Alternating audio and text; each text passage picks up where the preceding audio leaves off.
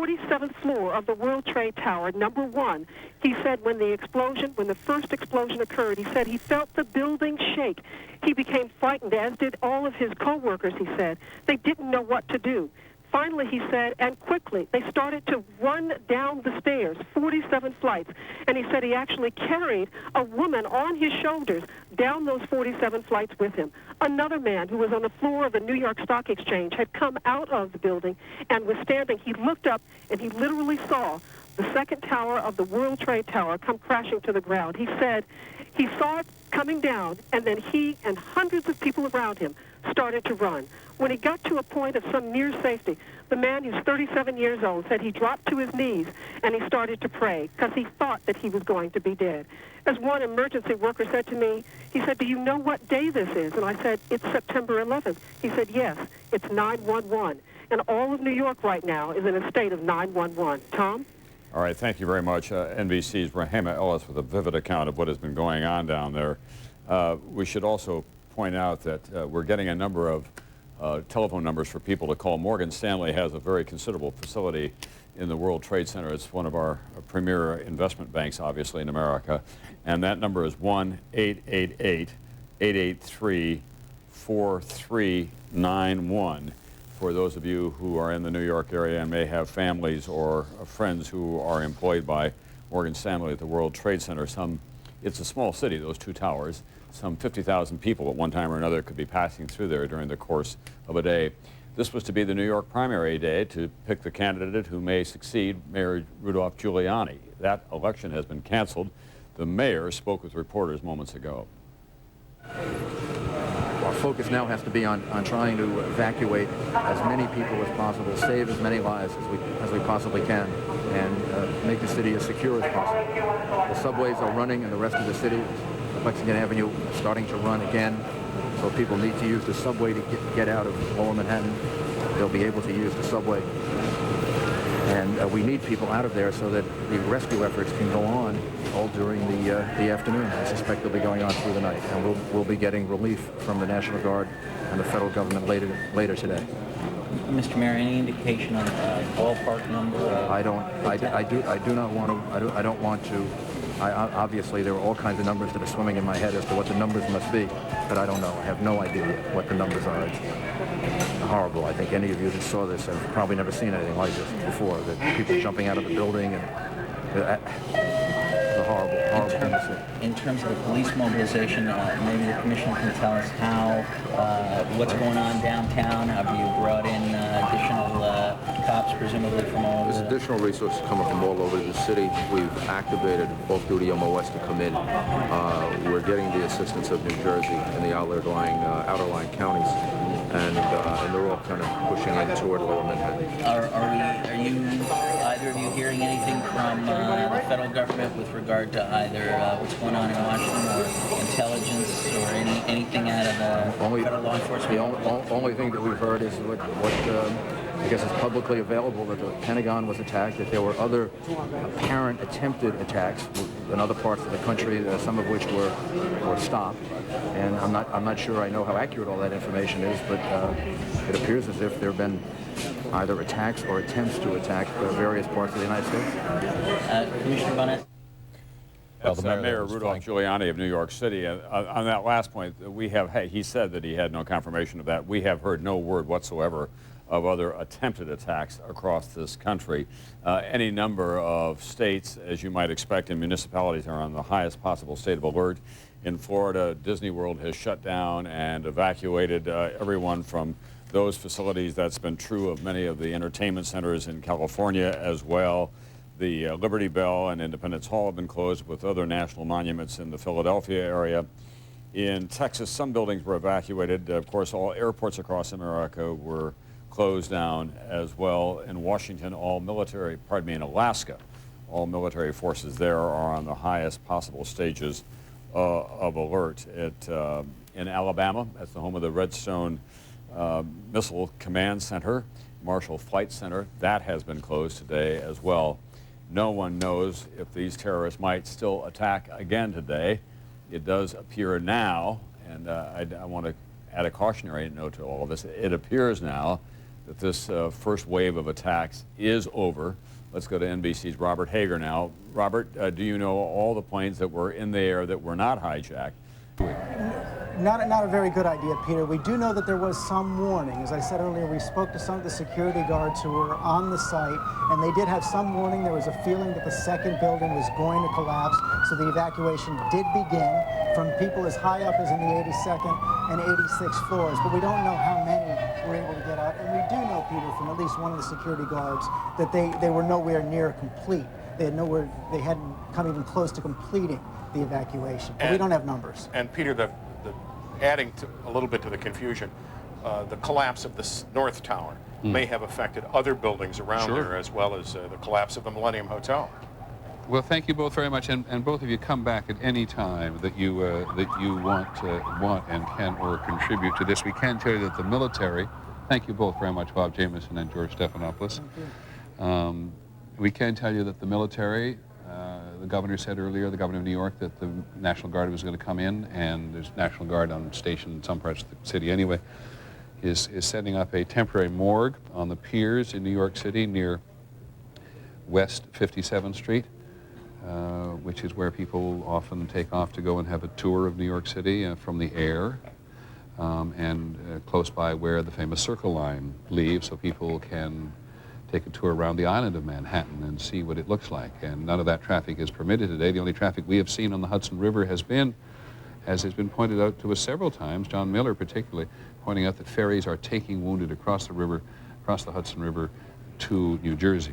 ABC's Cynthia McFadden is on the phone at the moment. She is calling us from Bellevue Hospital, which is over on the east side of Manhattan, quite some distance from this. Sylvia, do you hear me? Cynthia, do you hear me? I do, Peter. Can you tell us what's going on there? Yeah, we've been able to get into the Disaster Command Center, which is located here at Bellevue. As you say, it's about 20 or 30 blocks north and east of the actual site of the Twin Towers. But this is where the city puts its resources to prepare for an emergency. They rehearse here, practice here for disasters, and today we were allowed in the first group of journalists to go inside and see where they were running the disaster relief from. Let me paint a picture for you, if I might, of the room. It's about a 30 by 15 room, about 10 people crowded around a conference table, about 15 phone lines coming into the room. The mayor's office, emergency services, police and fire, all of those efforts being coordinated through this room. It was surprisingly calm, surprisingly quiet. It is located in the heart of the emergency room here at Bellevue Hospital, Peter, and the emergency room itself is busy. They've had about 140 to 150 people come through Bellevue so far. We've also had the opportunity to talk to the director of the hospital here and to the man who heads up the emergency room. I can tell you a little bit about the injuries if you'd like. Please do. Because this is a hospital further away, they're getting the less seriously injured, although, having said that, of the 140 or 50 people, 40 of them are classified in serious condition. 2 were dead on arrival. They have 1 baby who is being treated. 3 to 5 operating rooms are currently going with what the doctor characterized as extremely serious surgeries. The doctor running the operation here said that they have sent a team of physicians closer to the site, and they're going to be setting up tent hospitals closer to the site to help some of the enormous flow of injuries. Nobody made it here to this hospital until about 2 hours after the blast. And they believe, I've been listening to the coverage, they believe that it's not going to be for many more hours until they feel the full brunt of this over here. Okay. Thank you, Cynthia, very much. Come back to us, please. When you get even better handle of this. We've talked a little bit about the blood shortage, which, as I said, is a national issue. But in New York City, there are supplies of blood so far. People did respond very quickly and lined up ready to give blood at some of the blood centers here. There is a supply of O-type blood.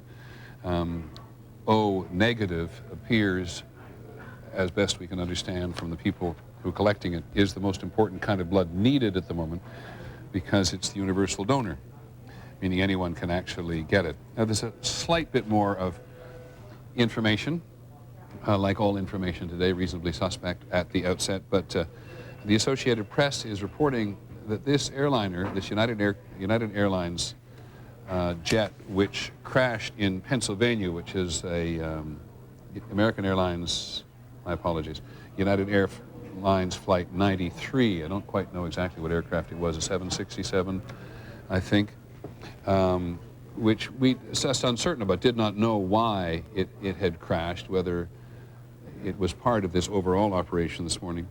The AP is now quoting a man who minutes earlier, saying he was a passenger on the plane, told an emergency dispatcher in a cell phone call that we are being hijacked. We are being hijacked.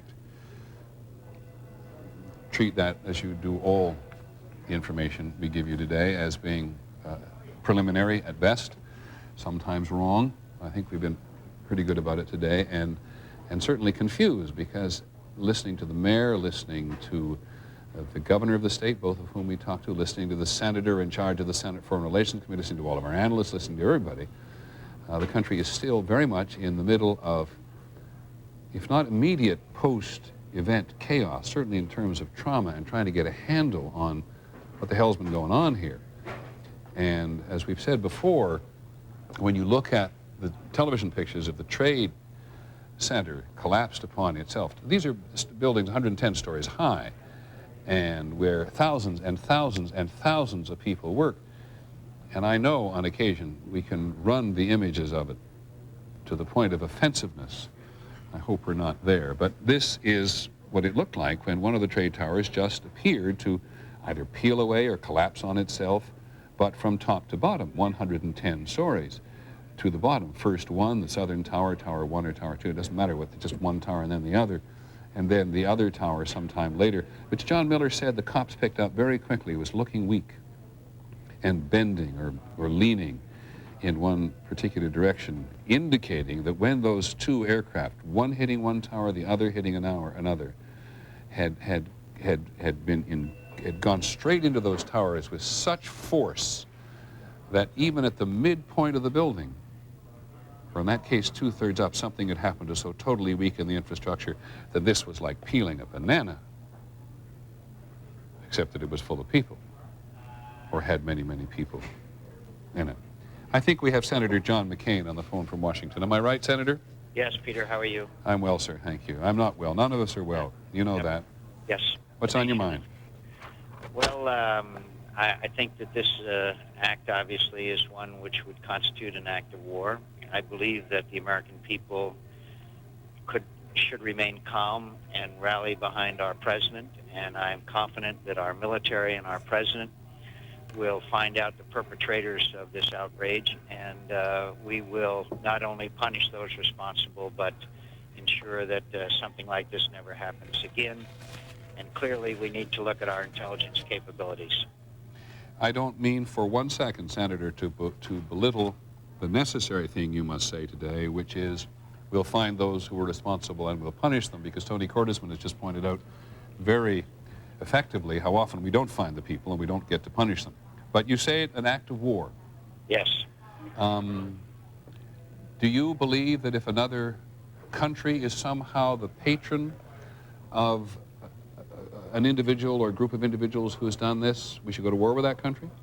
Absolutely, because they have committed atrocity on a scale that's unprecedented in history that I know of. Everybody's talking about a second Pearl Harbor. At least that was an attack on military targets, not on the civilian community. This is an unspeakable outrage, and clearly we can and must find out who perpetrated it. And Tony Cordesman and I have great respect for him, but I believe that we have the capability to find it out, and we need to improve our intelligence capabilities, particularly in the area of human intelligence. We have wonderful satellite capabilities and technical capabilities. In the late 70s and early 80s, we, for all intents and purposes, dismantled our human intelligence capability, which divines motives, and that's something technical intelligence cannot do. Well, I think those of us who cover intelligence in any way, Senator, know that human intelligence, or human as they call it in the trade, has been very difficult, particularly in places like Afghanistan. So just assume for a second Well, no, don't assume anything. But are you desperately frustrated at the moment in some respects because this was sort of, in many ways, this was bound to happen in some measure, and we may not be able to get at the perpetrators? No, I think that among many other things, obviously sorrow is the overriding emotion, but also I don't think our lives will ever be the same again in some respect, especially those who use airliners with some frequency. There's always been questions and studies and tests of our airport security systems, and they've always found breaches in them. Obviously, that's going to have to be addressed, and that's going to be very inconvenient for Americans. But at the same time, we also have to reevaluate the importance of making sure that anyone who wants to try it is incapable of doing so. But the best way to address it, obviously, is going to the source. Your Democratic colleague, Senator Biden, said a while ago, the terrorist wins again when it alters American lifestyle. I assume you believe the same thing? Oh, absolutely, absolutely. And the things that have been inflicted on the American people is, I mean, it staggers the imagination. And yet I believe that the best thing that we can do as Americans is remain calm, rally behind the President of the United States, and know with confidence that we will take whatever steps are necessary to prevent this from happening again. I don't think that there's any reason for Americans to feel a sense of panic. Okay. Thank you, Senator McCain, very much indeed. Appreciate your time. Senator John McCain of Arizona, who knows a lot about violence, and many people in the country will think knows a lot about leadership as well. Former presidential candidate, often talking about doing it, or often considered to be doing it again. Claire Shipman is in Washington. Claire, where's Mr. Bush? Well, Peter, we have a little bit of news on that front. As you know, he is in the air again on his way somewhere from Shreveport, Louisiana. We have been told by sources that he will not be coming to Washington. He is going to make another stop at an undisclosed secure location so that he can talk to people from there on the ground. His security team can assess just how safe it is back here in Washington. As you mentioned earlier, that there must be great political pressure for him to get back to Washington. These sources confirm just that. The political team wants him back home. He wants to come back home. His security team does not feel it is safe right now. They do think, though, and they're guessing right now, that he might be able to get back at some point this evening. But again, he's got at least one more stop. Another interesting point along those lines. Hold on, one more stop? One more stop between Shreveport and Washington. He's on his way now, we're told, to another undisclosed location that his security team considers secure. They won't tell us where it is, obviously. But do we know? So, in other words, this one more stop is another security stop dictated by the Secret Service? Indeed it is. And we would be guessing if we talked about another Air Force base or something of the kind, but they have a number of stops. And I'm told this one is not anywhere in the direction of Washington, that they have a number of places they can take him. Let me ask you this. Have you heard any mention whatsoever of the possibility the President will come to New York?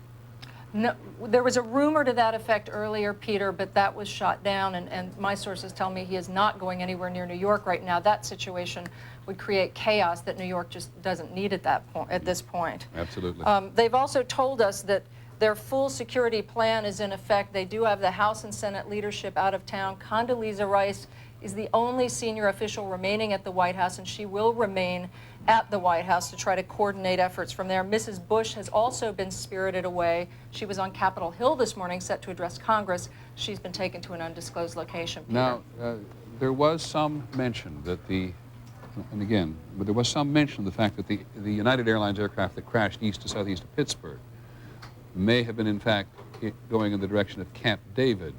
Had you heard that? I heard that, as you did. My security sources don't know anything about that, so we haven't been able to confirm anything along those lines. Then we'll leave it alone. Claire, thanks very much. We'll come back to you as soon as we know where the President is going to go next. Seems a little bit strange. Pierre Thomas, working the phones on the FBI. What have you got, Pierre? Well, one of the first things that they are focused on, obviously, is the injured, but the next priority is to get to Dulles International Airport, which they are, and Boston Logan. They are going to talk to the Boston United and American airline officials. They're trying to get a sense of who was on the plane. Early on, they're very limited in what they can do. They're trying to assess the situation, but one of the first things they can try to do is try to get a sense of who was on the plane, try to begin to check out aliases, and that might lead them in some investigative direction. But they're very limited in the early stages in terms of what they can do. Exactly. Many thanks. And as you and John Miller have reminded us several times today, we're covering a tragedy and we are covering a crime. And so the FBI is now beginning to get things together in terms of trying to piece together the elements of crime. The only thing you get out of the airplane, one assumes at this point, is a long, long time for now, evidence of explosives on board that were not the gas tanks, the black boxes, which survive pretty much anything. I think it is our experience. But in terms of trying to chase down the human beings, going to those two airports to see who got on board and checking the passenger list. Absolutely. Things that they can't get at right now. They can't do very much investigative work at the scenes. Right. So where they go is where the plane took off from. Talk to those officials. One official told me, quote, "We're trying to talk to any and everyone who touched that plane, from maintenance workers to the people who ticketed the persons getting on the plane." Great. Thanks, Pierre. Keep at it. By the way, the Federal Aviation Administration says that the earliest that they will allow flights to resume, this may change, will be noon tomorrow. More than 24 hours after they first ordered all aircraft not to take off and then all aircraft to land as soon as possible. And I think that all domestic U.S. flights are now currently on the ground. Some international flights coming from overseas are still on their way to West Coast airports and still in the air. But what is quite staggering here in a way is the FAA says they will only allow flights to resume at noon tomorrow. And we're talking, if you add it up, about approximately somewhere in the neighborhood of 36,000 flights, back and forth and up and down, and all the interim places across the United States. We all know, those of us who travel by air on a regular basis, exactly how difficult air travel is and how much of it there is at the moment. But there's a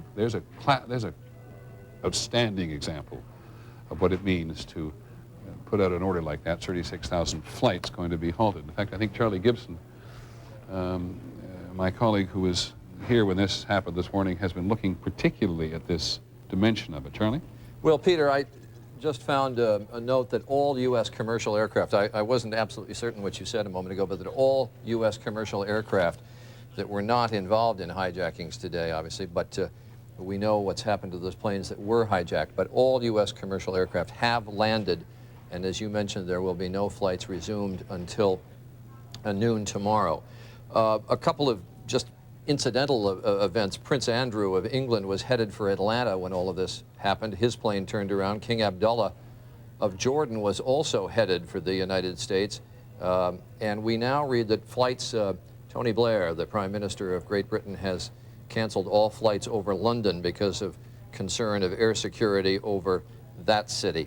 There are a number of other things going on. Some of these pale in significance to what's happening in New York and Washington, but we want to bring them to you anyway. And I'm going to give you some details of what are happening in various states around the country.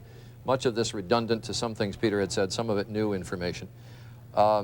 This Sunday's Emmys Awards ceremonies in Los Angeles has been postponed because of today's terrorist attacks on the East Coast.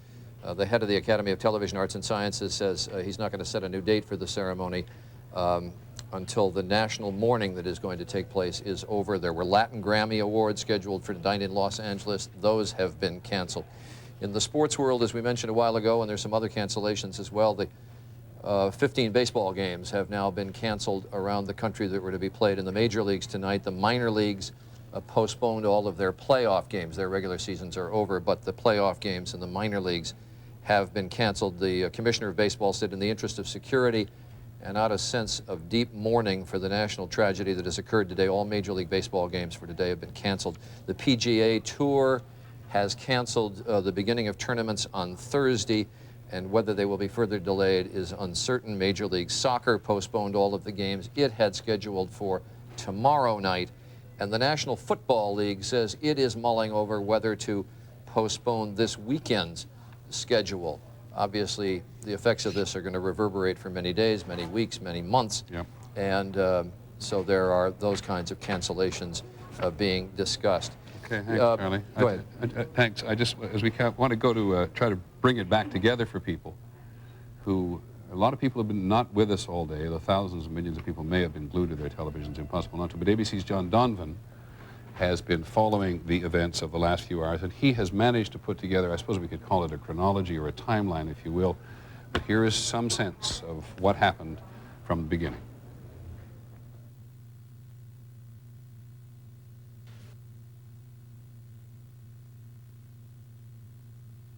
We want to tell you what we know as we know it. We just got a report in that there's been some sort of explosion at the first thing any television camera saw this morning was this.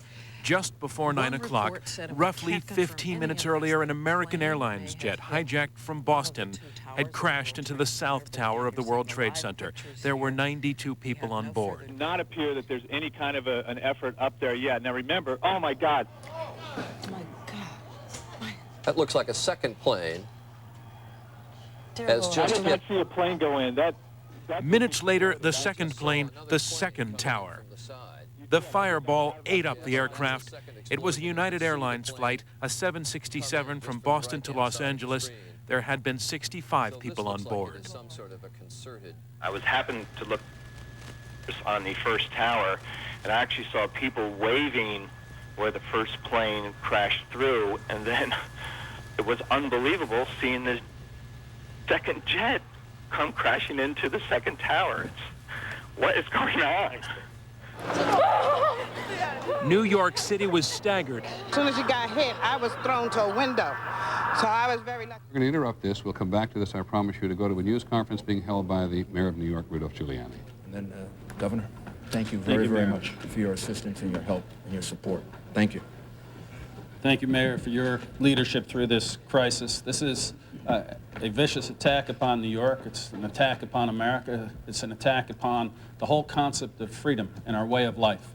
And we cannot let these attacks succeed.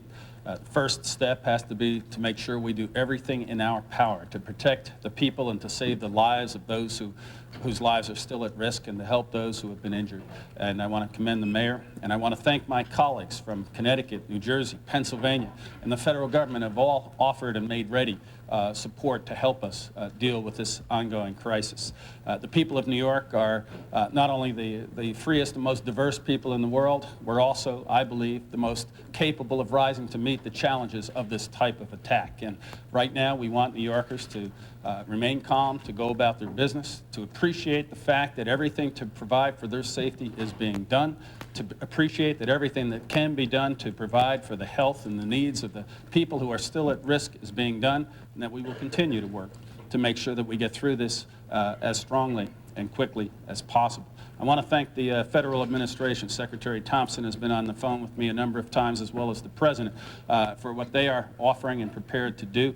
And we're just confident that, well, this is a horrible attack and one that is despicable and really unthinkable in its magnitude. We will get through this, and we will continue to have a great and free country, state, and society. Do we know the number of casualties at this point, sir? I don't think we really want to speculate about that. The number of casualties will be more than any of us can bear ultimately.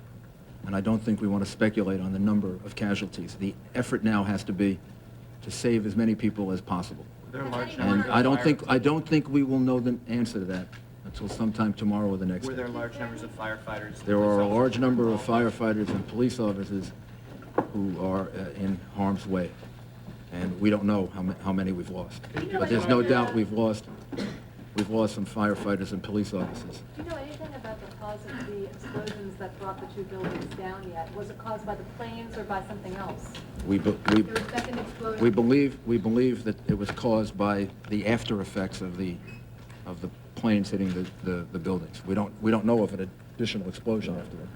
Mr. Mayor, could you tell us, do you expect any further attacks on New York? Is there anything to indicate that there could be more bombs, more planes out there? I know originally there was a report that 8 planes have been hijacked, 4 have only been accounted for. What about the remaining 4? And is there any possibility that there could be bombs on the ground planted by some? We have no specific information to that effect. Obviously, the city is now closed. The airspace around the city is closed, and we are on heightened alert. But we have no specific information suggesting any further attack. Mr. Mayor, can you tell us where the Why are planes 2 came major from? Do you know warships coming into the port of New York? I think to give the people of New York confidence, to show that the federal government is standing with us, and to just to make certain that nothing further happens. This has been a very, very difficult and traumatic day for the people of the United States and the people of the city. And I think that it's an act that shows that the federal government is going to do everything they can to support us and help us. Can you give us an idea of the extent of the rescue effort that's going on right now in Lower Manhattan? The scope of this thing, this operation? There are over 1,000 rescue workers, probably about 2,000 that are deployed, trying to get into the buildings, trying to find people, trying to search for people.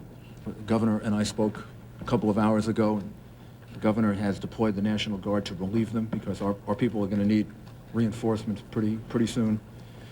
But right now they don't want to leave because they're searching for innocent citizens, and they're searching for some of their brothers and sisters. Are you finding survivors?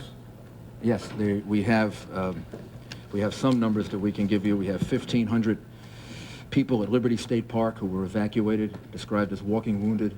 They were evacuated by ferry and other means.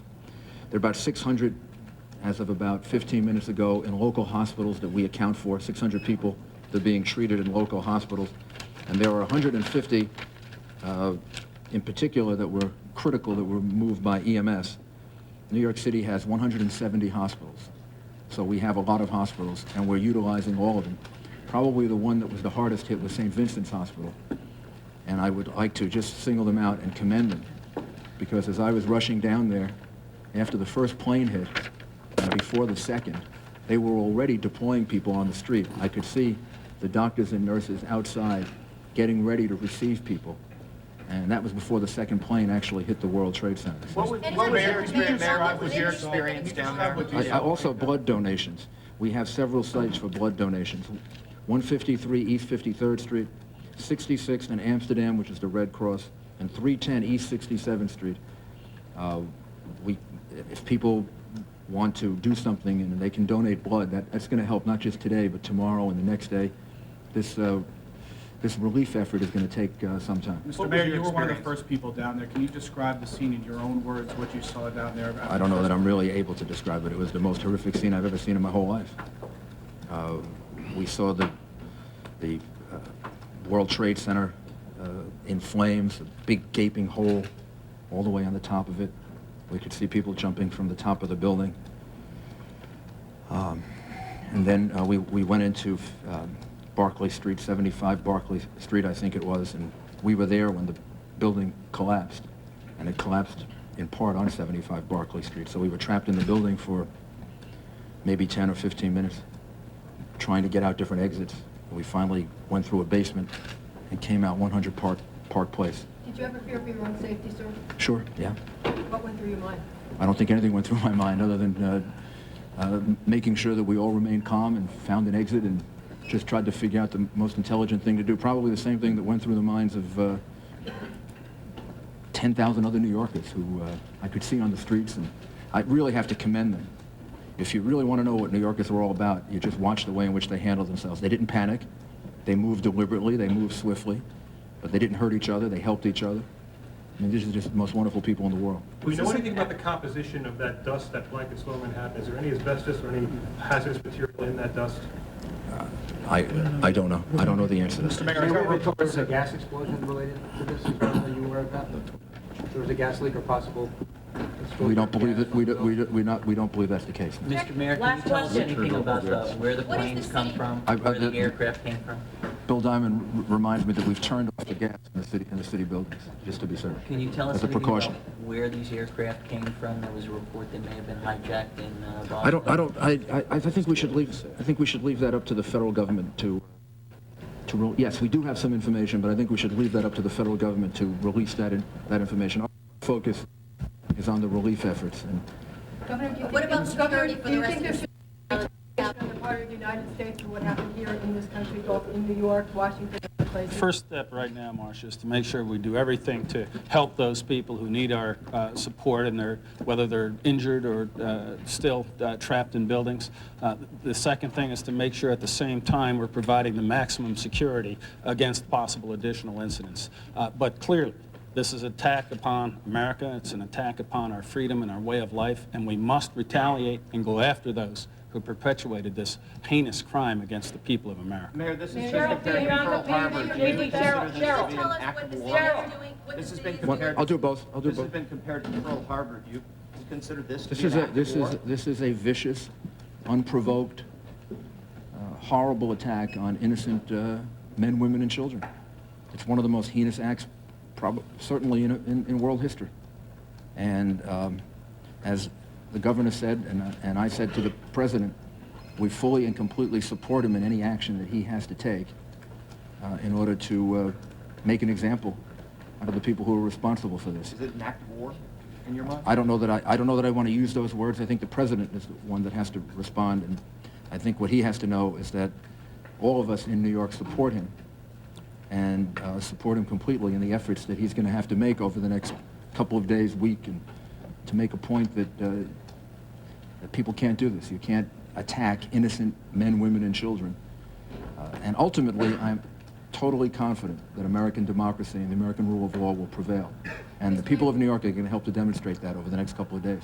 Anybody take responsibility for this? Any group take responsibility at this time? And what is the city doing to safeguard the citizens now that something like this has happened? Well, first of all, I don't know of anyone that's taken responsibility for it at this time. And secondly, the New York City Police Department is fully deployed, not just in the rescue effort, but all throughout the city of New York, offering as much protection and as much security as we're capable of for the citizens of the city. And at this point, I believe that the people in New York City can demonstrate our resolve and our support for all of the people that were viciously attacked today by going about their lives and showing everyone that vicious, cowardly terrorists can't stop us from being a free country and a place that functions. And we'll do everything we can to make that point. Jennifer Steinauer, please. Just a housekeeping thing. Can you tell us what's going to happen to the New York primary?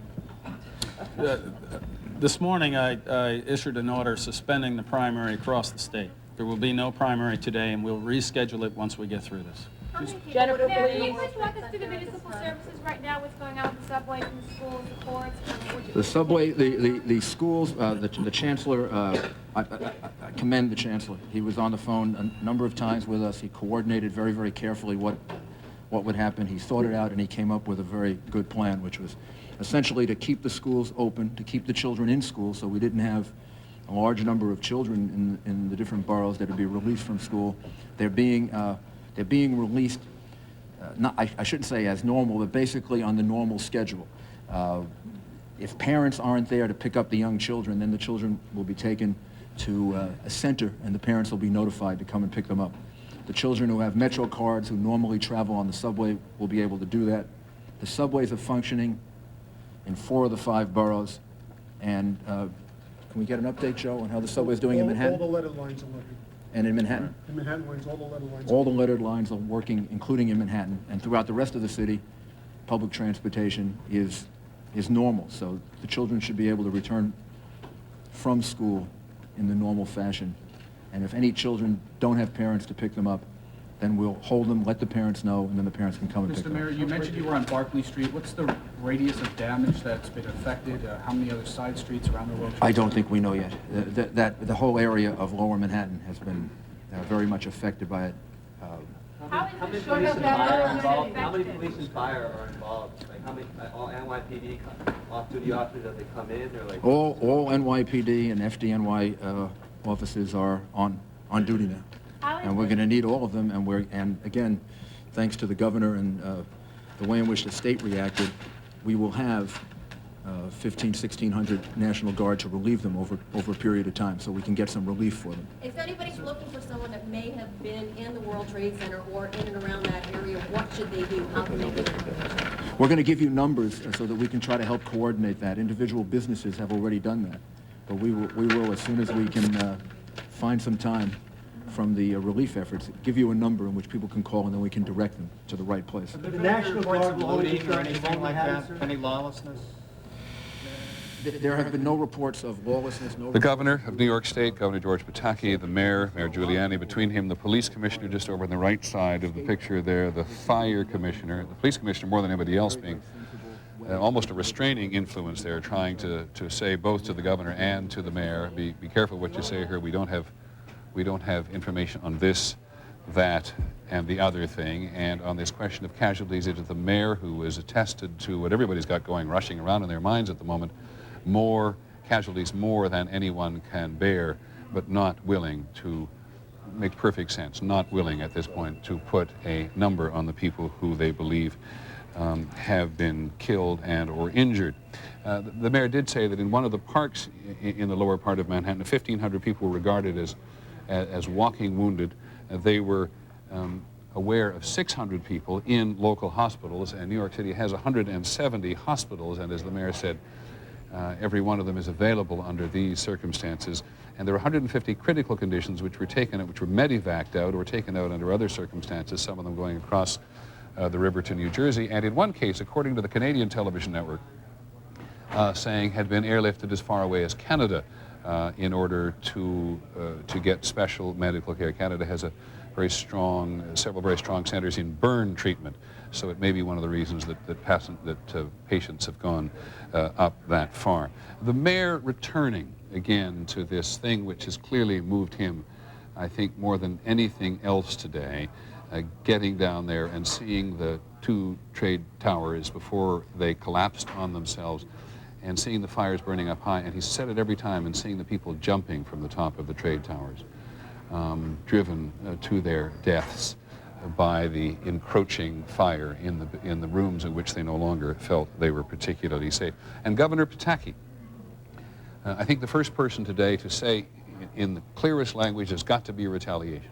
Lots of people said, you find out who has done this, you've got to be held accountable. Mayor being reluctant to say whether or not the country was in a state of war, which is a technical thing, I think, for him in many ways.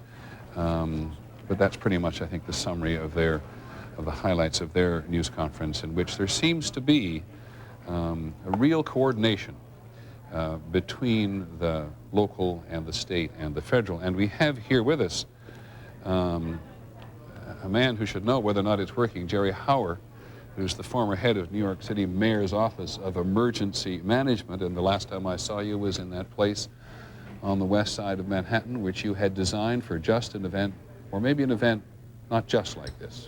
Yeah, this certainly is an incredible event, Peter. I don't think in our wildest imagination you could think about a day where simultaneous attacks, you know, we all think about it, we plan for it, but to have something like this occur is certainly, I view it as an attack on our nation. But was it? I understand your emotional state. I'd like everybody's the same. I think we're all the same. Sure. Did you never consider that this was a possibility? Well, we consider, and as we plan for New York City, we plan for massive events.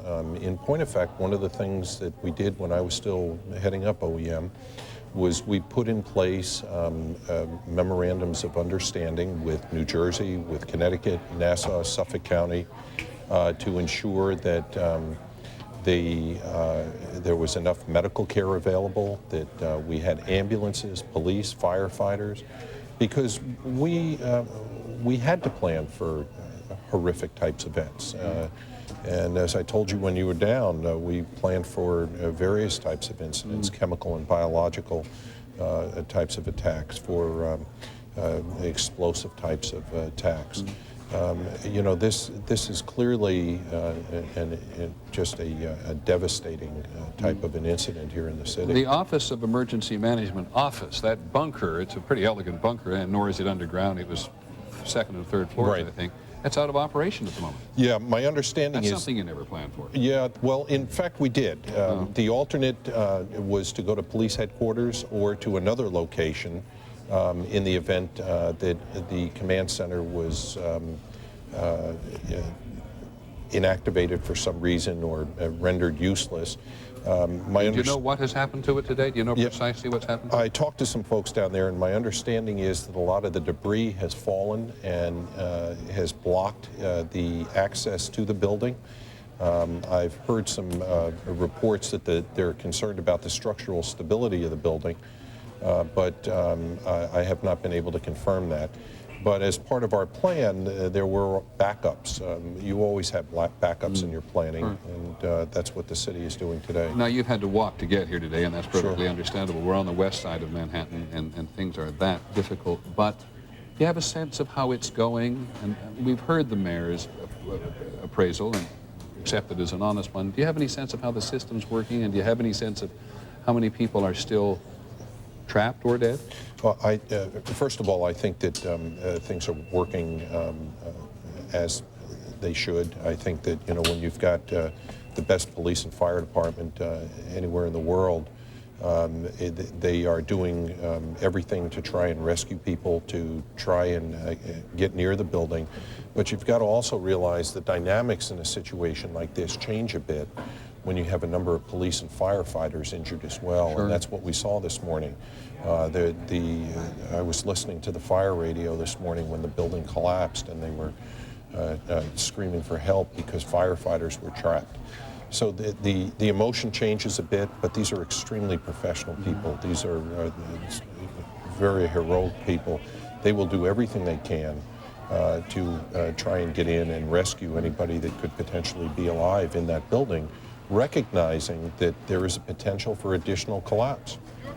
What about the prospect, as the governor's announced, of the National Guard being called into New York for an act of terrorism? Is this anything you ever envisioned, and what will they do? Well, in fact, that's the question, John, what they'll do. I would imagine that they will help support the police department, the fire department, provide logistical support, manpower, help with search and rescue. Whether or not they'll be used for law enforcement purposes, traffic control, things like that, I think I've not been privy to those discussions, so I don't know. But that's certainly possible. Leading up to the millennium, you personally designed a series of exercises where a disaster would unfold and they would respond to it, a tabletop exercise, a field exercise, and then another disaster, and then another, to make it more and more difficult to stretch the resources to the limit. Was that worst case scenario design that you put together to see if the city could handle such a momentous disaster anything close to this, or have a component like this? Yeah, you know, as we were planning for the millennium, we were planning for millions of people in Times Square and for the potential of something happening there. And we had to look at where all those resources would come from. So did you have, in your design, did you have a truck bomb go off and then something else happen? We had a sequence of events, both explosions, chemicals, biological incidents, and we looked at various types of terrorist events. And, you know, I think that what you're seeing here today is the result of having the New York City Fire Department, New York City Police Department well prepared, but again, I don't care where you are, anywhere in the country, anywhere in the world. An incident like this is difficult and certainly stresses any system anywhere in the world. And then when you have a number of injuries to police and firefighters, it really does change the dynamics. Did you ever imagine in your various scenarios that a building, not to mention two separate buildings, basically, in case of the trade towers, would collapse on one another?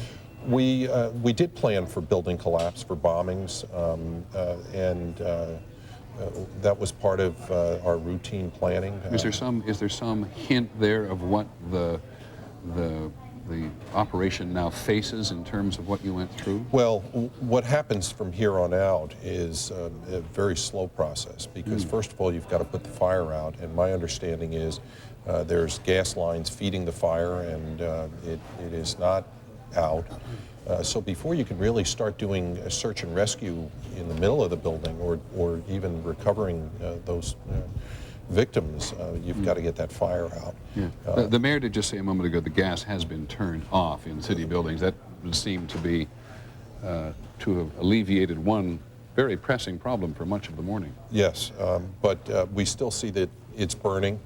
We see that it continues to burn, and You can do some search and rescue around the periphery of what's burning, but to actually get into the area that's burning, this is going to be a long-term process. John? Now, you mentioned something about continuity of government contingency plans. What are we seeing in New York and in Washington where the officials are not, where we're accustomed to seeing them, not in the White House, not operating out of City Hall? Have they gone to ground? You have to in a situation like this when you view that the country has been attacked. You have to have alternative sites for the mayor, for the governor to operate from, to continue government. On the assumption that their regular sites are potential targets? Oh, sure. You have to do that. I would imagine that's what's happening in Washington as well. There are very sophisticated continuity of government plans in Washington. They have evacuated most of the government office buildings.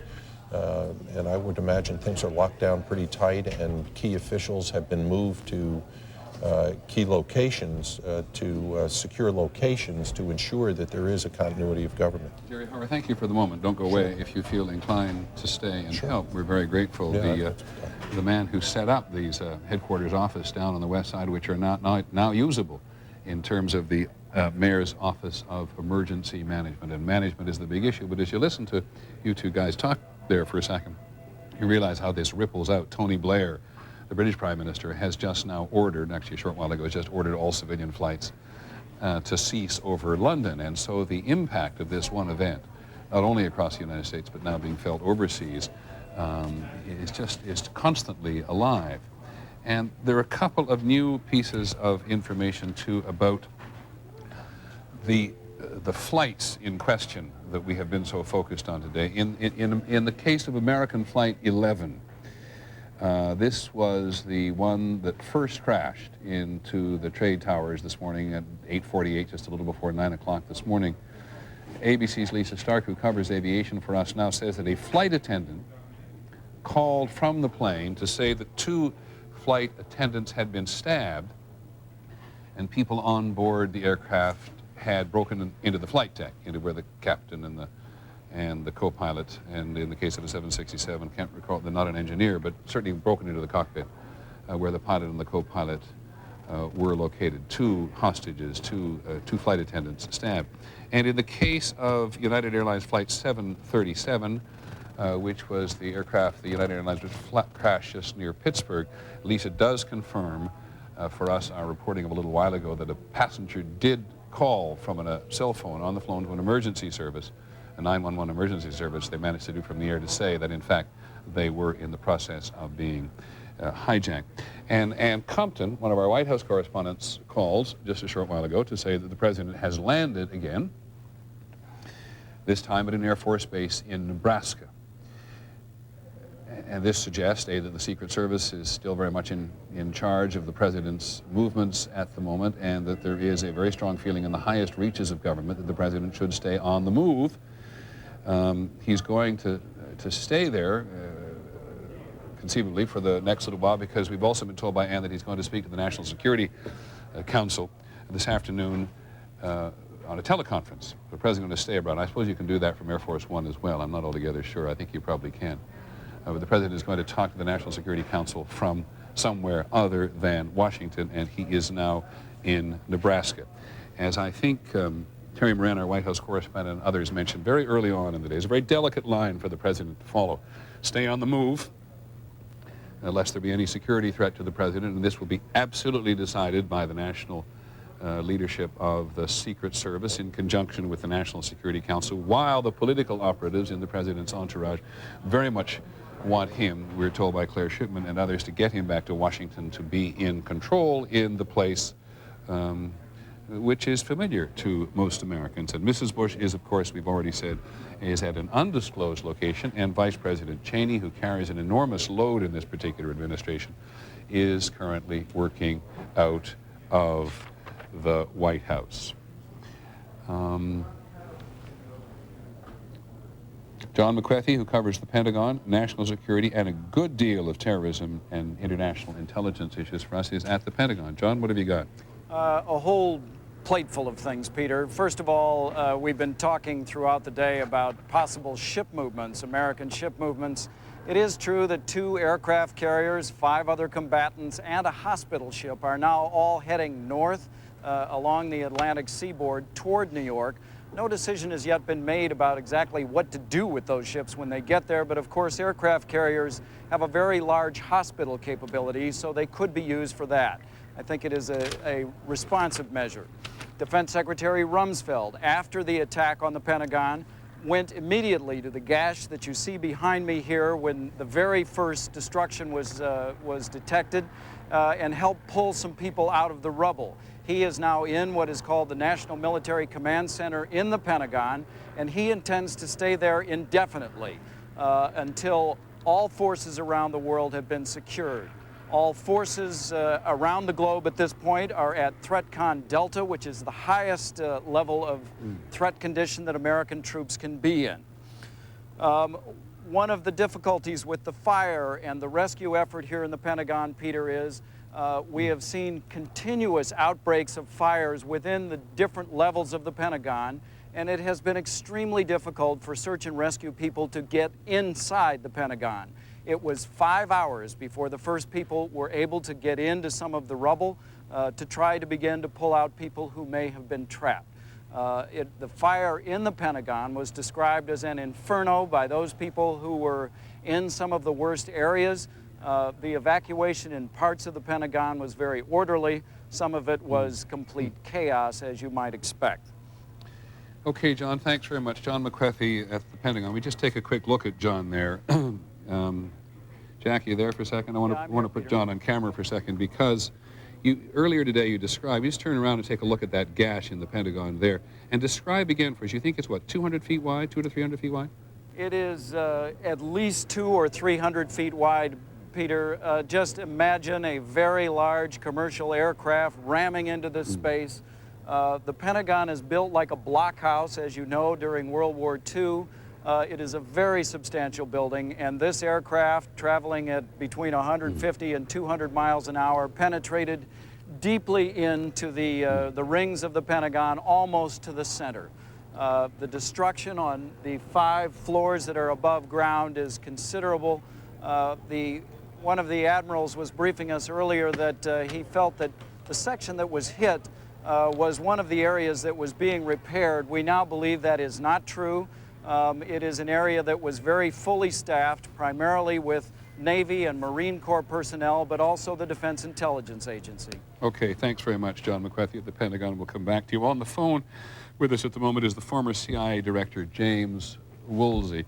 Mr. Woolsey, there's so much to ask you about at a moment like this in terms of your experience, but as our political director, or actually that's not true, as a former senior White House official said a short while ago to one of us, there's going to be a hellacious amount of finger pointing at the moment. What's gone wrong here? Well, one thing that's gone wrong, Peter, I think, is that for some years now, we have adopted a theory that terrorism first was likely just to be sort of a pickup team, these loose associations of terrorists inspired, say, by the Blind Sheikh in New York. This was the thought in the 2 bombings, one attempted, one real in New York back in the early 90s. And then the Clinton administration veered off into saying everything looked like it might be Osama bin Laden. It's important that we realize there is a real possibility when you have something this devastating and well coordinated that there could be state action of some sort behind it. Now, I don't know that that's the case, and I won't say that it's the case, but there is at least a plausible case that there was Iraqi government involvement in the World Trade Center bombing back in 1993. This all has to do with the identity, the true identity of Ramzi Yousef, who was the mastermind who's in prison out in Colorado now. At his sentencing, the judge said, we still don't really know who you are. And if there was a chance that there was Iraqi government involvement in that, since Yousef was the mastermind of the World Trade Center and of a bombing plot in the Pacific, which he was working on when he was caught, to have a lot of American airlines in the Pacific blown up. What happened today is a sort of amalgam of the earlier 2 Ramzi Yousef plots. It's at least, I think, interesting that that's the case. And if some of the observers, Laurie Milroy and others, are correct, that there's a reasonable chance that he was, in fact, involved with the Iraqi government, there could also be a chance that the Iraqi government is involved here, even if bin Laden or other terrorist groups are as well. Can I just ask you just a couple of really elementary questions about intelligence? You've just done something on the air which strikes me as what intelligence officers do when they sit down to try to figure out what the heck is going on. Is that in fact, what you're trying to do at the moment? You called it an amalgam of two plots. Is that how it works at the moment? Well, this is nothing but circumstantial evidence that I've been talking about, but it's interesting circumstantial information anyway.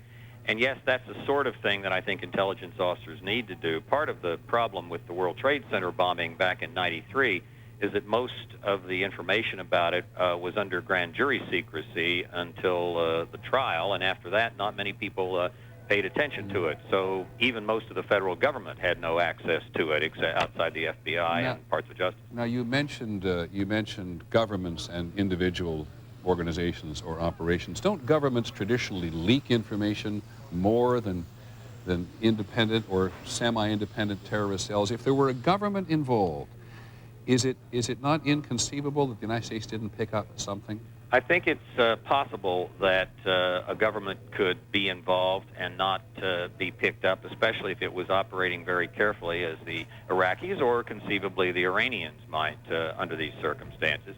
It is normally somewhat easier to learn what's going on inside a government than a terrorist group, particularly one that doesn't use many communications and the like, and does everything within just a very small number of people. But it's not impossible that terrorist groups could work together with a government. The Iraqi government has been quite closely involved with a number of the Sunni terrorist groups, and on some matters has had contact with bin Laden. So, I'm sorry, Mr. Woolsey, I think I just lost you. I said on some matters. Lost at the moment, and I hope we'll get him back on the telephone. The former director of the CIA, James Woolsey, on the phone, agreeing that there's going to be a heck of a lot of finger pointing at the FBI, at the Department of Defense, and at the CIA. No, I have my FP. Thank you very much. I just lost the director of the CIA. Okay, thank you very much. Because, as this former official in the White House points out, people are going to demand massive retaliation. Mr. Woolsey raises two quite fascinating possibilities. One, that there is a terrorist organization or group involved with a government, that there is, as there has been believed in the past, a terrorist operation within the Iranian political establishment, which perhaps even other parts of the Iranian political establishment didn't know about, and similarly true, though much likely, for them to be operating in ignorance of Saddam Hussein inside Iraq as well. But the reason that, and I bring John Miller back briefly in on this again, the reason he suggests an amalgam, Mr. Woolsey does, of two footprints is because of the potential, never perfectly proved, that Ramzi Youssef, who has been on trial and convicted of the first trade tower attack, did seem to have some tenuous connection with Iraq. And that this is a mixture of the two plots that were his two big capers. One, the plot to blow up numerous airlines on the Pacific route targeting American tourists. The other to blow up the World Trade Center. Here, planes, American carriers have been used to attack the World Trade Center. Okay, I apologize. No, as Mr. Woolsey pointed out, the difficulty with Ramzi Youssef and really getting to the bottom of the World Trade Center was, while he escaped as the mastermind and while he was captured in a guest house funded by bin Laden, nobody ever knew who sent him in the first place, or what his real nationality was, or even what his real name was, which set him apart from all the other people connected with those cases. Truly a mystery man, still in prison here in America. As somebody said a little while ago, too, in terms of everything we're looking at now, suspects, there's no good options on the table in this regard whatsoever. Let's try to keep up with the running developments of the day. Lisa Stark is with us from Seattle. She covers aviation for us. And Lisa, when we last commented on the status of this plane, we have at least at least two of them in the process of being hijacked. Right. Peter, here's the latest information we know right now. We know, obviously, the 2 American planes were lost. Flight 11 from Boston to L.A., that is one of the planes that went into the World Trade Tower. Flight 77 from Dulles to Los Angeles, we believe that that may have been the plane that went into the Pentagon. The 2 United planes, United 93, that is the plane that crashed south of Johnstown, Pennsylvania. And now United 175, that plane, the plane from Boston to Los Angeles, a government source has confirmed that that was the second plane that went into one of the World Trade Towers in New York. I'm also being told by government sources, and again, these things change throughout the day, Peter, I want to caution people, but this is what we know now. A government source tells me that on American Airlines Flight 11, again, that was the flight from Boston to Los Angeles that went into the trade tower, that a flight attendant on that plane was apparently able to call the American Airlines Operations Center to tell them that 2 flight attendants had been stabbed and that the perpetrators had broken into the flight deck. We've also been told that a passenger aboard one of the United flights, United Flight 93, the one that crashed in Pennsylvania, a passenger on that flight was able to call 911 apparently and let them know that the plane was being hijacked. Again, this information from government sources, and we don't know if it will hold up throughout the day, but that's what we are being told at this time. I very much appreciate you bringing us up to date. There's one thing that I'm never quite clear on yet, and that may be just because where I'm sitting. Do we know American Airlines Flight 11 from Boston to Los Angeles was a 767, is that correct? Yes. United Airlines 175, which went into the World Trade Center. That was a 767 as well. The American aircraft plane, which we're a little uncertain about the crashing into the Pentagon, was it Boeing 757? Correct.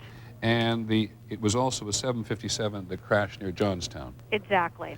So we have 2 very popular and very widely used and very important aircraft in these 2 airlines being used. Lisa, thanks very much indeed. On the phone from Washington with us now is the former Secretary of State, James Baker. Are you there, Mr. Baker? I'm here, Peter. So what would you do? Well, it's a pretty tough one, Peter. It's everybody, of course, is in deep sorrow and shock. It seems to me that this is something we've been worried about for a long time. We've been able, fortunately, to foreclose it up to now. We may be entering a bit of a new era. We may have to do a bit more to preempt these types of events. We may need to get some better human intelligence to penetrate some of these groups before acts like this can be carried out. We may need to do even more to beef up. Obviously, I suppose we need to do even more to beef up our airport security. There's a lot along those lines, I think, that needs to be done, and mostly, I think, strengthen our intelligence capabilities. You are the second person, second senior former government official to say to us today, to imply very clearly that human intelligence in those areas of the world which are to some extent breeding grounds of terrorism are plainly weak. Well, they are weak, Peter. We went on a real witch hunt with our CIA back in the early mid-'70s.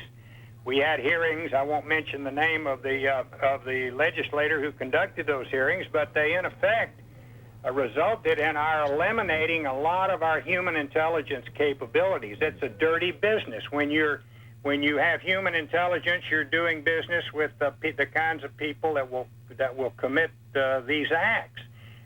Sometimes the first test of a human intelligence agent, the first test they send them out on is to go out and kill somebody. So it's pretty tough for America to get into that, and we got out of it. But it may be that we have to get into that kind of business. Mr. Secretary, why don't you just name the legislator, because you're just going to cause more trouble for me to go to the file and look it up. Who held these hearings, and what's the point you're trying to make? Well, they were the church committee hearings, and what I think we did as a consequence of those hearings was to, in effect, unilaterally disarm in terms of our intelligence capabilities. Now, we have the best, technological intelligence gathering operations and capabilities in the world, but we need this human intelligence to penetrate groups like the group that must have carried out these operations. I have only a vague recollection of this, but I think the point you're making is that there are some forces, political and otherwise, in the United States, who believe that getting down and dirty with potential terrorists around the world is not something we should be doing, that we should do it all technically, therefore not put people at risk? That's correct. That was the thinking, and that's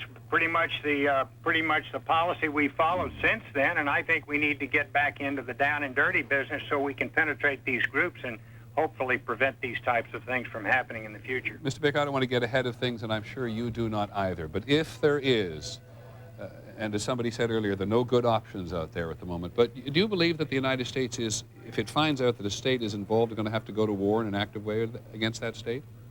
Well, first of all, I don't believe we're going to find out that a state is involved. I cannot really, frankly, conceive of a state doing this. There could be, I suppose, some indirect assistance from a state or groups within a state, and I don't think that's going to be the case. But if it were the case, I think we need to do whatever we reasonably and responsibly can to protect the American people, whatever that involves. Now, this is always the toughest question for somebody who has been in office but is not currently. How much easier is it to say what you do now that you're not in government? In other words, were you the Secretary of State in the Bush administration at the moment? Now, would you not feel rather constrained by modern circumstances as to what you could do? Well, I don't know. I mean, frankly, Peter, we have some laws on our books that we ought to take a look at. One of them is simply a presidential executive order that says the United States doesn't go out and assassinate people. I think there was a very good reason behind that, but I dare say that you would have about 99%, if not 100% public support across the United States today if we found out that one terrorist group was responsible for these incidents. You would have 100% support almost for taking care of the person who leads that group. One of the difficulties, of course, Mr. Baker, is that in a situation like this, we end up fighting like the terrorists to some extent, right? Well, that is unfortunately the case. That's true, but it may be that that's the only way we can really take care of the problem. You know, the president said today, he made a statement I think was absolutely the right statement. He said America is under attack, under terrorist attack, and he said we are going to hunt down and punish those we find responsible for this. And that, to my way of thinking, means doing whatever is required.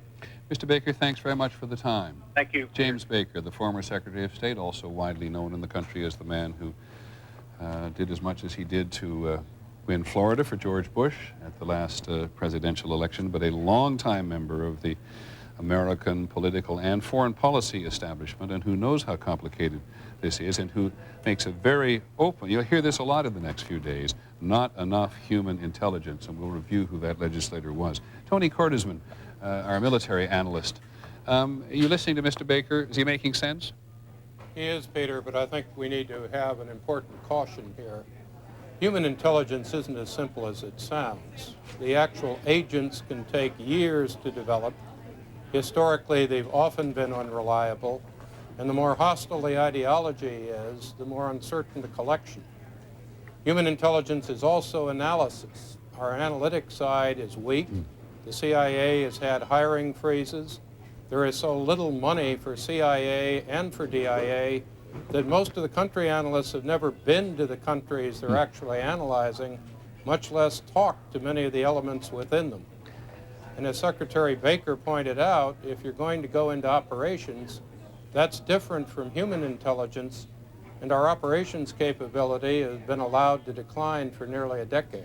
Thank you, Tony. The game has changed a good deal today, so let us get back. Yes, John. Before Jerry Howard leaves us, and he's promised to come back, all of the discussions we've had raised the question to me, and I know Jerry's been more fully briefed on these national security agencies matters than any of us have. How many of these attacks have we known about and been able to prevent? How many that we've heard about? How many that we haven't heard about? And have any of them been on this scale? That's difficult to answer, John, because a lot of that material is classified. A lot of that is kept classified, but there clearly are a number of threats that occur in this country almost on a daily basis. Some of them are hoaxes. Some of them are credible. Some of them are quite credible. And the spectrum varies. And they've They've had, and some we've been very fortunate with, as we were right before the millennium with the intrusion from Canada. Yeah, But that was one that was the work of an alert agent. How many have we actually prevented through intelligence, which is kind of what Mr. Woolsey and Mr. Baker have been talking about? I'm not sure anybody has a good number on that. That's something that I think that would be difficult to put your finger on at this point. You know, and I'd be interesting to get that from the FBI. I'm not sure that I've ever heard a number on how many we've actually thwarted. Have you ever picked up the phone in your emergency management center and had someone on the other end who said we're going to blow up something? We actually did receive a number of threats. What was it like? We had some letters come in, and we turned them over to the FBI. By and large, we felt that the majority of them were hoaxes, but we relied on the FBI for their intelligence, for their analysis of threats. We relied on the police department intelligence division, and by and large, with the exception of one or two that were a little more credible than others, most of them were pretty lame hoaxes. I remember two of those that were quite serious. In 94 and 95, when I was with the police department, we received information from the FBI that there was going to be a truck bomb attack within 48 hours on the New York Stock Exchange. We responded by surrounding it literally with sanitation sand trucks and blocking the street, and eventually set up a cordon which has still not come down. The other was a planned attack on the Israeli mission to the United Nations, which has been surrounded by cement blocks, first the sand trucks, and ever since again. Our thanks to Jerry Hauer, the former head of the New York Mayor's Office of Emergency Management and Operations, and as we said at the beginning, it's an office which is not operating in the place that Jerry Hauer set it up, which was right adjacent to the World Trade Center, and it has been blocked off, put out of commission in one way or another by the horrendous devastation which has occurred in that part of town today. And we don't want to lose sight of it for a second in all this discussion about intelligence and terrorism. So I want to go back to George Stephanopoulos who's closer to the building than anybody else, and then Bill Blakemore. They are both watching the search and rescue operations, and both report now. George? Well, Peter, we still don't know that it is a search and rescue operation yet. Just a little while ago, one of the volunteers who tried to go down there and help reported back and said when you actually got to the scene, and you see it behind me, that cloud of black smoke, when you actually got to the scene at the World Trade Center, what was most remarkable, what was most amazing, what was most horrifying is that basically nothing was happening. They couldn't go into the building and actually perform any real rescue operations. And he also described the scene very close to the World Trade Center, soot and silt up to his waist. He said it was hell. We have also talked to some firefighters who've gotten fairly close to the scene. They've now set up a special command center over here at Manhattan Borough Community College here on the west side where they're relieving each other. One fireman said that he was buried underneath all the dirt and debris, had to dig himself out, but still didn't know what had happened to his 6 partners who had gone into the building and near the building. George, can I just interrupt you for a sec? I'll come right back to you. But Ann Compton, who's been with the president all day, is on the phone from Nebraska. We don't want to lose her if we can have her. Annie, can you hear me? Yes, Peter, I can. What are you doing in Nebraska? Well, we didn't know where we were till we landed. President Bush is here at the home of the Strategic Command. This is the area, this is the base where those big doomsday aircraft are kept. And he has disappeared down the rabbit hole, Peter, down through a red brick small building. He and what skeleton staff are with him down into an underground bunker where Ari Fleischer tells me the president is going to chair a National Security Council meeting by teleconference. We're also told that the president has been on the phone several times with the vice president, who is able to work out of a command center at the White House itself in one of the secure areas down below in the White House. Annie, your description of the president going down the rabbit hole, going into a very secure compound bunker in Nebraska at Offutt Air Force Base suggests that people in his entourage believe there has been a threat today, or a potential threat to the highest political leadership in the country. Is that correct? Well, and I asked exactly that question. They say there was no hint of any warning of the attacks that came on the East Coast today. As you know, they always take the precaution, especially once the Pentagon was hit, that the president might be a target as well. And that is why he has come to as secure a place as he could, where he is trying to marshal the forces. He's also talking to some of the civilian leaders on the ground, including Mayor Giuliani and Governor Pataki. But we were told there was no direct threat to him and no advance warning, and that in itself, Peter, is distressing to the very small number of staff of the president here at Offutt. So the procedures are in place, and they do what they do, right? Well, you know, in 27 years of covering presidents and crises, we have never played the kind of hunted game that was played today, where we would take off in the plane and not know where we were going to land, and then once we landed in Louisiana, where we were literally told not to use cell phones so our location couldn't be pinpointed, to take off again and head to the center. It does feel like a cat and mouse game. Ari Fleischer, when I asked him if the president feels in jeopardy or hunted, he said the president understands that this is kind of the precaution that is necessary at a time like this, and that he's anxious to get back to Washington. And for example, when you phoned us just a moment ago, thank goodness you did you have to ask permission to do it? No, because it is hard to hide a great big airplane like Air Force One. And when we were coming in, I could tell we were over a flat area, a fairly urban area. And I guessed it was Nebraska, knowing that we hadn't been that far out of Louisiana. And indeed, as we came down over the field, I saw a TV satellite truck out on the highway. And sure enough, on our screens inside the plane, we watched ourselves land. The local media was already here, figuring this is where the President of the United States and the Commander-in-Chief would land. Because it's part of the old Strategic Air Defense Command. Exactly right. It has the facilities, the secure facilities here, where the president can still be, as what Ari tells me, is seamlessly in touch with the command structure in Washington. And which we remind ourselves, and I'm going to involve George Stephanopoulos in this conversation, but just think about how the world has changed, and yet in some respects hasn't. The president's gone to Nebraska to a facility which was designed during the Cold War, where the president might retreat or go in the case of a thermonuclear exchange or an atomic thermonuclear exchange between the United States and the Soviet Union. That's really something to think about. It's an amazing comment on where we are in the 21st century. You know, we have been checked our bags over and over again today. We take that kind of security routinely on Air Force One, but it's been double that today. And just the thought of Americans who are stranded in airports all across the country trying to get home today or tomorrow, the kind of security they will then face.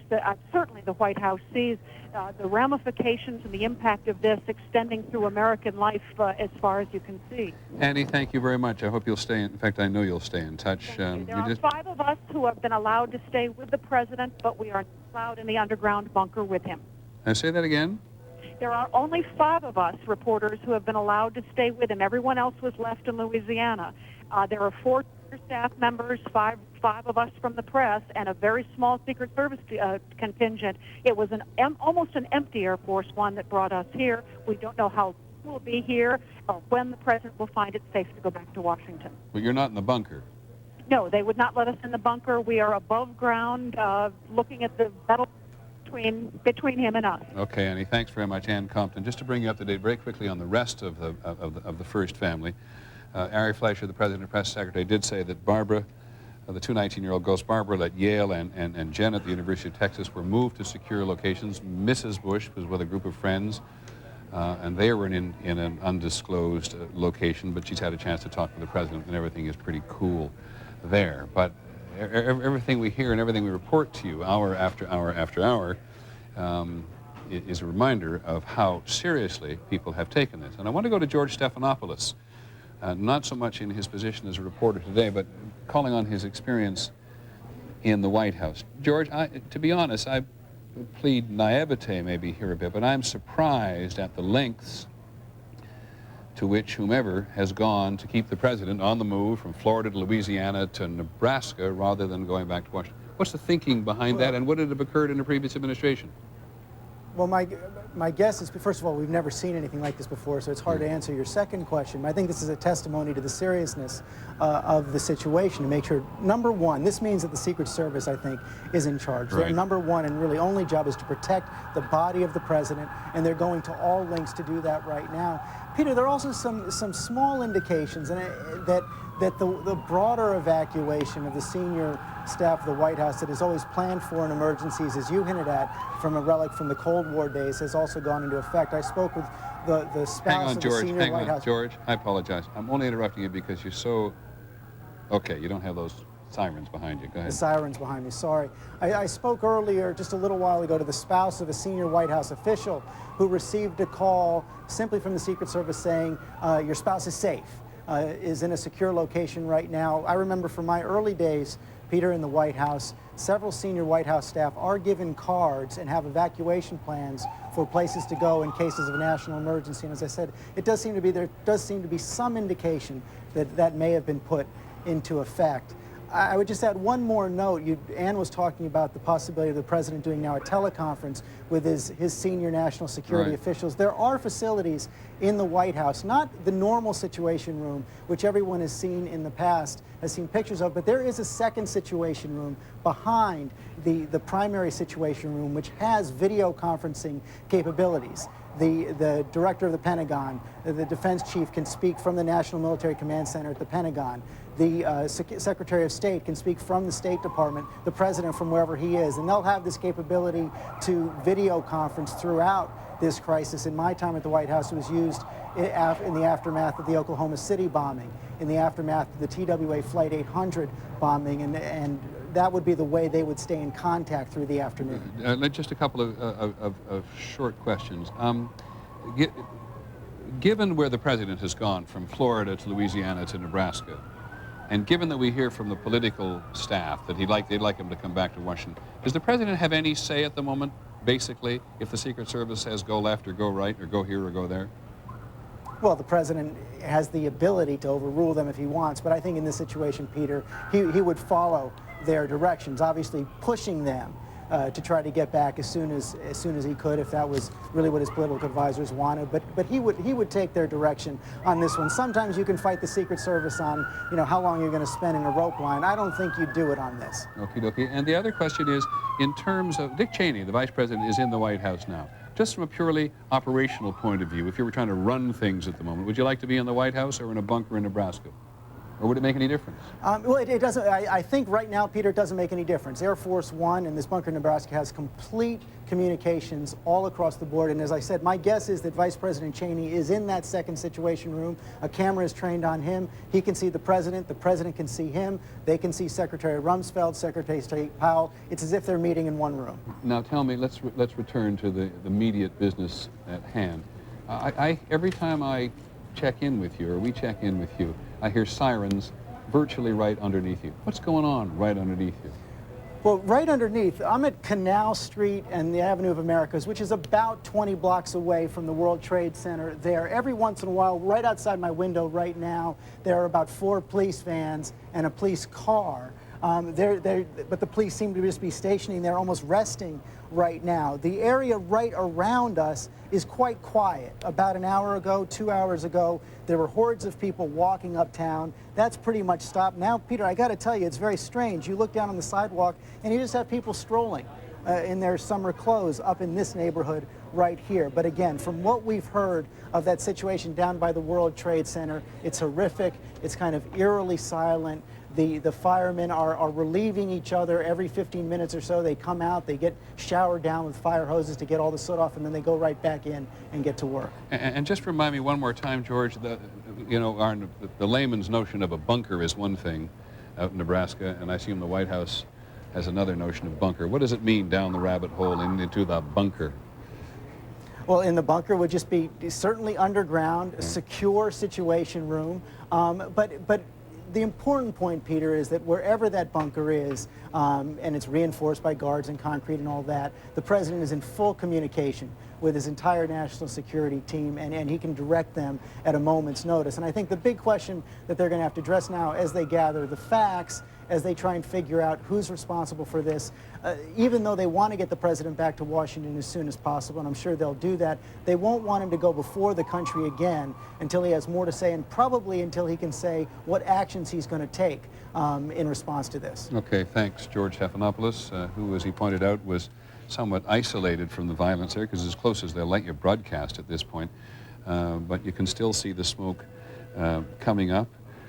It's felt all over the country. A number of newspapers around the country are now putting out special editions of the day. I remember when the Challenger exploded, we were on television for many, many, many hours, and which does, to some extent, isolate you from what is happening. You become a conveyor belt for information. Going back to the hotel and realizing that the New York Times and the Washington Post had then put out 30-some-odd page editions in terms of the Challenger disaster, John, and it just reminds you that you can be isolated from something that is so overwhelming. And George Stephanopoulos acknowledges he is not as close to the violence and tragedy. Like ABC's Bill Blakemore is somewhat closer. Bill, can you hear me? Bill Blakemore? Okay, we'll come back to Bill Blakemore. But Bill Blakemore has, we want to be as close as we can and not get in anybody's way. And I was pointing out that newspapers across the country publishing these special editions. There's not been a special edition of this magnitude probably since the Challenger disaster. Before that, Neil Armstrong walking on the moon, or in some cases, newspapers are putting out the first major special edition they've done since John F. Kennedy was assassinated. Many of the papers will clearly use terror in their banner headlines. Certainly the Milwaukee Journal Sentinel was one that did that with a subheading saying, "Attacks Rip Trade Center, Pentagon, America's Soul." And I think a great many people in the country feel that is precisely what has happened today, that the trade towers, as we've said many times, these absolute symbols of the United States in so many ways, right there on the edge of Manhattan, first city in the New World, the great advertisement to the rest of the world of commerce and success and upward mobility and all that stuff, and those two trade towers are simply no longer there. And then the attack on the Pentagon at the very heart of the establishment, the military government establishment today, and the deep psychological damage that this, or wound, if not long-term damage, this is going to do to the country. And then we learned just a short while ago that United Airlines jet that was carrying 45 people, which crashed near Johnstown in Pennsylvania today, was, at least according to one congressman, James Moran, Democrat from Virginia, who had a Marine Corps briefing in Washington. He believes that that aircraft was originally intending by its hijackers to go to Camp David, the presidential retreat in the mountains of Maryland, and the crash site actually turns out to be about 85 miles northwest of Camp David. So no one should be surprised, perhaps no one is, at the ripple effect at every level of government, not to mention in everybody's soul today, from this initial attack on the trade towers. One of our reporters, Ellen Davis, reports, by the way, from the American Red Cross in New York City. They've actually had so many volunteers for blood that about 1,200 people showed up at the blood donation center in New York City, and they actually have enough blood for now, except for people with type O and Rh negative blood, because they have a shortage of those. But in terms of all other types of blood, they seem to be in pretty good shape. John Miller, what are you finding on the telephone? Basically, still that they are just beginning to try and mount a rescue operation in the Trade Center, that they are still trying to assess how many people are trapped inside, that they're still trying to collate the number of people that they removed to so many different hospitals in 2 states. And now, because our burn centers here in New York, of which there are only 3, have been overwhelmed even in Canada. So they're really just beginning what's going to be an operation that's going to take not days, but weeks, more likely months. Let's go, thank you, John. Let's go to ABC's Bill Blakemore, who I said is in lower Manhattan and closer even than George Stephanopoulos was able to get. Bill, do you hear me? I do, Peter. Go ahead. There's an enormous search and rescue operation being mounted here for what's clearly going to be many days of grim work. We're just north of the wreckage and the smoke still coming out on the West Side Highway, right next to the Hudson River. Hundreds of firemen are reassembling and restaging here after their first partial defeat this morning, and they know that many of their colleagues are missing with the civilians in the wreckage. I've talked to several of them who were in one of the towers when the other one was collapsing, who barely got out. They're not quite sure how and can't even begin to talk about it. Tables have been set up in the street here by some of the officers who are helping them figure out who's going to go in when they can.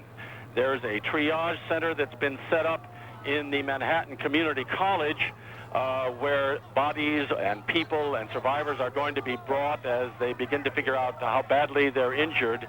And we can tell, because they still can't go in, they're still milling around in the hot sun here, that it's going to take a long time before they can even begin to assess how many people there are who need their help in search and rescue, which is going to go on for some time.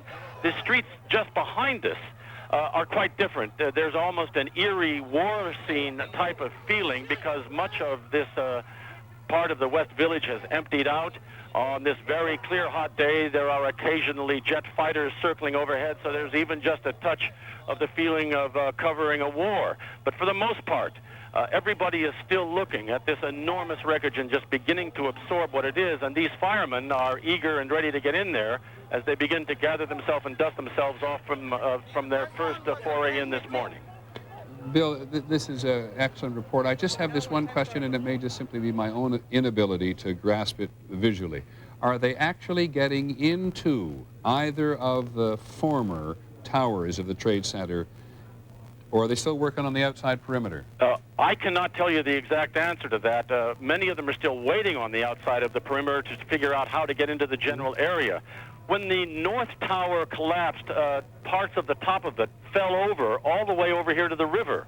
And so they're still trying to sort out through the smoke just exactly where they can get into. They are not letting the media get anywhere near the actual base of the two towers themselves. But there's just a general sense of these accumulating hundreds of firemen, that they're ready to go in. They're waiting to find where an opening will be. Okay, thanks very much, Bill Blakemore. ABC's Don Daler did manage to get, I think, pretty close to the building at one point earlier today. Don, are you there? Yes, Peter, I'm here. I'm just back to about 4 blocks away, but I escorted a federal agent through the up to the side of the World Trade Center itself, and can tell you it is probably the most horrible thing I've ever seen in my life. There is total devastation, but beyond that, there's no non-gruesome way to describe this, but there are bodies and body parts on top of some buildings next to where the World Trade Center stood in the streets. There is still a number of fires going on in buildings surrounding it, including there is the Marriott building appears to be on fire. There's a building directly behind the federal office building. I can't identify which building it is, but it's a taller building. The police and the firemen are getting away from that area, but they're afraid that that building will collapse as well. There have been a couple building collapses or portions of them collapsing from the flames. So there are some buildings that they are just letting burn to collapse because it's too dangerous for them to fight it right now. Don, thanks very much, Don. And now here is we're going to go to a briefing now on behalf of the political wing of the president's. I'm sorry. Just have a very brief statement, and I want Chief Jester to talk about the search and rescue efforts underway. No surprise, we have very, very few details. We'll tell you what we can at this stage, but we have very few details. This is a terrible day. It is a tragic day for America. Our thoughts and prayers are with the injured and their families and the casualties. We're taking every appropriate step and precaution to prevent further attacks. We're making every effort to take care of the injured still in the building, and we're taking every appropriate measure to determine who is responsible. The Secretary of Defense... And at President Bush's direction, we are implementing it. We began to implement it immediately after the first attack in New York this morning. We contacted American forces and embassies throughout the world and placed them on high alert.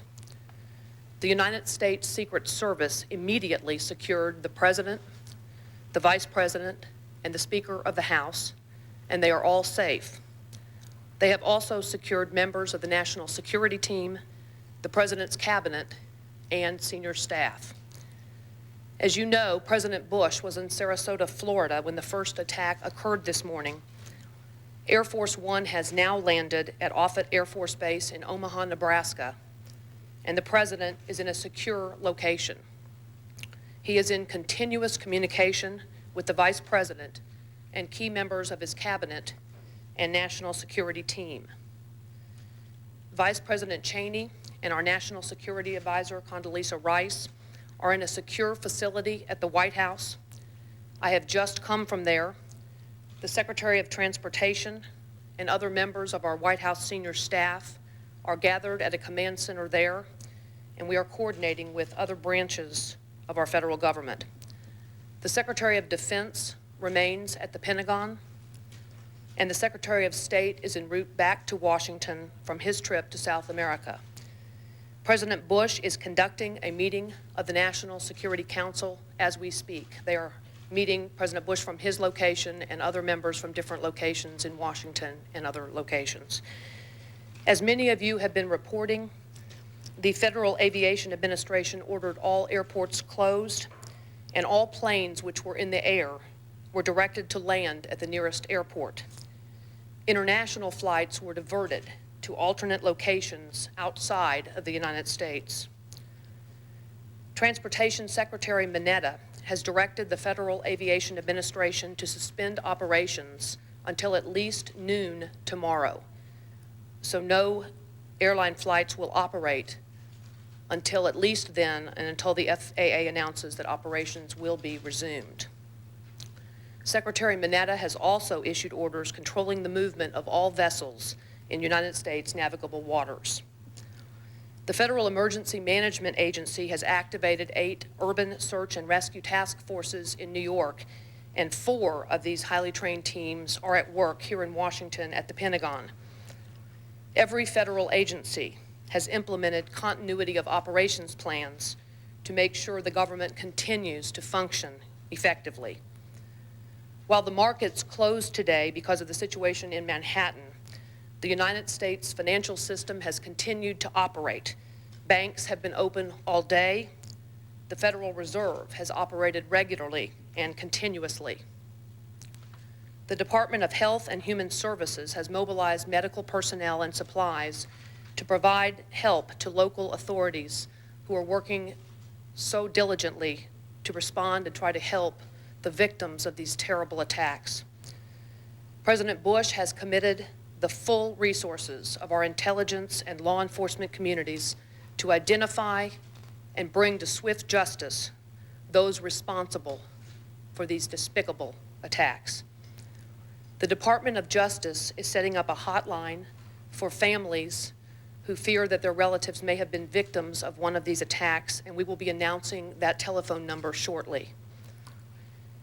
Our fellow citizens and our freedom came under attack today, and no one should doubt America's resolve.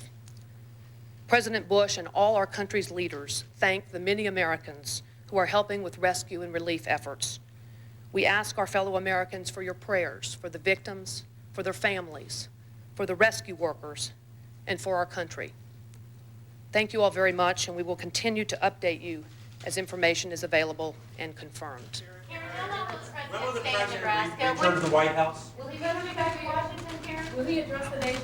If the Vice President can stay in Washington, why can't the President be here? Karen Hughes, the President. I must say, John Miller, that there's not an enormous amount of news in there if we've been following this event all day. No, even the White House seems to be having difficulty gleaning the facts which officials in New York City just don't seem to know.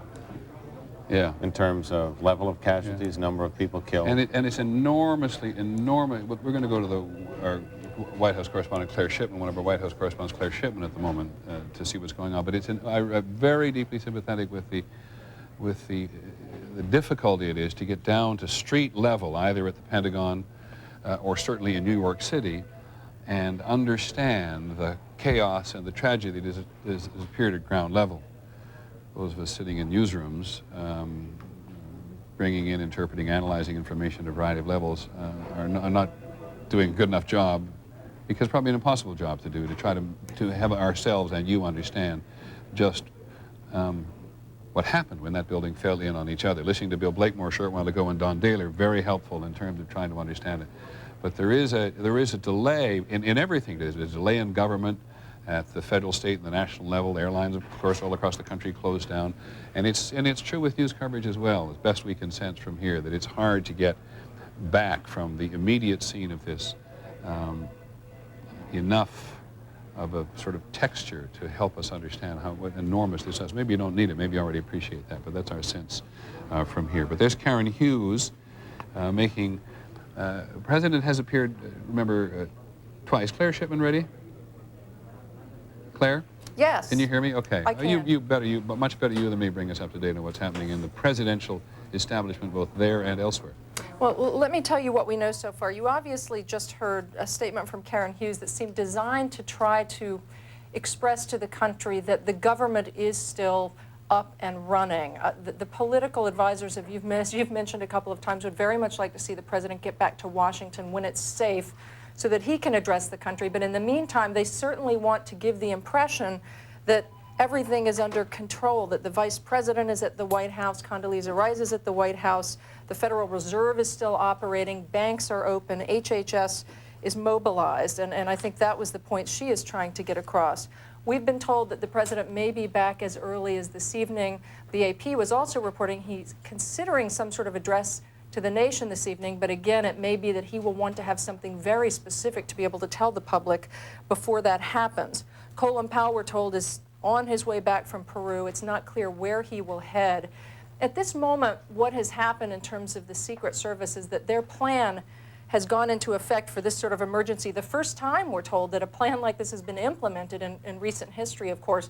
But what it means is they have all of their protectees accounted for. They're satisfied with that now. Now we're told they're in level 2 where they're assessing the threat, and they will then decide things, for example, as to whether Colin Powell can go back and safely work at the State Department and whether the president can come back to Washington. In the meantime, as you probably know, there's been a state of emergency declared in the city of Washington and in the state of Virginia, allowing both of those places to be able to mobilize military and police forces as needed, Peter. Thanks very much, Claire Shipman from Washington. It is very difficult to keep your hands on the political establishment today, in part because we rely on government so often in cases like this to tell us what is going on in their various departments, and it has been very difficult today to get, for example, the Federal Emergency Management Administration got involved in this today, but it's hard because of the communications problems all across the country to have a real appreciation of what they are participating. The most direct communication we've had has been with New York City on the ground, that is, other than in terms of the president's movements from Florida to Louisiana and now on to Nebraska, where he is going to stay for the indefinite future, though political staff keep saying he'd really like to come back to Washington. There is something interesting in the laundry list of things that Karen Hughes, counselor to the president, said in the briefing we just looked at, which is, one is that airspace will remain shut down under government control until noon tomorrow, and that the movements of ships around the coast will be regulated by the government. That suggests, I mean, we're talking about not a few hours, we're talking about halfway into the next day. That suggests that there's a real feeling in the intelligence community and in Washington that this may not be over, that they don't want to let go of the assets like air traffic that they think could unleash even more attacks. I wonder, John, if there is a real feeling in the intelligence community that may not be over, or, God, we didn't know any of this was going on. Maybe there's something else there that we don't have the vaguest idea about. Precisely. I mean, it seems to be an abundance of caution and some degree of fear. Okay. Now, we're joined by ABC's Betsy Stark, who covers business and economics for us. You add to this extraordinary notion of how much the national life has been interrupted today by an act of, or two acts of terrorism anyway. Start first with what businesses were in the World Trade Center. We've talked to people before about the number of people in the Trade Center. Yeah. And what else has happened? Peter, it's astounding how much the Twin Towers are part of the life of the financial district. 10% of all the office space in Lower Manhattan is accounted for in those Twin Towers. 155 businesses, 50,000 workers, as you've said before, including some of the major financial firms. Morgan Stanley, the investment bank, has 50 floors in Tower 1. 50? 50 floors, I believe is right.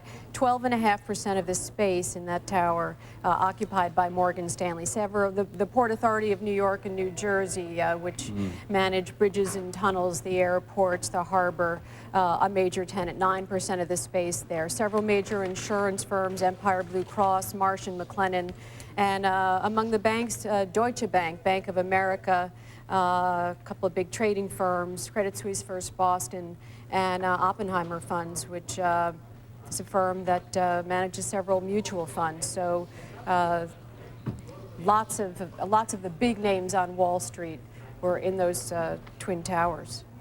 And in terms, the markets were closed today. The markets were closed. Stock markets. Throughout the country. Trading was halted in some of the foreign markets.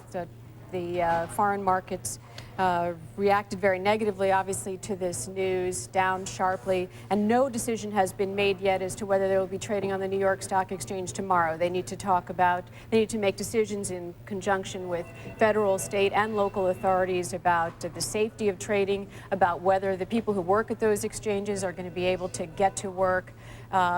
And I talked to people who were at the New York Stock Exchange this morning, and you know, they felt the tremors there, and one described it as like an earthquake. And would you say that in your communications with people in the financial community today, they're afraid of what might happen next? This is obviously a great blow to confidence at a time when confidence is already very fragile. This was a direct attack on the symbols of the center of finance in New York City, showing just how vulnerable it is. So I think that there's concern about how the markets will react, whether anxiety will build, and there's a sense that we want to see a strong showing of U.S. leadership in order to give those markets some calm, so when they do resume trading. It may seem like an oddball question, but what would be the impact on trading, as in numbers, up, down on the Dow Jones Stock Exchange, of an incident like this, if the United States is seen to be weak or vulnerable or whatever?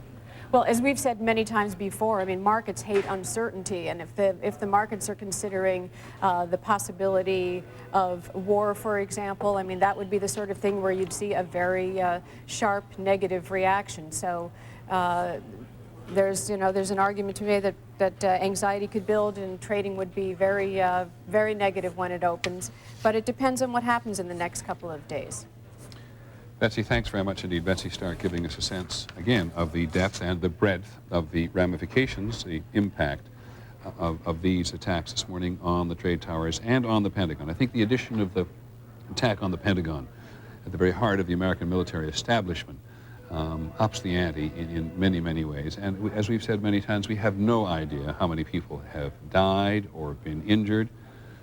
And we will do our best to get some handle on that. But we all recognize that it will take time. And I think the mayor of New York put it better than anybody else at the moment. I'm just looking for what he said in my notes when asked if he knew how many people, what the casualties were like. And he said,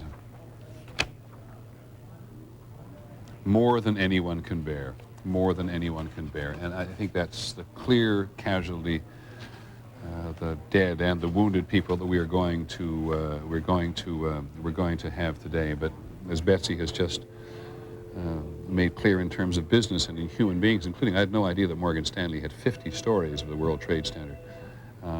These statistics you see that we put up on television from time to time are just the sort of bare, cold background to life and death stories which have taken place today. But the impact of this has gone so far beyond New York City.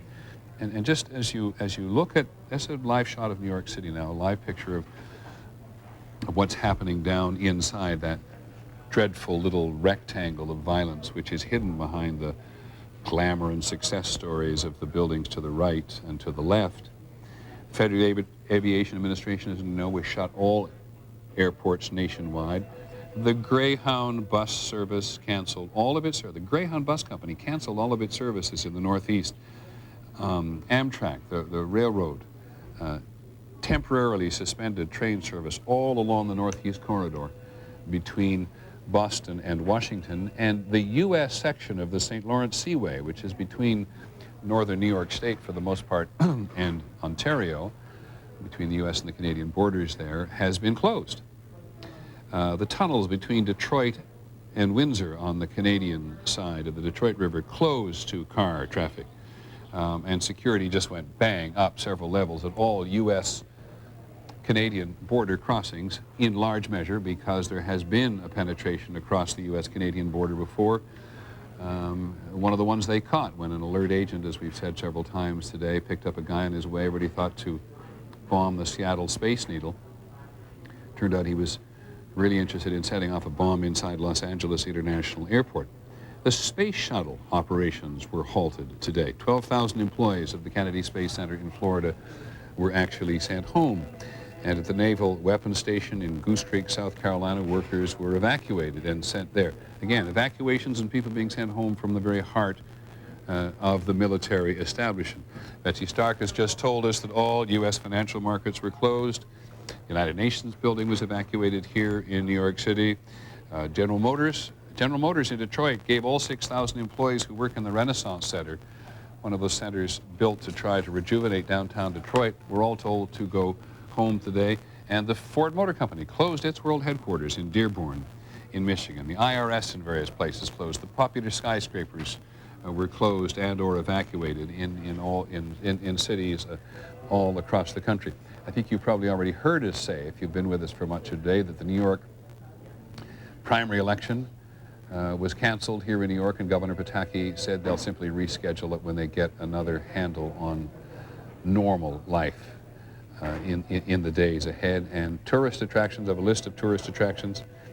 Knott's Berry Farm in California, the Museum of Tolerance in Los Angeles, and the Library Tower in Los Angeles, the Liberty Bell Independence Hall, the Space Needle, Walt Disney World. They all closed down today. What better way, even though it's just a list of things, or it is a list of things, an understanding that both at home and overseas, embassies overseas were evacuated, embassies were closed. Tony Blair, the British Prime Minister, forbid civilian aircraft from flying around London. So these two attacks on the Trade Tower and the one in the Pentagon and the possibility of an attack on Camp David, we now believe, in the aircraft that crashed not far from Johnstown in Pennsylvania, all just had this extraordinary impact all over the world because people feared something else was going to happen and may still fear that something else is going to happen. Just listen to some of what has happened today. I saw something hit the second tower, and when I saw that, it just was, everything rumbled, and I saw all this fire just shoot out in the sky, and stuff started just falling like it was raining, and I was by myself, and I just ran. I started seeing people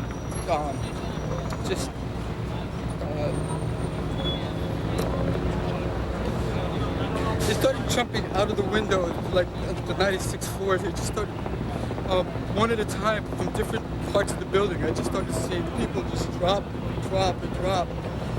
I saw a man walking up the block, and I asked him, was this covered in soot? And my first question was, did they get a lot of people out? And the look in his eye, he just shook his head. I mean, he was in a daze. We lost all visibility, and we assisted people getting out. It was very difficult to get out of the police desk area. And then I went back in, and we were carrying an injured person out, myself and about 4 firemen. And unfortunately, that's when the building 2 collapsed. I happened to dive underneath the ESU vehicle, and I'm not sure what happened to the firemen. The vehicle, I was trapped for about 15 minutes under the truck. It just rained building, okay, and I was buried alive for 15 minutes until I scrambled out.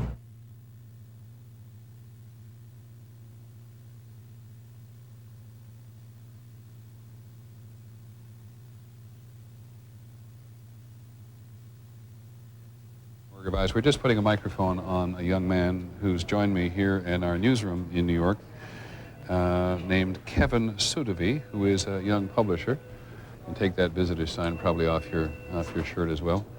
And I don't know much about you except that you're a publisher, and you have been shooting some video today which you have brought with you. Can you give me a sense of what it is? Well, when you see it, I mean, basically I was right there. I went there. Somebody called me up I was in Brooklyn, and my photographer last night shot it, and I wanted to see if she was, I tried to call her, but all the phones were jammed. So I went to Manhattan to see her, and then I went straight to the site, and they weren't letting me anybody in, but I had a motorcycle, so I went straight in. I kept going through all the levels of security, and I just went around, and then next thing I knew, I was like standing right there, like where everybody, the fire people, everybody just sitting there, like there's nothing they can do. You're talking about the trade tower, are you? Yeah, you can see the footage. And somebody was photographing at the trade tower last night? Yeah, she shot probably the last photo ever shot at the Trade Center. Okay, let's have a look at what you have, and do you mind just taking us through it as we watch it on the air? How much video is there here, do you know? This is footage. Ooh, my goodness me. That's all that's standing at the Twin Towers right now in the background. That's all that's standing. That's it. That's all that's left. So you're literally right inside.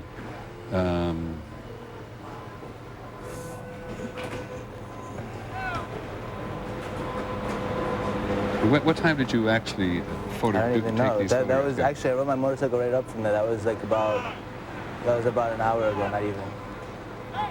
And this is right at the center of where the trade towers stood. You can see, like when you see the firemen, there's nothing they can do. It's just like amazing. You must have been frightened at the very least to be there. I mean, I was just thinking to myself what a powerful act of ignorance it was, really. It's amazing. And this is the building adjacent to. That's the Twin Towers. That was the Twin Tower. That was the other tower. And then we went up more into there. You know, I just thought to myself, I can smell it, but in fact, what I can do is smell your shirt. Yeah. You brought the smell of disaster with you on your T-shirt. Were there other people in there? I don't see anybody sort of. You know? No, I was with one other person I ran into there, who actually somebody I know, and he was photographing as well. And it was just us two, and then the firemen. It's funny, I ran into my friend right there who's also taking pictures. He should be somewhere. They probably edited him out. It's absolutely... Look at that. That's all that's left. Do you know whether that's the South Tower or the North Tower? That's the South Tower. And you saw no sign of life in here whatsoever? No, I went all the way right there. Like, I don't know if they edited it out yet, but there's a big hole going down to the ground. There's nobody. And then we ran into somebody else because they haven't seen anybody. Nobody. But the firemen said, you know, that there's been a lot of people dead, like a lot of firemen died. Because there were firemen in the building at the time trying to help people evacuate from the building. Yeah, they said 200 people died. I thought the fireman I saw, he said 200 people died already. And this wall here, this is from part of the tower itself? Yeah, that's the South Tower, the lobby. And it's all the smoke, and there's still fire going on in there right now. Are you walking across? Yeah, see, you're walking across, and that's your friend also with a photograph. And the building on the right that occasionally appears is a building adjacent? Yeah, and it's just gouged. Like the parts of the Twin Tower just gouged out the building. See, that's the concourse below. That's going down like 20 feet or so. But that's the part that's crazy. It's just, that's all that's left. Did you hear anything while you were in there? Just like cracklings and pops and stuff. See, that's the guy who's been looking for his friends, and he didn't find anybody either. And do we know who this person is? No, he was speaking Russian. Really? Looking through the devastation. And this now is what? This is a party, actually. So. Last night? No, it's a while ago, but. Where was the party in? That was in PS1.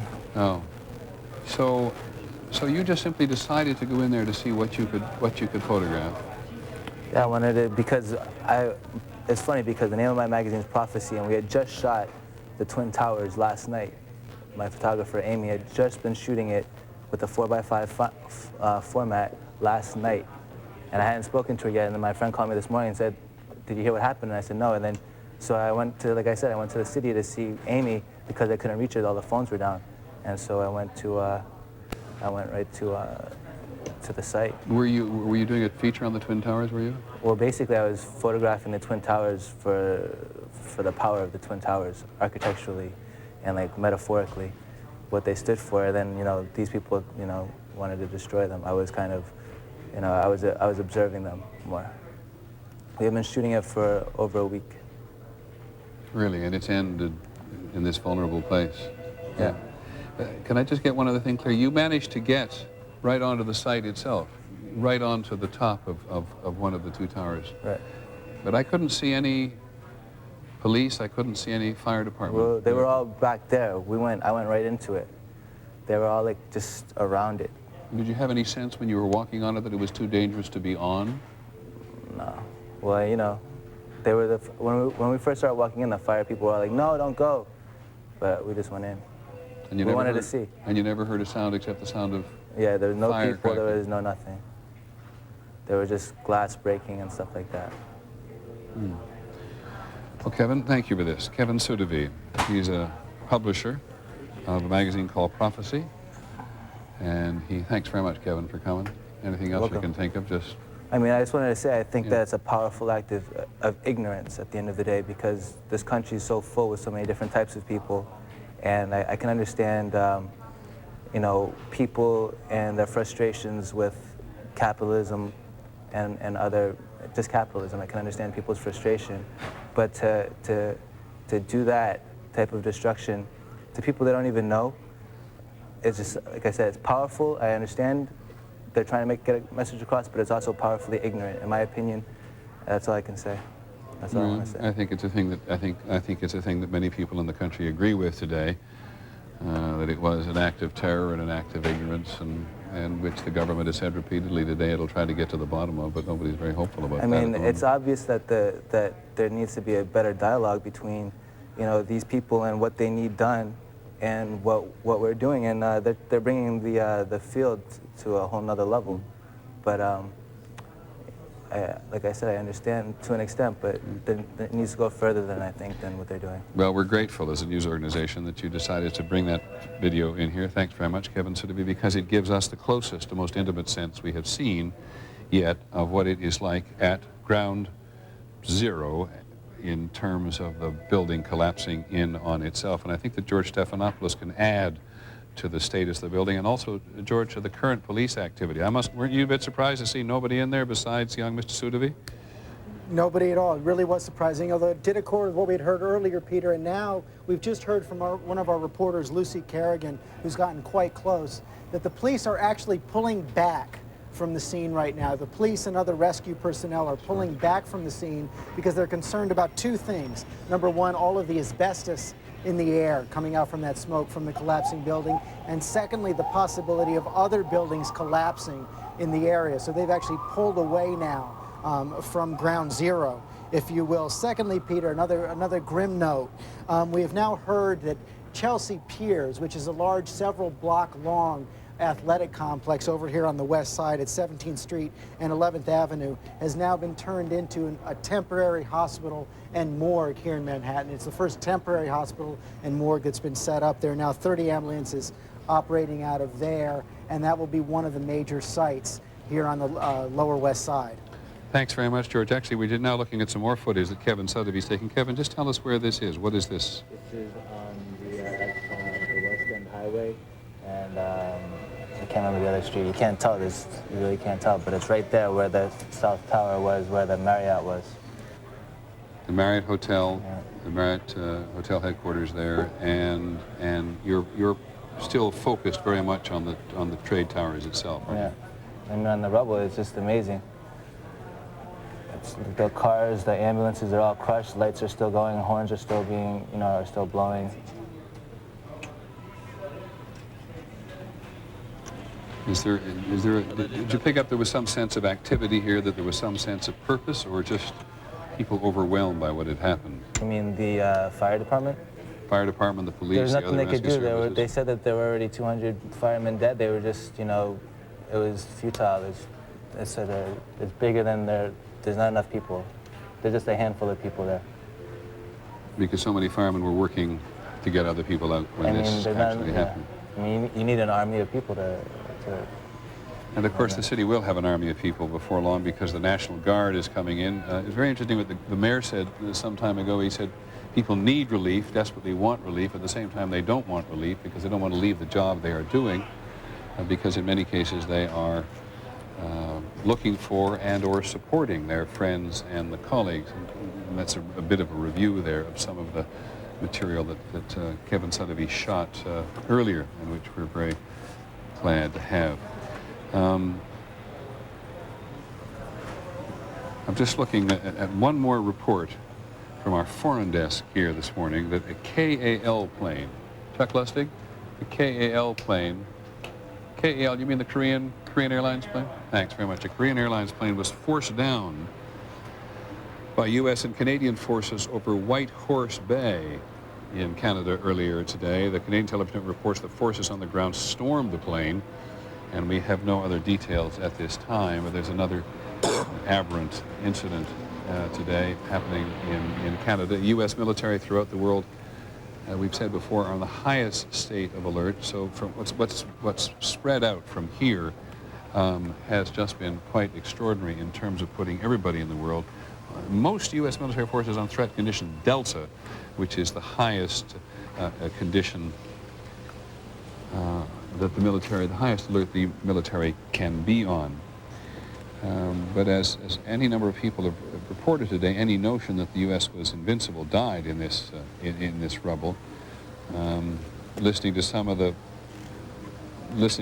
politicians talk today, Senator Chuck Hagel of Nebraska, where the president is at the moment, said America is forever changed and America's in for a long fight, which I think people in the fight against terrorism understand and have understood for a very long time. But somebody else said this is a huge wake-up call for the United States. Both former Secretary of State Baker and I think the former director of the CIA said that there was just not enough human intelligence on behalf of the United States in these organizations and cells around the world.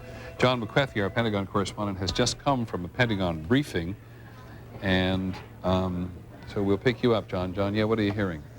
Peter, one of the things they wanted to do and do very publicly is to deal with the rumor that had been circulating for several hours that the fourth civilian jetliner that was hijacked was shot down by American aircraft. They are denying that flatly.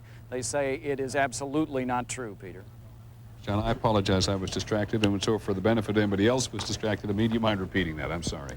They are denying the rumor that had been circulating for several hours that the U.S. military shot down one of the civilian jetliners. They're saying that is absolutely not true. Okay, thank you, John. You caught me off balance because, in fact, I'd never heard the rumor in the first place, and not heard the report whatsoever. Now, you've been in a briefing. What else did you hear?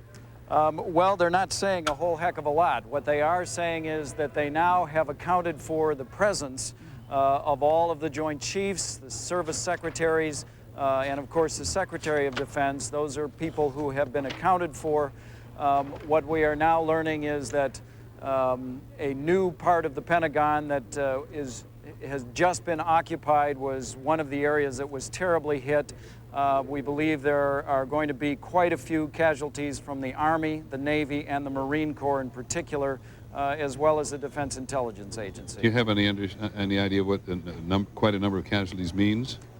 No idea whatsoever, Peter. You consider the density in the Pentagon. There are 20 to 24,000 people that work there.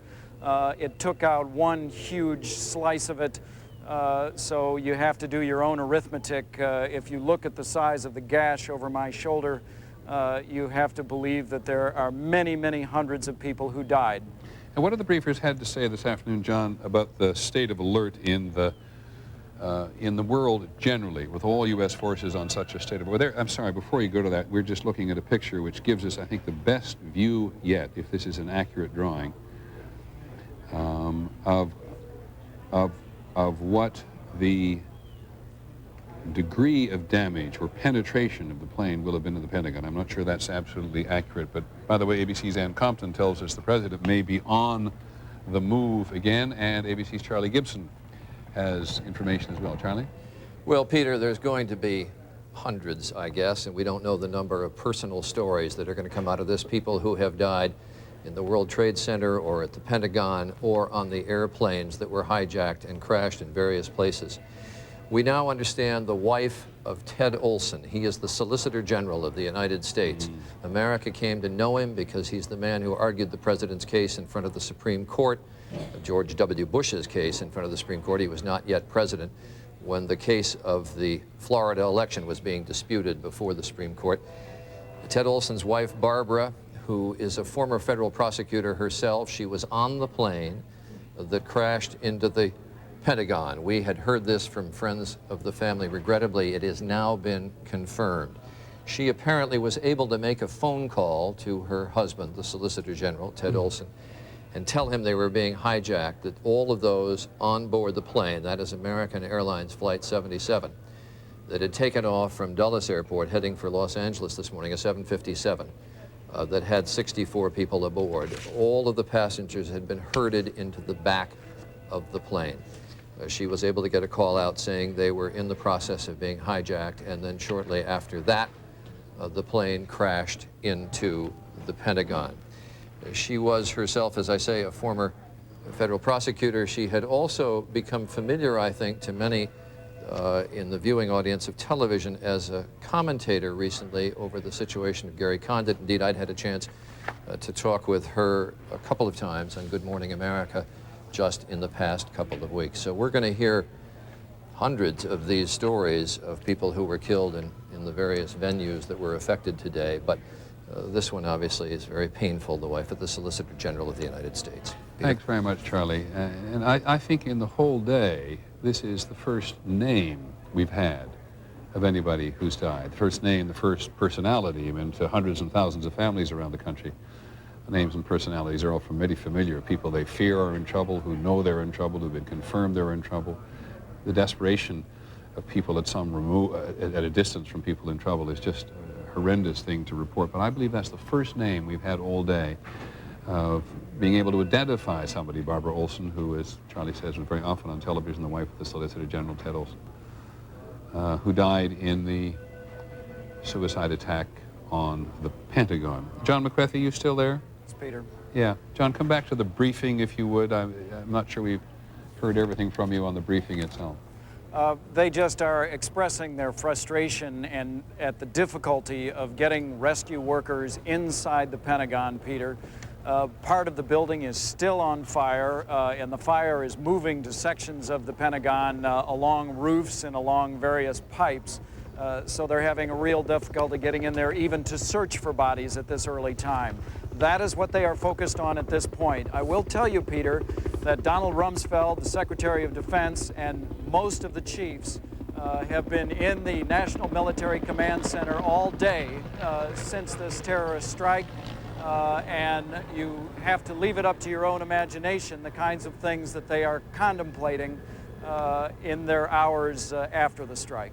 Okay, John, thank you very much indeed. John McCarthy, who's been at the Pentagon all day and was in the other side of the Pentagon when this aircraft was crashed into the Pentagon today. We now know, with all of the passengers on board, at least in this one phone call, herded to the back of the plane, who went from being passengers to hostages in a matter of seconds and minutes.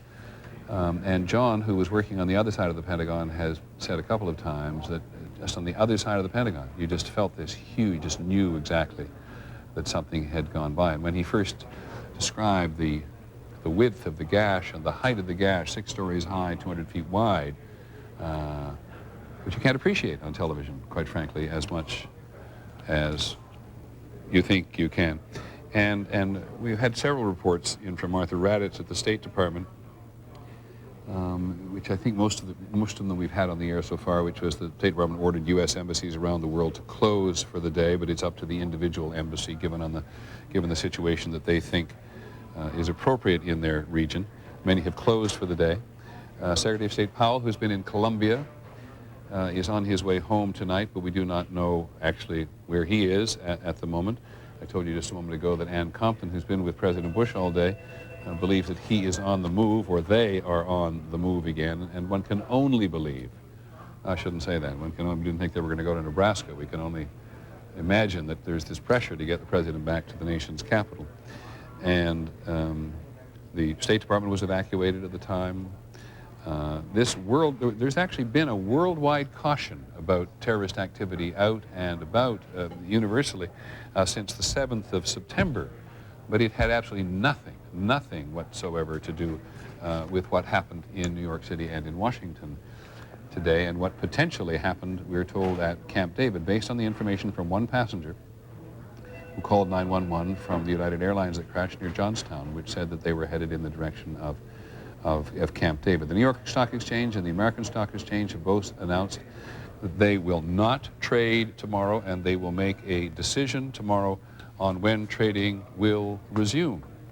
Country has, in many ways, come to a halt.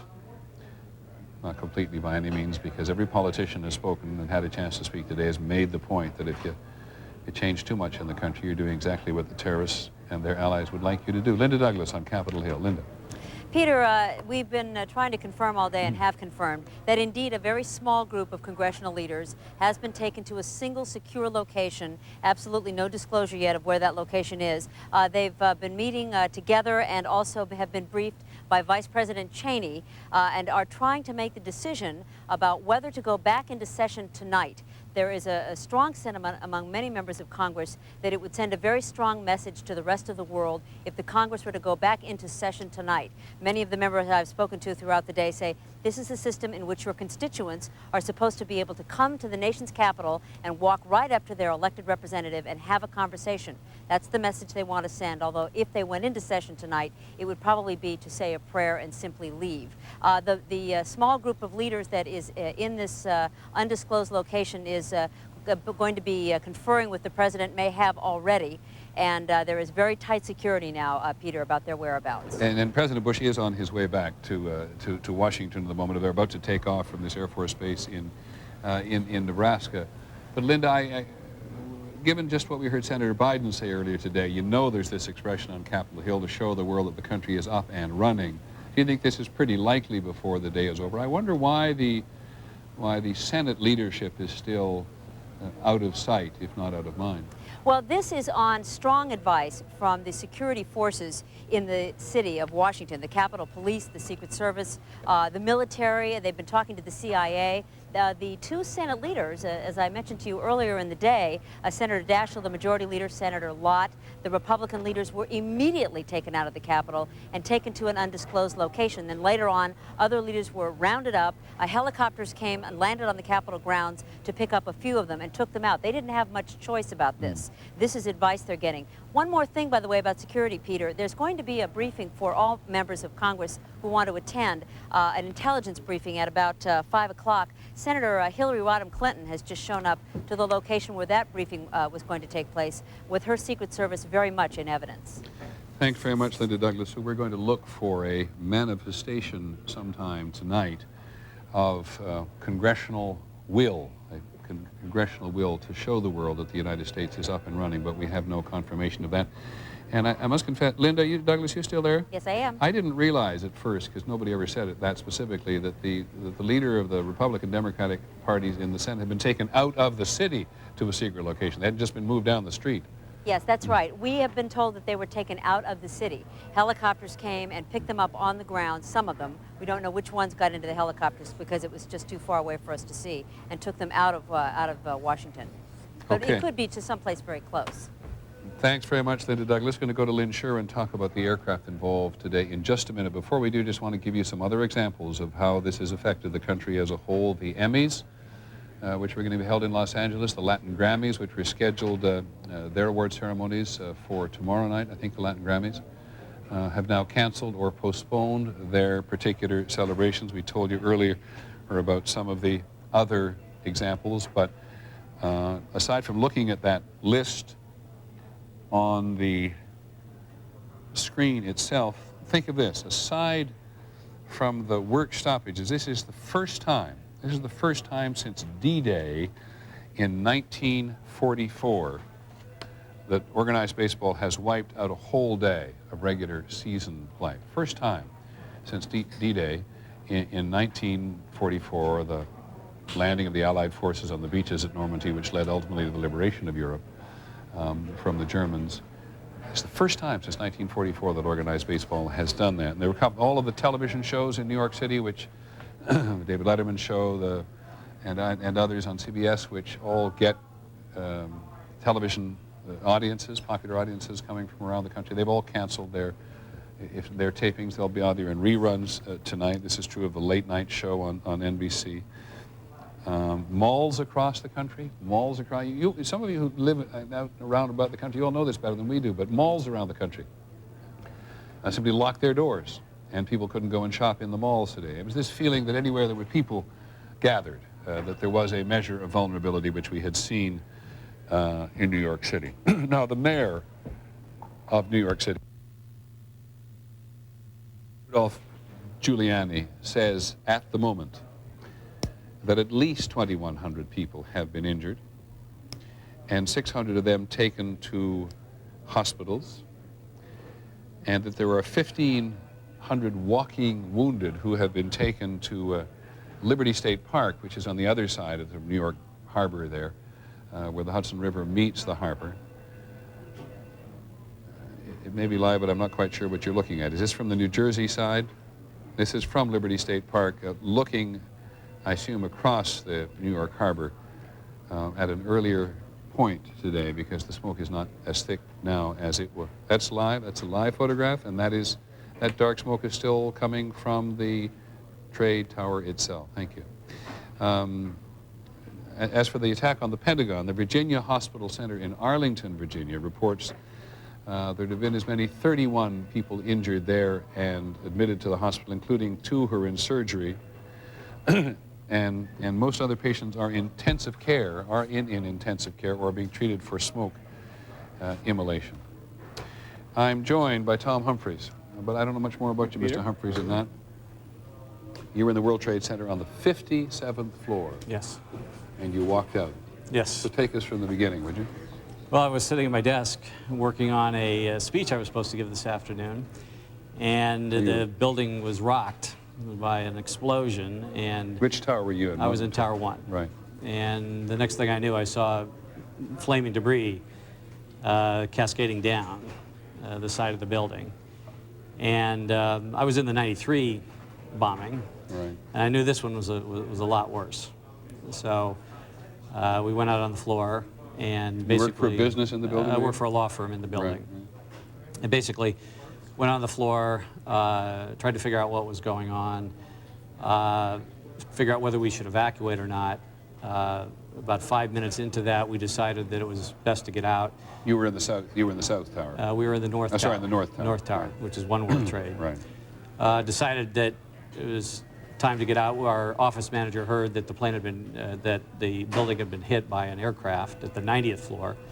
So we assumed that the problem was above us, and that we could evacuate, and that's what folks did. Did you think at the moment that it was a terrorist attack? Did you think it was an accident? Did you have the vaguest idea? I had some idea there was a bombing. Having been in the 93 incident, that kind of explosion just doesn't happen normally. I didn't know what it was, but when I heard there was a plane that hit, I thought that made some sense, and I thought that it was very unlikely that any kind of plane would hit the Trade Center accidentally, you know, on a clear day. So was there, how immediate, how deep was the concern in your colleagues and out on the common halls? Was there panic at all? No, that's the one thing what I found is no panic. People are concerned. People are a little apprehensive, and they want to know what to do. But both on the floor and then down the stairwell, there was no panic. And in fact, people were helping other people to an incredible degree. Were the stairwells lighted? Yes, this time they were. Last time they weren't. This time the stairwells were lighted. There was some smoke, but that was it wasn't nearly as bad. Was there emergency lighting? Yeah, there was. There was no other, you know, there was no fire or police personnel. At that point, you're on your own. Now, you came down from the 57th floor. Were other people coming down from the floors above you and below you? They were coming down from the floors above. There were some injured people that came down apparently from, you know, floors where this had happened. And so we saw them as well. And how long did it take you to get out of the building? You know, I estimate it took me 45 minutes or more to get out of the building. And in the time that you were coming down, there was another aircraft hit the southern Yeah, tower. I was on the 44th floor trying to get down, and we heard another, you know, explosion. We didn't know what it was. We again saw flaming debris, and I now know that that's, you know, that was the second aircraft that hit. I think you maybe know where I'm going. You were on the 90th floor. It took you 45 minutes. 57th floor. there were people coming down from floors above you. Right. Is it your sense that in at least your tower, before the tower collapsed, everybody or a large number of percentage of people managed to be evacuated? I think a lot of people got out. First of all, it was 8:45 in the morning, so that's relatively early by New York standards. Right. And then secondly, the first plane that hit, there was time to get out. I think even having said that, there were a lot of people still in that building, including the fire and police personnel, that were trying to come up. So, but my sense is that I know on our floor a lot of people got out. And as you came down, were you joined by people on other floors? Is it a common evacuation passage down through the building? Well, the problem was there was only one stairwell open. The other stairwells were blocked by smoke. And so you had one narrow stairwell, which is what led to the delay in the evacuation. And that's why it took so long to get out. We've told people in the rest of the country fairly regularly, the 50,000 people who work in the two trade centers, and you say 8:45 in the morning is a little late for New York City. Well, it's a little early. Sorry, a little early. Yeah. Do you have a feeling that a lot of people hadn't gone into the building at this point today? I know in our offices, we're a law firm, we start at 9:30, and a lot of people were not there yet. Some of the businesses which operate on an earlier schedule, I'm sure everybody was there. Right. But I think that the building wasn't as full as it could have been. If it had been 2 hours later, it would have been much worse. And did you notice today as you went to work or as you came out that it was more sparsely populated? It was about the same. I mean, it was about a normal day. I must confess I'm amazed at how calm you are, having been through not only the 1993 bombing, but this, and walked down by yourself, and you seem perfectly calm. Well, I'm happy to be here. Right. So, and how did people behave as you were evacuating? People, I mean, that was, I saw it again 8 years ago, and I saw it today.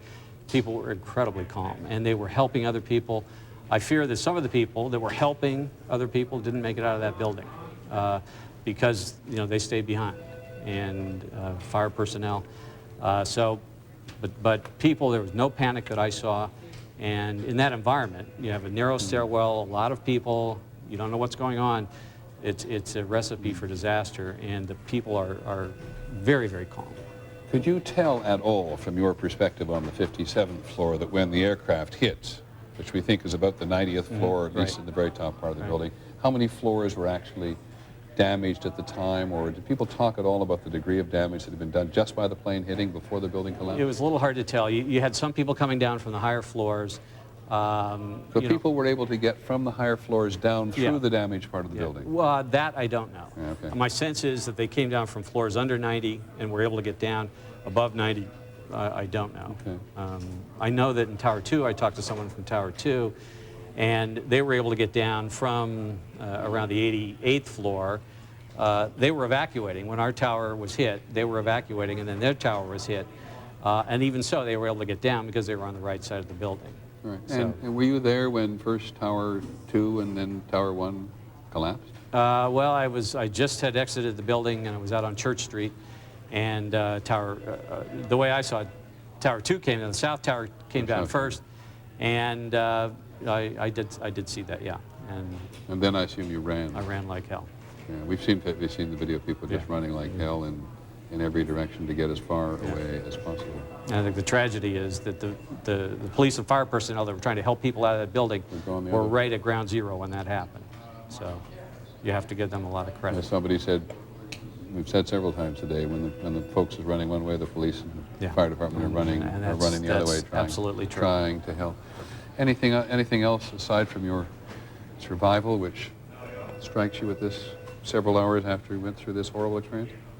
Well, I mean, I think everybody in this country believes we've got to find the people that did it, and we've got to deal with them.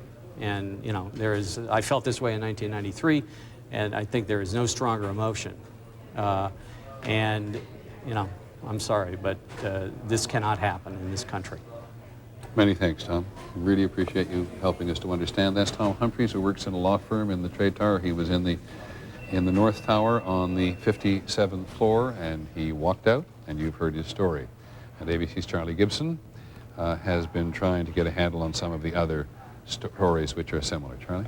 Well, Peter, we've been trying to keep track of the injury situation as it exists. Obviously, the numbers of those who have died today, it's going to be some time before we have any estimates, and properly people in New York and in Washington around the Pentagon are not commenting. They shouldn't, because we don't have any concept. But as you reported a few moments ago, Mayor Giuliani did talk about the numbers of injured, saying at least, and these are very rough numbers, at least 2,100 people injured, 600 taken to hospitals, 1,500 walking wounded, he said, many of whom have been evacuated to New Jersey's Liberty State Park, right across the river, the Hudson River, from where the World Trade Centers were. And we have some further reports. ABC's Cynthia McFadden, who has been down in that area all day long, says that a triage center has been set up on the Chelsea Piers in New York City. Now, the Chelsea Piers is not a hospital area at all. It's an area that used to be shipping piers along the Hudson River on Lower Manhattan, and is now used for recreational purposes. There are tennis courts and golf driving ranges and other things there, meeting rooms, that kind of thing. It's a commercial operation, but a triage center has been set up there, and 50 makeshift operating rooms are being prepped, and hundreds of ambulances are there waiting to take injured away from that facility. But they are doing treatment of people right on the site or nearby at Chelsea Piers. Reports from some of the hospitals that are taking the injured. St. Vincent's Hospital here in New York, the numbers again very rough, but an estimate of over 200 that have been taken in there. 3 dead, 18 in critical condition, and the most chilling quote that you can hear, Dr. Stephen Stern there at St. Vincent's Hospital quoted as saying, hundreds of people coming in have been burned from head to toe. Bellevue Hospital reporting more than 100 patients brought in, 2 dead. Beth Israel reporting earlier that 70 patients had been brought in. There are some estimates from hospitals in Virginia near the Pentagon of dozens of people having been brought in there. And I guess the heartening note in all this, hospitals around New York that are not in the immediate vicinity of the World Trade Centers, people saying hundreds of donors are reportedly lined up to give blood outside Beth Israel Medical Center and some others here in New York City. And what I guess is a precursor of what is going to be the kinds of terrible news that we're going to get over the next few days, a spokesman at the medical examiner's office in New York City, the coroner's office, says that for now all of the bodies that are being brought in, dead bodies, will go to the medical examiner's office on First Avenue here in New York. They say they have room for several hundred bodies, and they are making room for more space since they anticipate more bodies will be brought in. One other note to mention, at 4:30 this afternoon Eastern Time, the FEMA, the Federal Emergency Management Agency, says that it has activated all 10 of FEMA's regional headquarters around the country, including those on the East Coast and then all the way west as far as San Francisco and the state of Washington. They have activated all of those regional headquarters, activated the Federal Response Plan, which FEMA says brings together 28 federal agencies and the American Red Cross, and 12 urban search and rescue teams are being dispatched. 8 of them are being sent here to New York and 4 to Washington, all deployed to search for victims of what has happened today. And the Health and Human Services Department has activated a national medical emergency system. It's really an unprecedented move, but it could dispatch nearly 7,000 volunteer doctors, nurses, pharmacists, other medical staff to areas that have been affected by today's attacks. So that brings you up somewhat to date on what's being done in terms of those who have been injured and provisions now being made for those who've been killed today. Peter?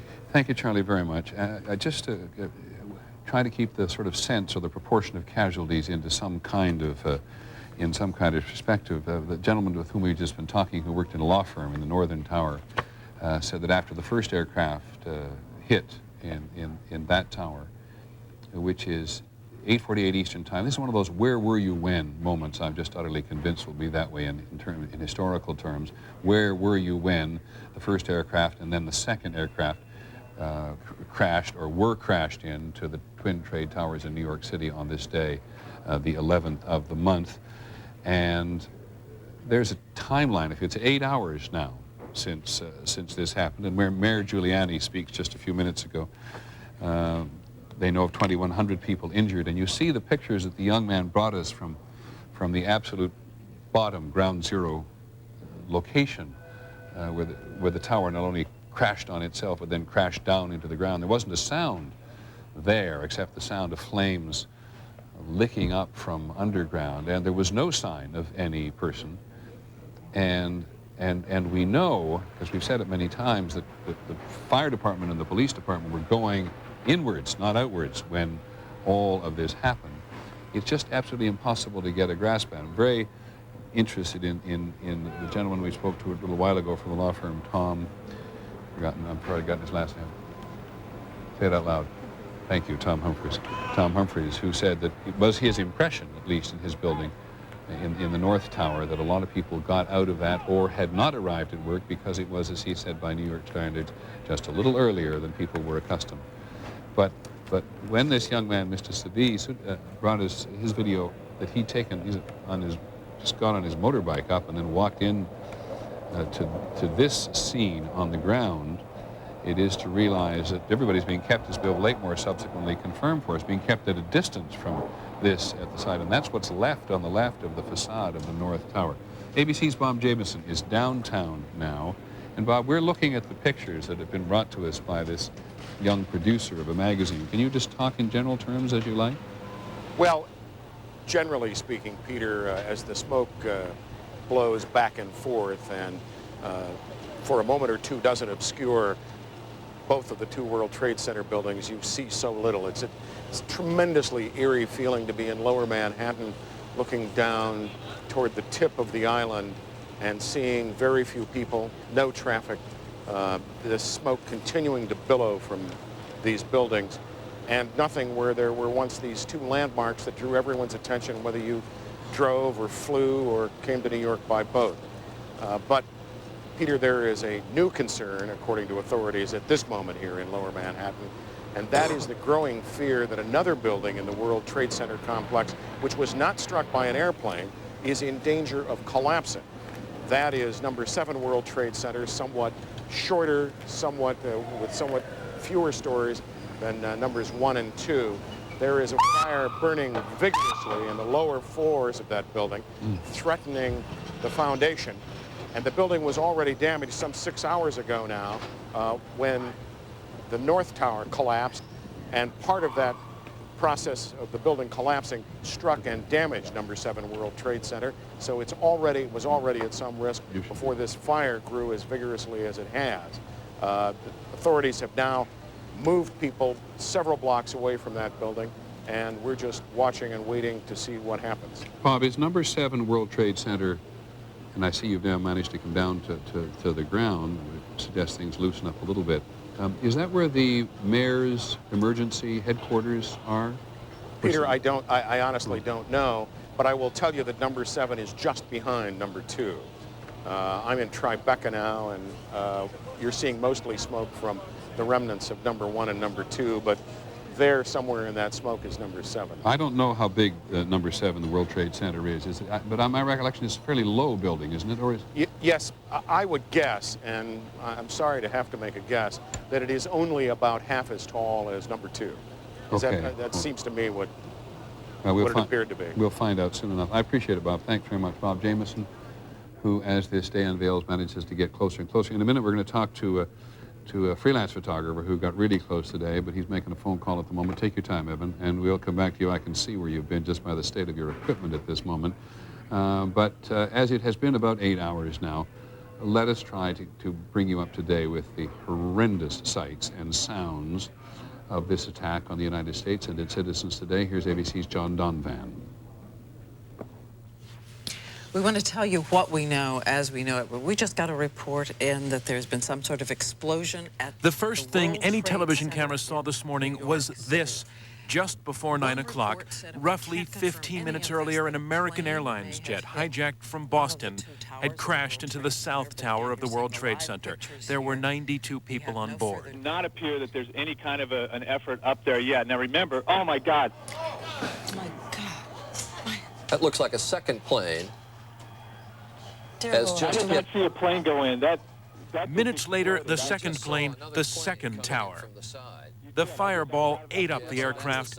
It was a United Airlines flight, a 767 from Boston to Los Angeles. There had been 65 people on board.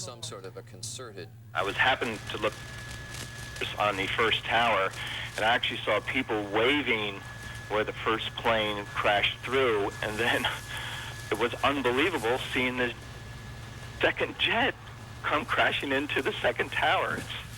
What is going on? New York City was staggered. As soon as it got hit, I was thrown to a window. So I was very lucky to get out. There's a lot of people that didn't get out. There's a lot of people coming down the stairs, burnt up. It's bad. And still it wasn't over. This was the southern tower falling in on itself. It was now roughly an hour since the first attack. Meanwhile, it was beginning here in Washington. Another hijacked plane hits the Pentagon. U.S. officials are saying there was no warning, no indicators of any kind of a likely terrorist attack. Number two, they say Pentagon officials within the intelligence and the counterterrorism offices are now looking at this very intensely. ABC reporters across the city are beginning to hear the word terrorism. It seems obvious unofficially to people here that it was a terrorist attack, but they obviously can't reach any firm conclusions at this point. So the Pentagon is engaged, and I'm sure law enforcement is, but they say they had no warnings. Report piles on report. Okay, there's been an explosion of some kind that shook the grounds of the Capitol. We all heard it. Everybody ran for cover. We don't know where it was. We don't see the smoke yet. Everybody's saying, get back. We're running, we're running, we're running, we're running. They're screaming at us to get back. On television, it looked like it was happening all over. 10:28 a.m., New York City, and in the shadow of the one remaining tower, a snatch of conversation between a reporter and a rescuer. Why are they pulling us out of here? Because the tower's leaning. The north tower is leaning. Right, march quick. Oh my God, there it goes!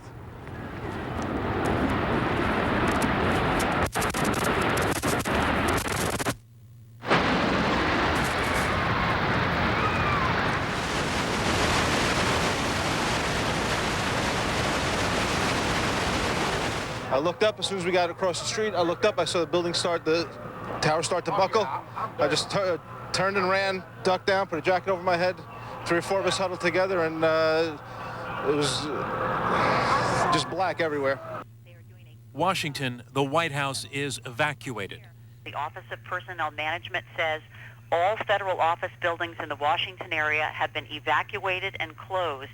The employees sent home immediately. The evacuation order creates instant gridlock in downtown Washington. The president was not in the city. He was in Florida visiting school. Today, we've had a national tragedy. 2 airplanes have crashed into the World Trade Center in an apparent terrorist attack on our country. Officials at this end are not confirming that the president's plane is going to Andrews. We don't know if it's going to Andrews or some other location. All they've said is that he will convene a National Security Council meeting, and we don't know where that will take place either. Obviously, they want to keep a lot of people guessing as to the president's whereabouts. Now it was lunchtime, and yet more terrible news is coming in. Another United airliner with 45 people on board has crashed south of Pittsburgh, presumably another victim of terrorism. We talked to a couple of people who actually witnessed the plane going down and said it was quite devastating. Went right down into the woods. They saw all sorts of debris flying out into the woods and into the trees, and it's quite a devastating scene from what we're told.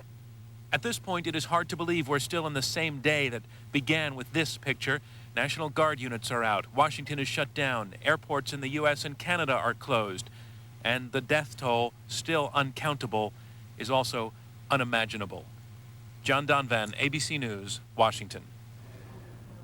Excellent report from John Donvan, pulling together this day, which has so much immediacy, so much history, such magnitude to it, and touches every American. And as I turn around on occasion to look at the computer screen behind me, I find emails coming in from people in other countries Canada and Europe included, from friends and from families and colleagues, all expressing this deep empathy and sympathy for people here today who had friends and acquaintances, but just seeming at whatever distance to appreciate what is happening, even though they were not close to it. We're now joined by a young man who was very close to it again. This is Evan Fairbanks. He's a freelance photographer. Interestingly enough, you and I were just talking about journalists' emotions at a time like this, and the last thing journalists can afford to do is to fall prey to their emotions at a time like this, because it's too hard in the middle of a story. But you were very close this morning and photographing on assignment for a church when things began to happen. So we're going to show your videotape, if we may, though you're principally a still photographer? For both? Still and video. Okay. Can we just look at what your first video is and explain it to us? I walked out of Trinity Church after we had a blackout in our studio, and one of the studio managers grabbed one of our cameras when we knew what was happening. And I went out and was shooting aftermath. Good God.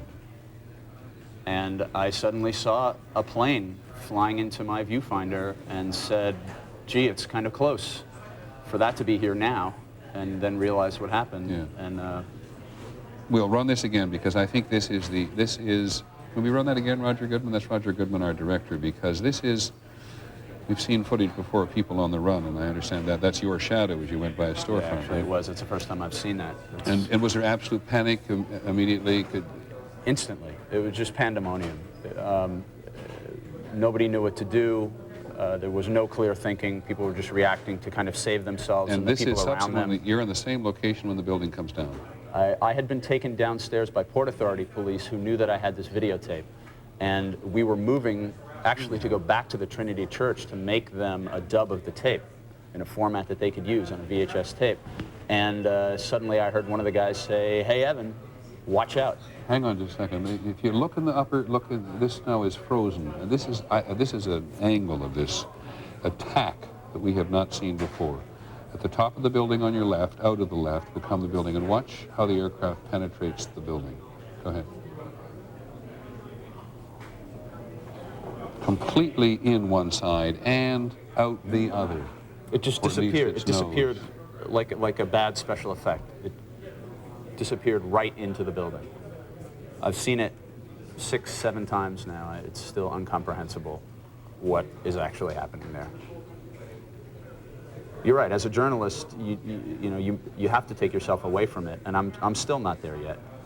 And the more and more I see it, and as time goes by. The modern technology enables us to see horror just as we are able to see sport in a variety of different speeds, or at a variety of different speeds.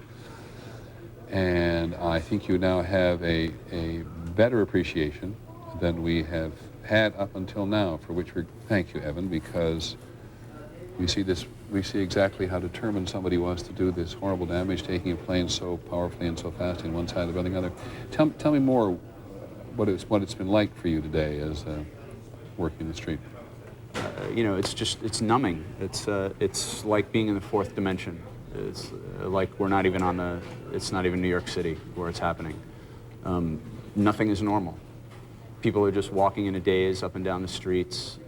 Nobody knows where to go. I just feel kind of this nervous, anxious buzz, and still unfathomable. Trinity Church, one of the oldest, I think the oldest Episcopal church, certainly in this part of the world, certainly the oldest in the city, on the edge of Wall Street there. Was it being used? Did people come to it for any subsequent occasion? We were only shooting a kind of a teleconference up in the 4th floor TV studio there.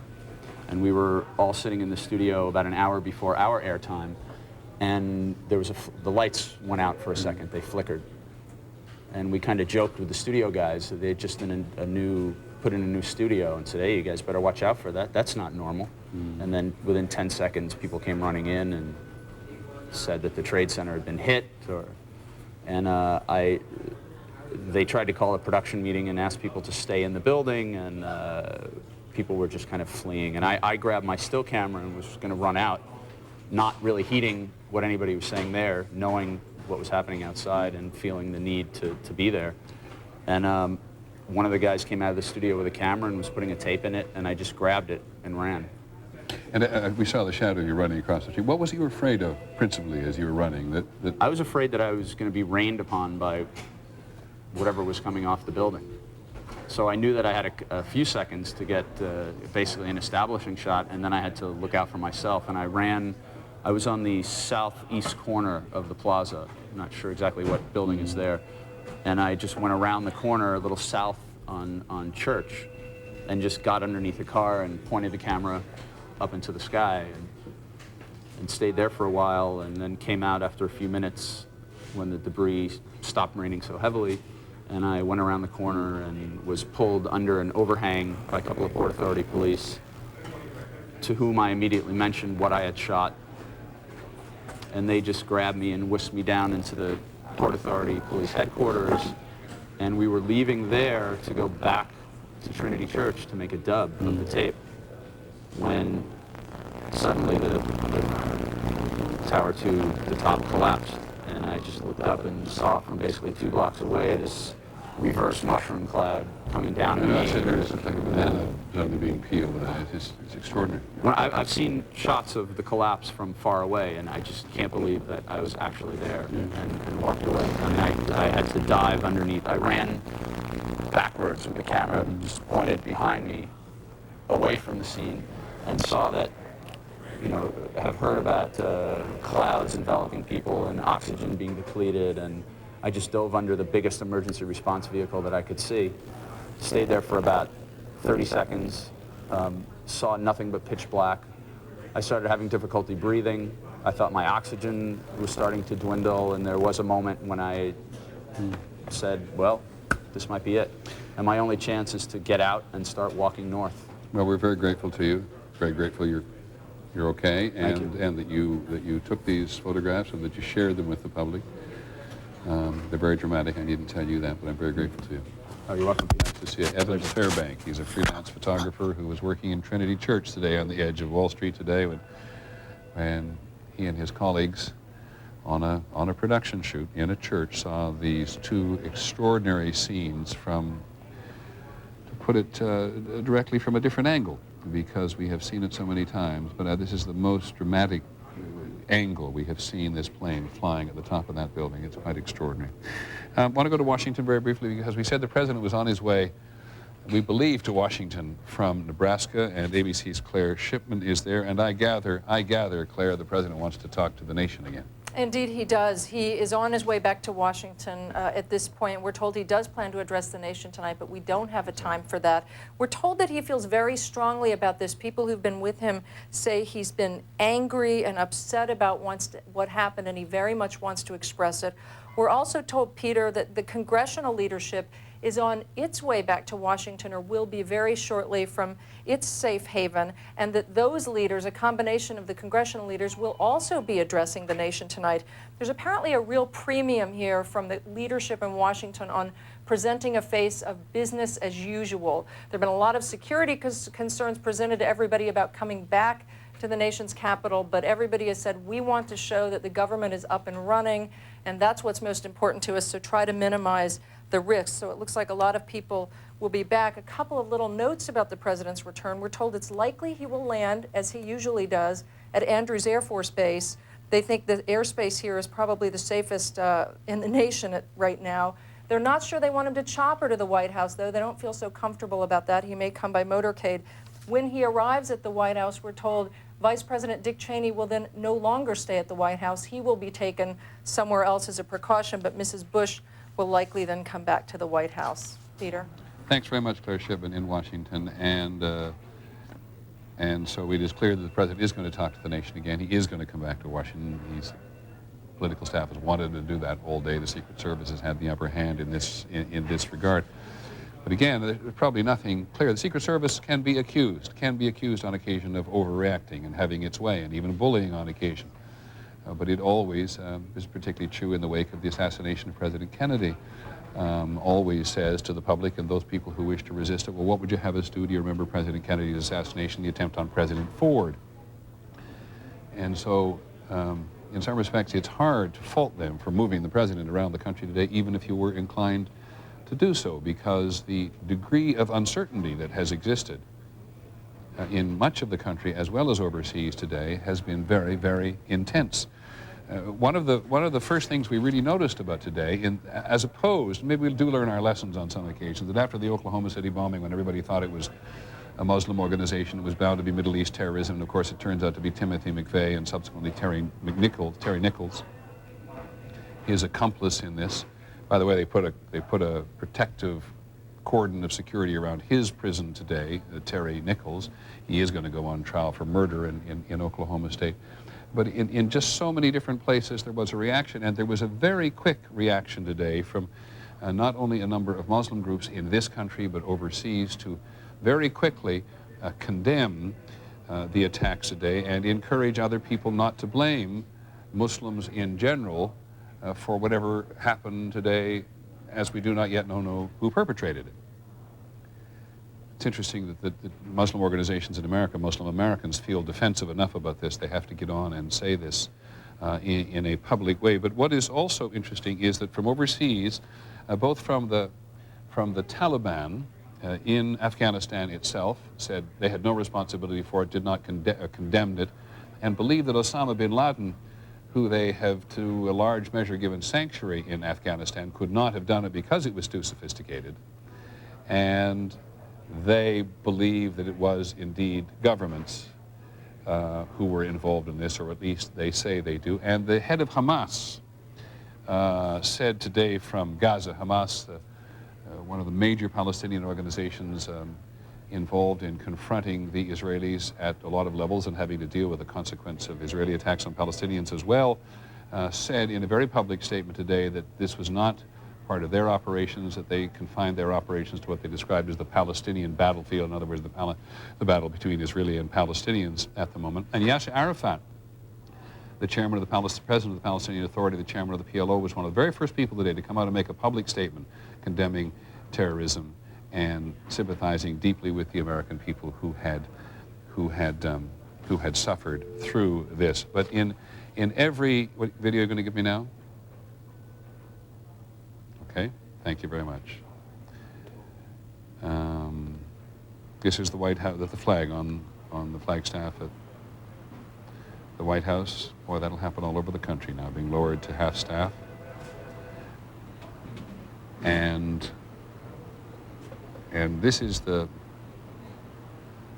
pretty much the same location. You see the Washington Monument very powerfully on a foreshortened lens there in the background, and the flag at the White House being lowered to half staff. That's going to happen everywhere in the country, and we're going to see the yellow ribbons of every imaginable color in the country and abroad in the next several days as it begins to sink even more deeply what the country as a whole and individuals in horrifying individual circumstances have suffered.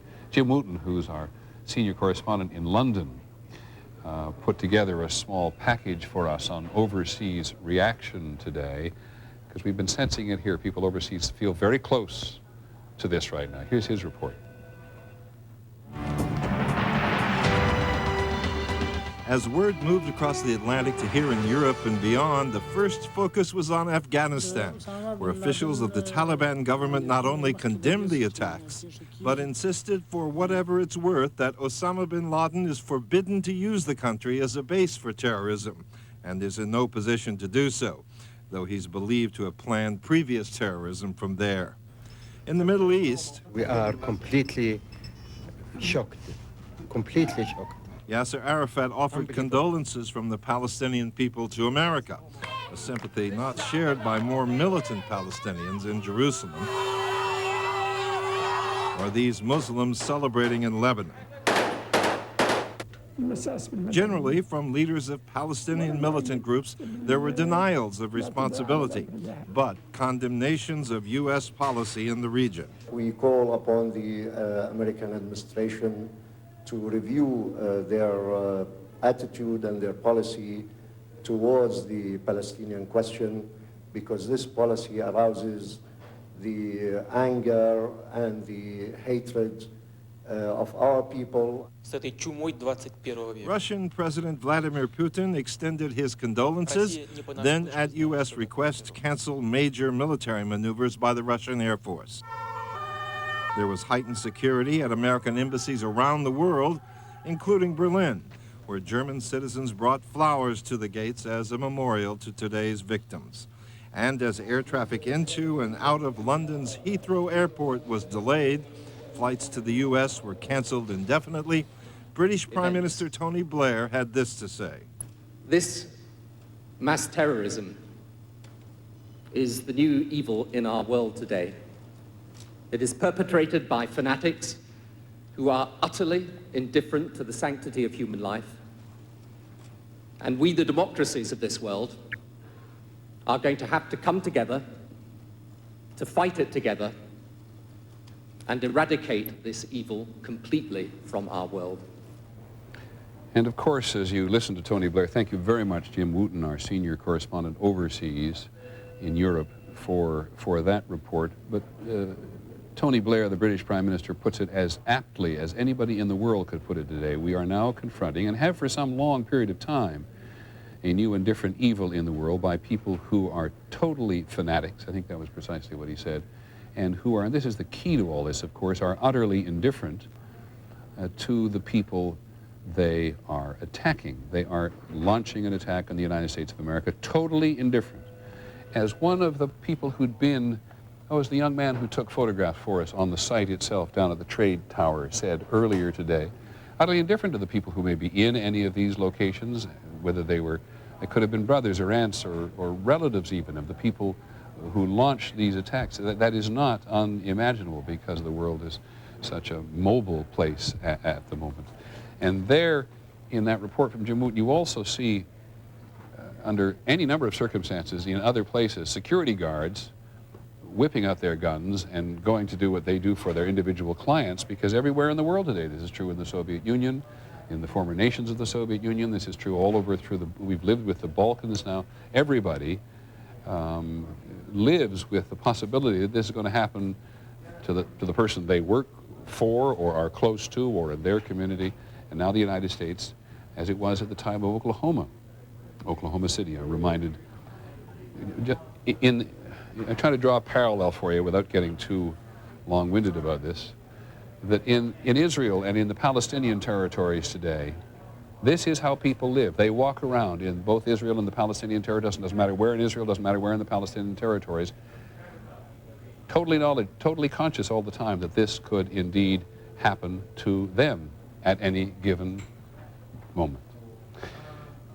ABC's John Miller has been off for a while talking because he knows them better than most of the police and the fire department, and you arrived and said there's no good news. No, in fact, the news is bad. There's only more difficulty.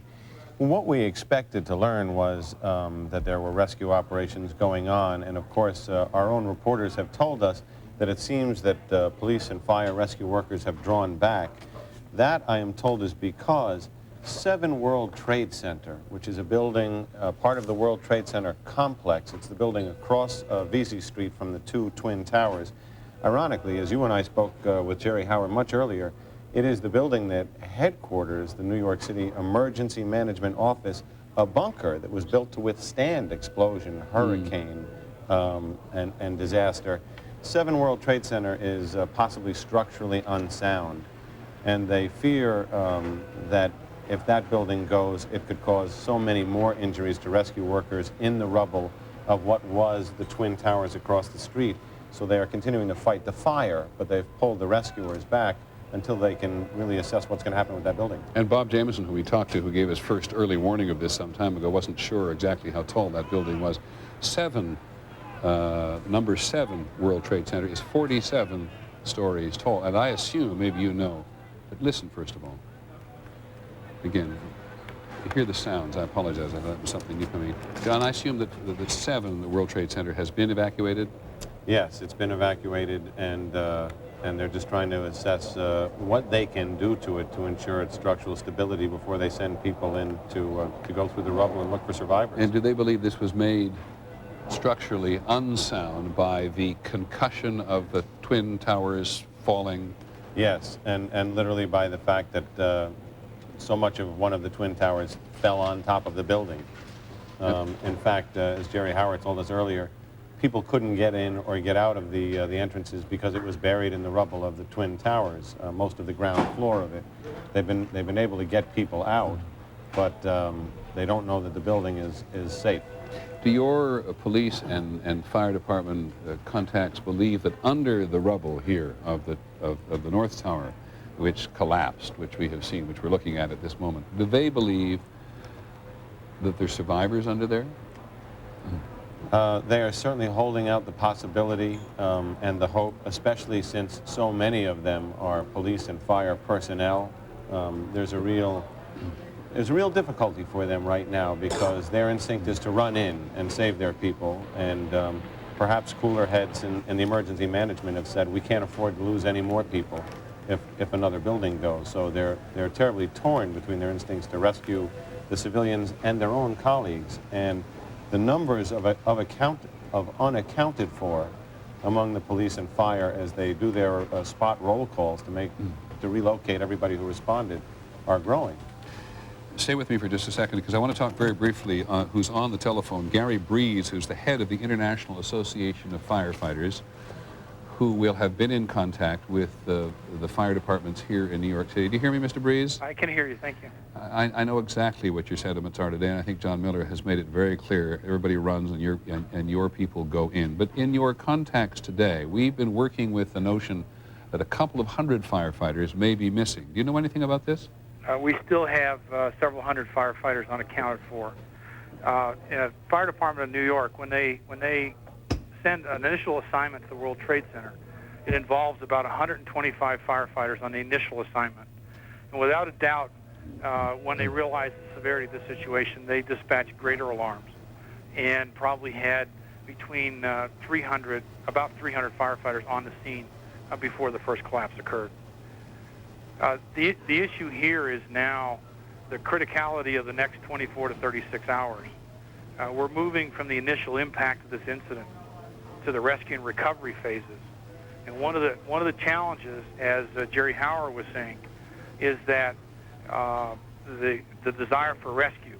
We find statistically that about 90% of the people that are rescued from building collapses are rescued in the first 24 hours. So this next time period will be very critical for the rescue of injured people. Now, Mr. Priest, as you have talked to your colleagues in New York, though, where are you, by the way? I happen to be in Denver today. Right. As you've talked to your colleagues in New York, do you get any sense from them about whether what you describe as rescue and recovery is going to be more recovery than rescue? I think it's going to be both. The World Trade Center is a horrific disaster. The primary rescue efforts will be taking place in the buildings that surround the World Trade Center. We have some 8 urban search and rescue teams on the way there now, but they will take at least 24 hours to become operational. Is this one of those situations where fire departments, not dissimilar from a forest fire, where fire departments are coming in from long distances, or is there enough men and material in the immediate area to help? I think from the initial response, fire departments from the New York area, surrounding New York City, New Jersey, Connecticut, and maybe even Pennsylvania have already begun moving toward New York City. The urban search and rescue teams are coming from as far away as California. What do you mean by an urban search and rescue team? Is this the same kind of team that would go to an earthquake? Yes, these are the structural collapse rescue teams. And for New York City, there's 3 teams coming from California, 1 team coming from Massachusetts. Mr. Breeze, let me interrupt you because we've had another building collapse. ABC's Bob Jameson. Bob. Bob Jameson? Okay. There has been another building collapse in lower New York. It may, and we won't even speculate as to what it is, but another building has collapsed. Just reconfirming that when the 2 trade towers collapse, you see people moving. These people are not as close as they look. They're at some distance away because the police have kept them at this distance. And another building, and maybe, John, you can recognize this, in this immediate area, I'm not going to speculate that it's number 7, but because a number of buildings in the immediate adjacent area are vulnerable. This is looking towards the World Trade Center, and that dark building in the upper left-hand corner is the telephone company on West Street. So this is a few blocks north, looking south. This is from 6th Avenue and Canal Street, looking south. And do we know how close either you, I'm going to bring George Stephanopoulos in a moment, do we know how close this collapse might have been to the trade towers? You know the streets well. What you see, the smoke coming up from this, this structure. I'm trying to discern from the pictures if that is the bottom of the World Trade Center or another building. Okay, the Associated Press is just reporting. George Stephanopoulos, are you in a position, we think this is Trade Center building number 7, which has collapsed? Yes, I'm not positive, Peter, but we are pretty sure that it is. One of our crew here saw it go straight down, and you're now trained on the plume of smoke coming straight out of that building. It happened just moments ago. It happened within 5 minutes, and that looks to be certainly within that immediate vicinity of the Trade Center. It just went straight down. Then in all likelihood, this is probably number 7, the building which... It's the one.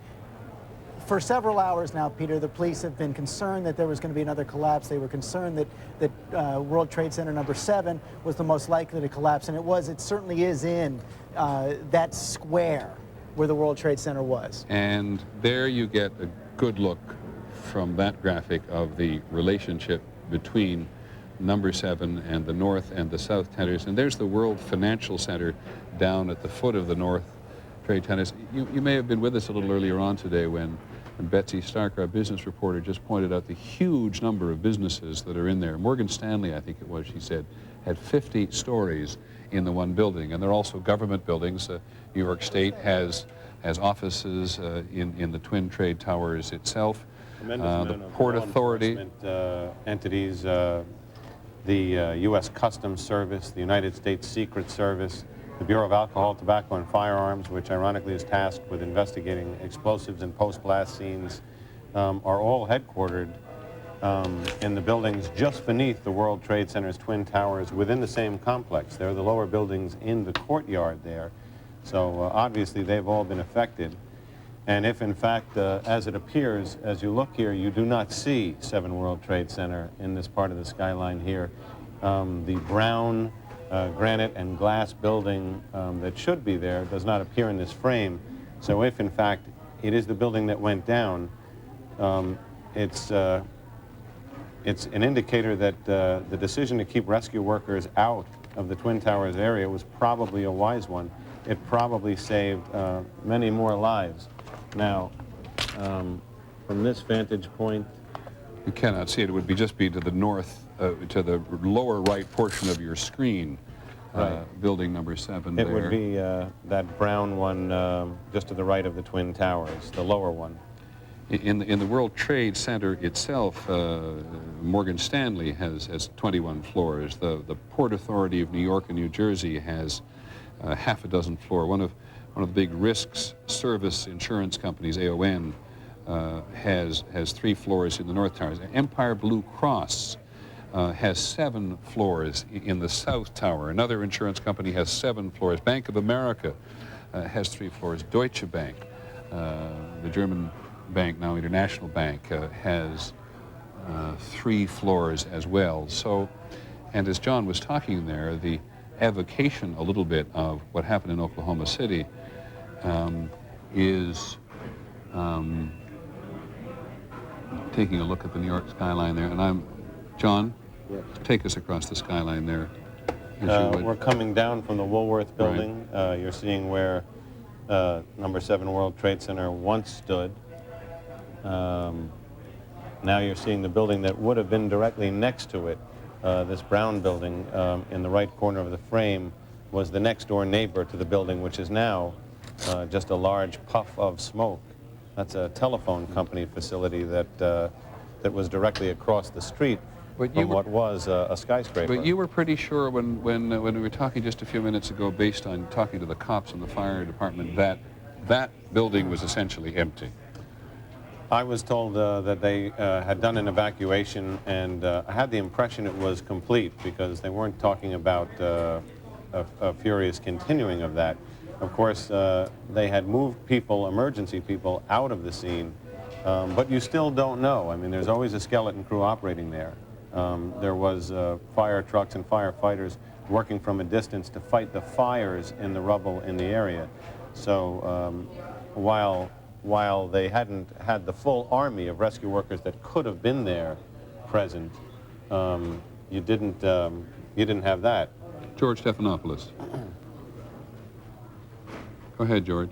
As we said before, we're about 20 blocks away from the World Trade Center site, but we were getting some of the silt and debris up here, this far away from the World Trade Center. Secondly, Peter, there is a much more heightened activity from police cars, dump trucks, and other emergency vehicles now in the area. They're congregating about 3 blocks away and looking to go down towards the World Trade Center. We just saw 3 police cars go by and other cars that were completely covered in dust and debris. Is Gary Breeze from the Firefighters Association still with us? Yes, I am. I'm sorry, Peter. And I was just asking for Gary, do you know whether or not number 7 had been fully evacuated in the course of the last 7 or 8 hours? No, not firsthand, but I can tell you that if it was possible to be evacuated, it would have been cleared out. You know, that's one of the first jobs that a firefighter will undertake, is getting the civilians out of the buildings.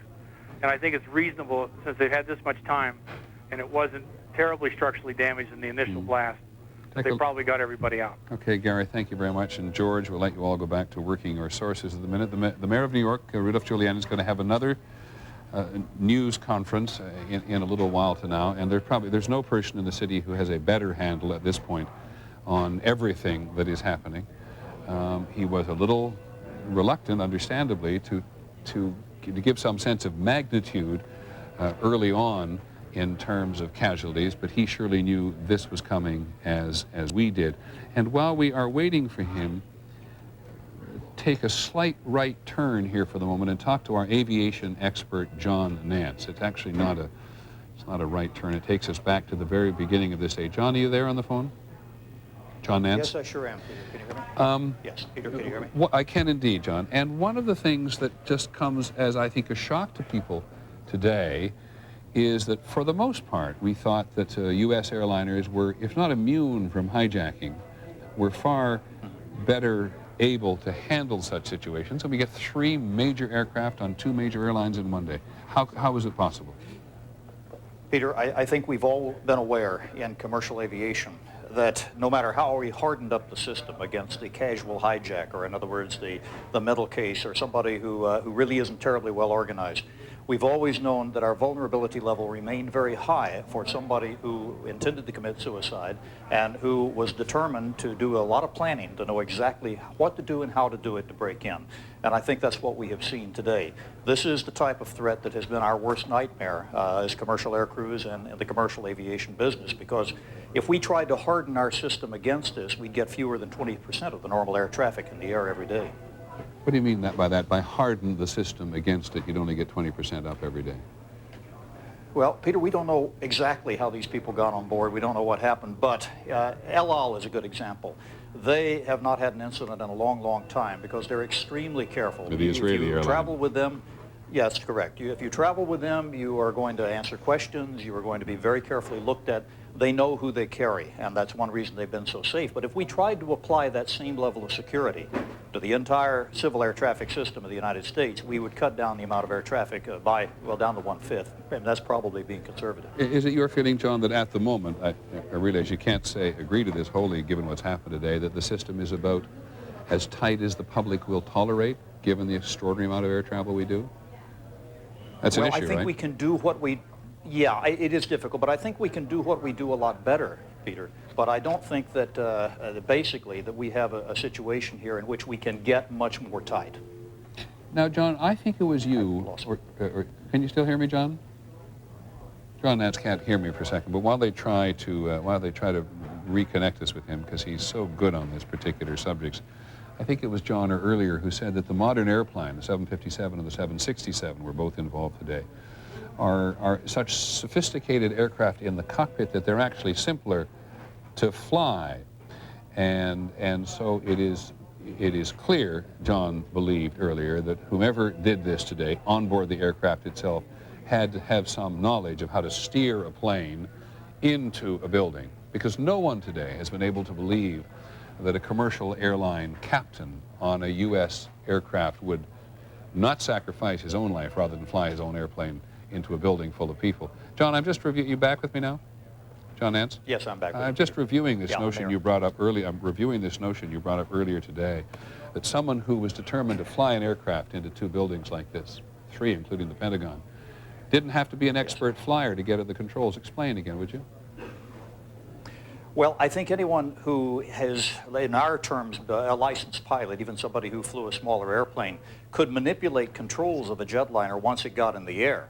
The problem is that if you're doing the planning for something this heinous, and you want to make absolutely sure that all of your aircraft reach their targets, you're going to want to put pilots who have some exposure to this type of airplane, or at least this class of airplane, into those seats. And that's why I don't believe that we had anything other than pilots that were put into this position, and probably the air crews, I'm speculating wildly, obviously, but I would imagine that the air crews that were assigned to those flights were probably killed very rapidly.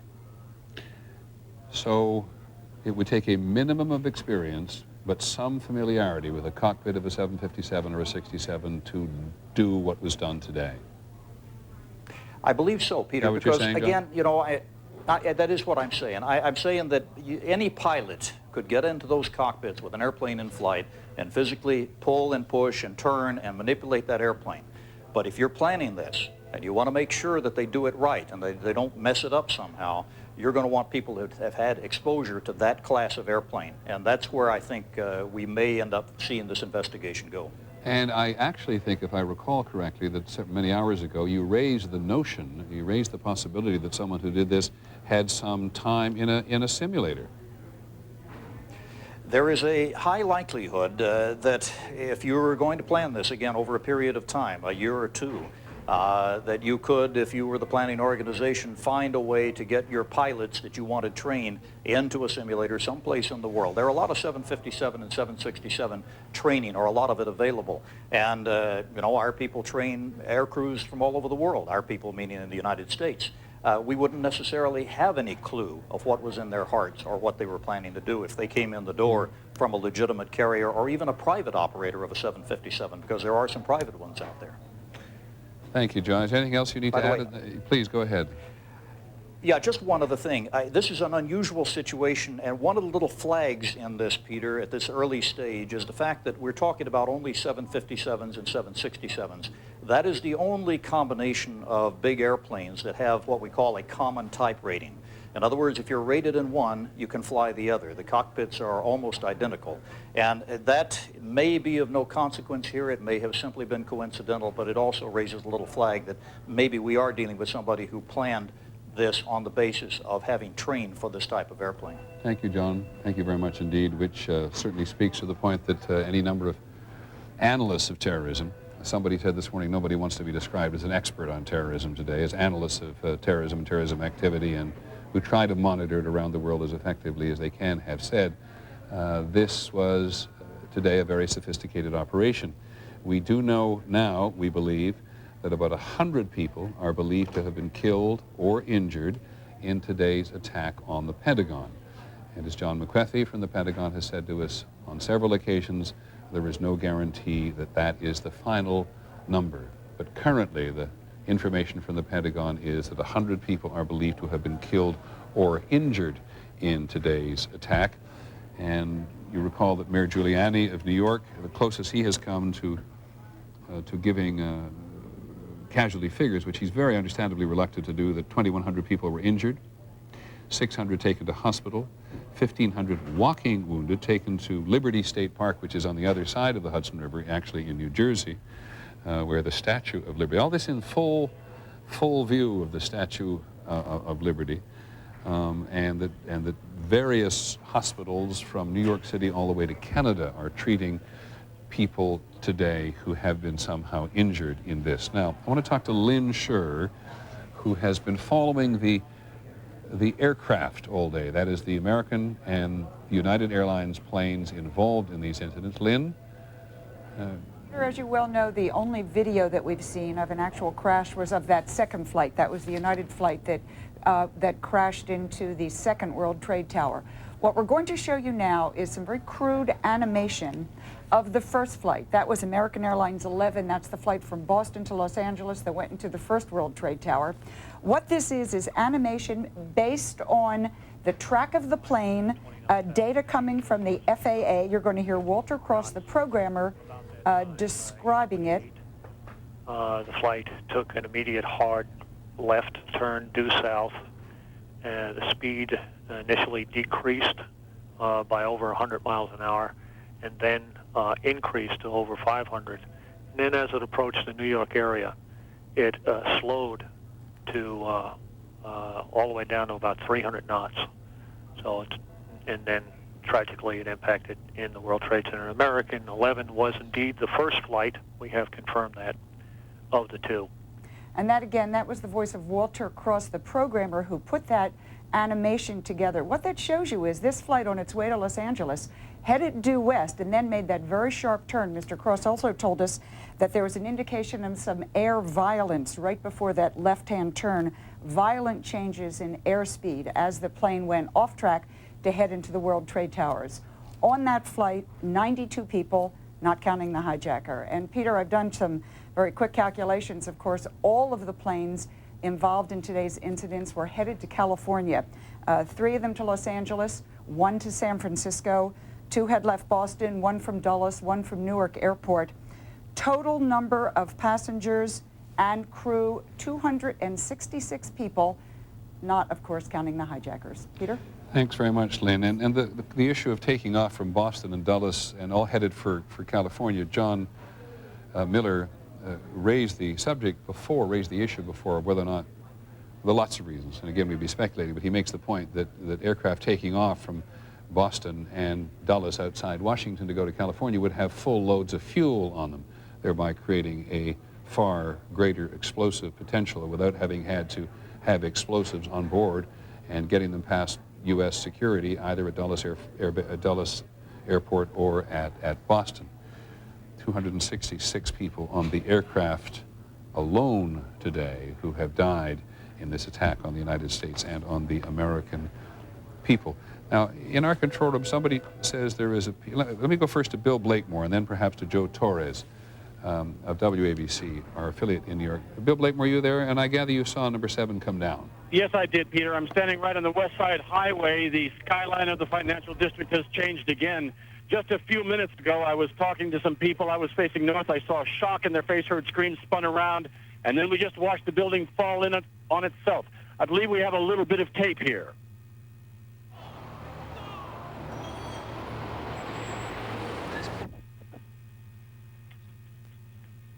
That's, Peter, it was an astonishing thing because the civilians who were standing around here were all amazed, but things have become so bizarre down here that the hundreds of firemen who were standing around looked at it, felt a bit shocked, but then just said, well, we're going to have even more work to do. Associate producer Lucy Kerrigan had been over near that building just a little bit earlier, and the policeman had told her that they feared the building was going to come down, that they were evacuating people from around it. So that's one little bit of good news, is that there may have been fewer casualties from this latest collapse than there otherwise might have been because they knew of the potential. But it's now still a very hot day here. The search and rescue operation is mounting even larger. There are dozens and dozens of fire trucks backed up on the West Side Highway, police trucks. There are what look like hundreds of volunteers who have showed up, who have been marshaled by the Red Cross, all with masks to avoid breathing in dust, but nobody can go in yet. We're still looking at buildings that are on fire down in the center of the financial district, and it's clearly a great deal of devastation. It's not too strong a word at all. It's going to take a while even to assess how bad it is. Bill, do you have any idea whether or not other buildings in the immediate area are vulnerable at the moment, whether there's concern about any other building as there was about this additional one after the towers? Well, from the angle I'm looking at, we can see one other building still on fire, and it seems to be on fire through the length of it. I would estimate that's like about a 30 or 40 story building. The problem for any one of us, of course, is that because of the other buildings down here still standing, which are so tall, you can't get a very clean view of the whole thing from the ground. But there's at least one, and it's clearly going to go on into the night. There's a lot of black smoke pouring out of that building now. Thank you, Bill. We just stay with this photograph for this graphic for just a second. Well, no, there's number 7 coming down.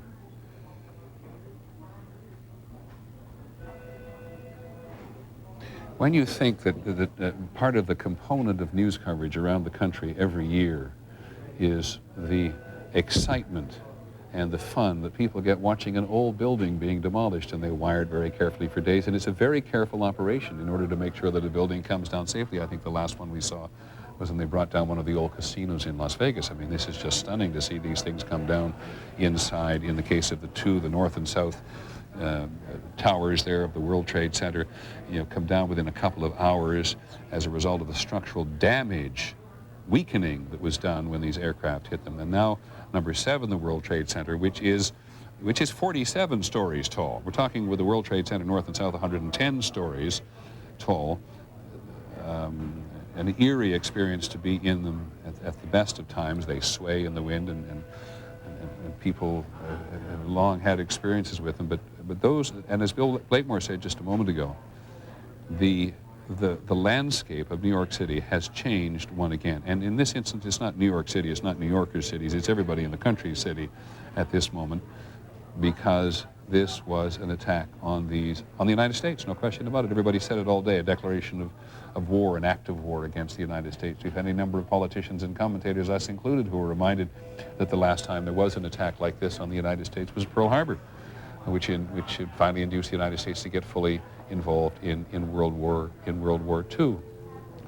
And we're going to go on all day, and we'll continue throughout the night trying to get some grasp of this. What do we know at the moment? The president is on his way back to Washington, and we're not certain whether he's going to be helicoptered in from Andrews Air Force Base, which is tradition, but the security apparatus is concerned, and so he may come in a motorcade. I can't remember the last time a president went or came from Andrews Air Force Base in a motorcade. Even maybe the last time was Bill Clinton. No, I don't even think Bill Clinton at the end of his inauguration went out. But there's another example. And the president wants to speak to the nation. And Linda Douglas reports from Capitol Hill that the leadership in Congress tonight wants to have.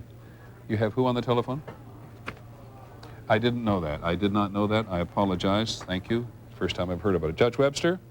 Peter. I'm sorry, sir. I didn't know you were on the phone. No, it's been very interesting, and I'm glad to listen. Thank you, sir. This is Judge William Webster, the former director of the FBI, on the phone, one of the and the CIA as well, as my friend John Miller points out.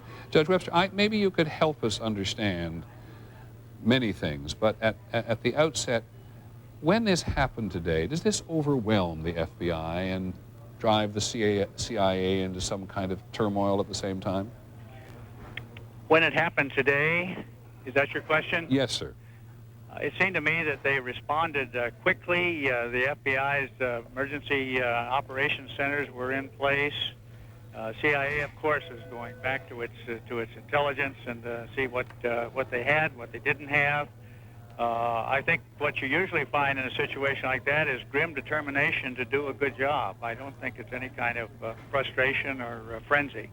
And as you have watched these events unfold today, and perhaps even talked to your colleagues, your former colleagues in the FBI and the CIA, what's your appreciation of this as a whole event? Well, it's an extraordinary event, and it brings home what we've been saying about the change of terrorism in the last 20 years, as it moves from fewer numbers, trying to make a political point, to doing extreme damage.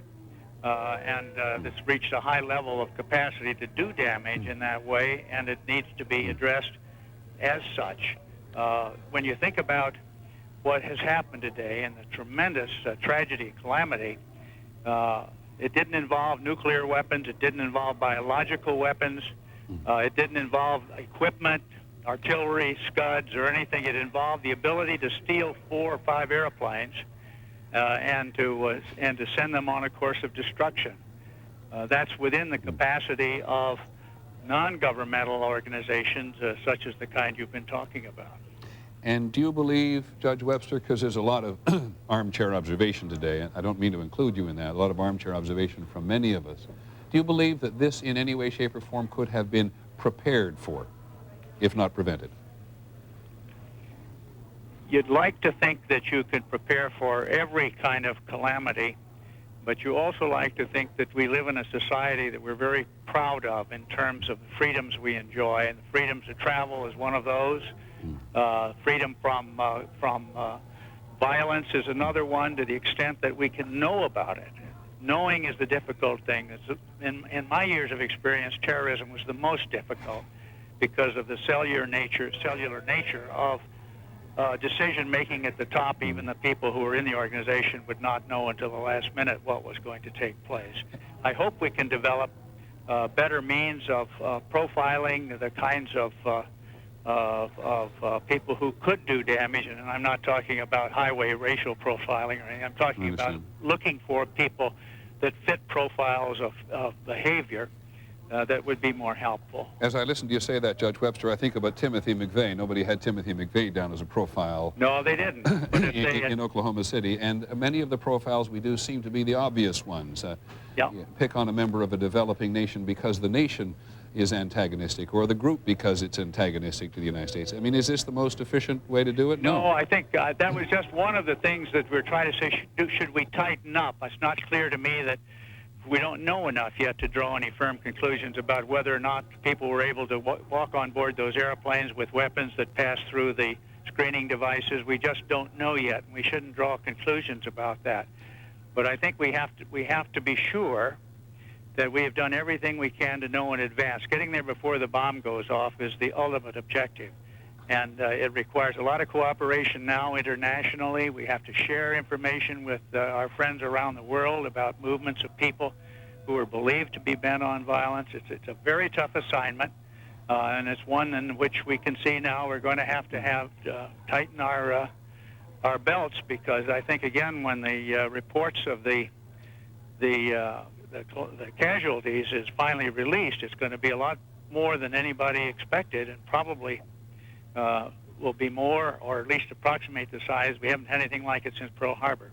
Judge Webster, I don't mean to make you the target of criticism today. It's not my intention at all. But as I listen to you talk about we got to tighten our belt and our defenses, it's what we hear after almost every incident of terrorism. And I wonder what you think, as you've listened and watched today, what you think more could be done that the United States hasn't been doing up until now that is humanly possible in a free society. I think we've been very educated and sophisticated in knowing what we needed to do. The counter-terrorist centers that have been formed to be sure that information is properly recognized and passed along to the people. Those are things that can, in an evolutionary way, can be improved. Human intelligence, of course, is what everyone will call for now, and we should have it. But we shouldn't fool ourselves that it's something we can automatically take off the shelf and put in place in terrorist organizations. At the time that human intelligence, you call it in your trade, was downgraded as part of the national effort against terrorism, were you supportive of it being downgraded? Actually, that was before I came on board. It seems to me that we've been trying ever since 1978 to improve, or at least 1980, to improve the quality of human intelligence. And in some cases, we were very successful. I recall the ability, the Armenian terrorist incidents in the late 1970s and 80s, we were able to get there and interdict the bombs, one in San Francisco, one in Los Angeles, one with explosives en route to New York, and the other in Canada. We know what we need to do, and in some cases we can do it, but we're dealing with some very, very powerful and sophisticated competition here. Judge Webster, I'm very grateful you joined us. I'm sorry to keep you waiting, but I have one more question for you. Whenever there's a debate or a discussion about the freedom of Americans and the freedom of movement Americans should enjoy under these circumstances, the director of the FBI is always right there at the center. And there's always a debate there's always an inclination to think that you and the FBI, you want to make it tougher for Americans to move about because it's easier for you to do your job under those circumstances. What's your message to the American people today about retaining their freedoms in the face of this kind of enemy? I think the message is that we can't have a pendulum swinging back and forth from repression to anarchy. And I think we've done a pretty good job of finding that center, which Edmund Burke 300 years ago called ordered liberty. We need to have liberty, but it has to be one accompanied by order. And professionals are very willing to do their job under court orders and the appropriate procedures. All that they ask is that they not be unduly burdened by restrictions that in times like this get in the way of finding the culprits and bringing them to justice. Judge Webster, thank you very much for giving us the time. We'd like to hear from you later on, so we're very grateful to you at the moment. Thank you. Two things the judge said, Thank you, which... Peter. You're welcome, sir. Two things the judge says which just leap off the page, John Miller, to me. Clearly, one is the Edmund Burke quote when he talks about liberty. It has to be ordered liberty. And the other, in terms of talking about the capacity of the terrorists today, said there were no scuds involved. There was just the capacity to steal 4 planes. And we had talked earlier about airline security. How do you get a gun on an airplane? Unconfirmed reports from these cellular phone calls that were made to 911 from one of the flights saying that a flight attendant had been stabbed. Perhaps they didn't have a gun. Certainly, the GAO and the General Accounting Office of Congress and the FAA and airline securities consultants have demonstrated over and over again that if you're careful enough and you plan it, you can get a weapon onto a plane. And they've demonstrated exactly how, which I won't describe here for obvious reasons. So this is security that's designed to harden the target, the airplane. Certainly, there's no such thing as total security there. And terrorism, I mean, if you look at this most incredible, unprecedented, historic act of terrorism, it still harkens back to what we see in the World Trade Center, Oklahoma City, the embassy bombings. We talk about the level of sophistication in planning, maybe, but the actual act is usually very low tech. A bomb made of fertilizer and fuel oil, things you can look up and buy on the internet, hijacking an airplane, perhaps even with sharpened instruments. Now, the aspect that there may have been people trained to fly these planes, that's a new wrinkle. That is certainly on conventional hijacking. I can give you an update from the scene as things are developing there. If there can be any good news about a day like today, the collapse of 7 World Trade Center, the building they were so worried about injuring rescue workers, has freed up rescue workers to now go into the area, and they are moving in groups of 20 and 50 as their teams are designated. So the principal danger to the rescue and recovery teams has been eliminated. The biggest danger has literally removed itself. One of the first teams going in is a team of tow trucks, which is literally going to pull rigs that are fire trucks, police trucks that are buried in rubble out of the way so that they can clear a path and bring in other vehicles. And they've requested a number of dogs. Additionally, 100 doctors... I'm sorry to keep interrupting. Sure. Explain why they want dogs. They want bloodhounds, cadaver dogs, the kind of dogs that can climb up in the rubble with them and catch the scent of people that they can dig for in such a big pile of rubble. It is a strange name for a specialty, but there are indeed things called cadaver dogs. Anybody who called it the Condit investigation know that they were used in, et cetera. Come on, right. Please. 100 doctors, 100 nurses are standing by the main police facility that is now the command post for the NYPD, not police headquarters, but an off-site location further up into Midtown, has them standing by waiting for somewhere to send them. And essentially, this long operation, which will be the longest night for New York's rescue workers, has just begun. And thank you, John. And Cynthia McFadden, I believe, is now at Chelsea Piers, a large sports entertainment complex on the west side of Manhattan, or at least close to it, which, Cynthia, was described earlier as a makeshift morgue. Is that really what it's going to be? No, it's not, Peter. What they've decided to do here is make this the triage center. We've been told that all victims now who are taken out of the blast site are going to be taken here first. They'll be tagged before they get here, determine what the severity of their condition is, and then once they arrive here, they'll be treated initially and then sent on to other hospitals. I should also tell you that inside this has been described to me, you can see behind me, ambulances. What you can't see probably is that there are probably 200 or 250 ambulances lined up here on the west side highways, waiting. These are empty ambulances waiting to distribute patients or potential victims all over the tri-state area to hospitals. Peter, inside, it's been described, we got a look inside earlier, it really looks like a MASH unit. It's 50 operating suites set up, hundreds of doctors and nurses here to treat the wounded. They have been here, standing here for hours now. There are no patients here yet. the latest estimate is that there won't be any people here for several more hours. What we're told is, and I was just listening to John Miller, part of the problem initially was that when the first rescue workers went in, and we've talked to some of them who have, some of the second wave of rescue workers, the first wave of rescue workers who went in were trapped, many of them killed by the second blast. And so when the second workers came out, many of whom are now here, they wouldn't allow anyone back in the area, which is why there aren't any patients here at the moment. Well, Cynthia, let me just go a little farther with that. You say 250 ambulances standing around waiting to pull people out. You'd be talking about pulling people out of the rubble at this point.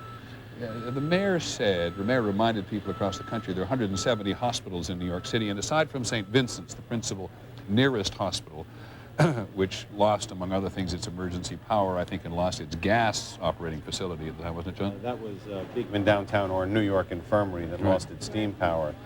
St. Vincent's then actually had to bear the brunt of this. And so people have gone directly to hospital. I don't quite understand, Cynthia, the who's going to come to Chelsea Piers until they begin to rescue people, hopefully, from the rubble itself.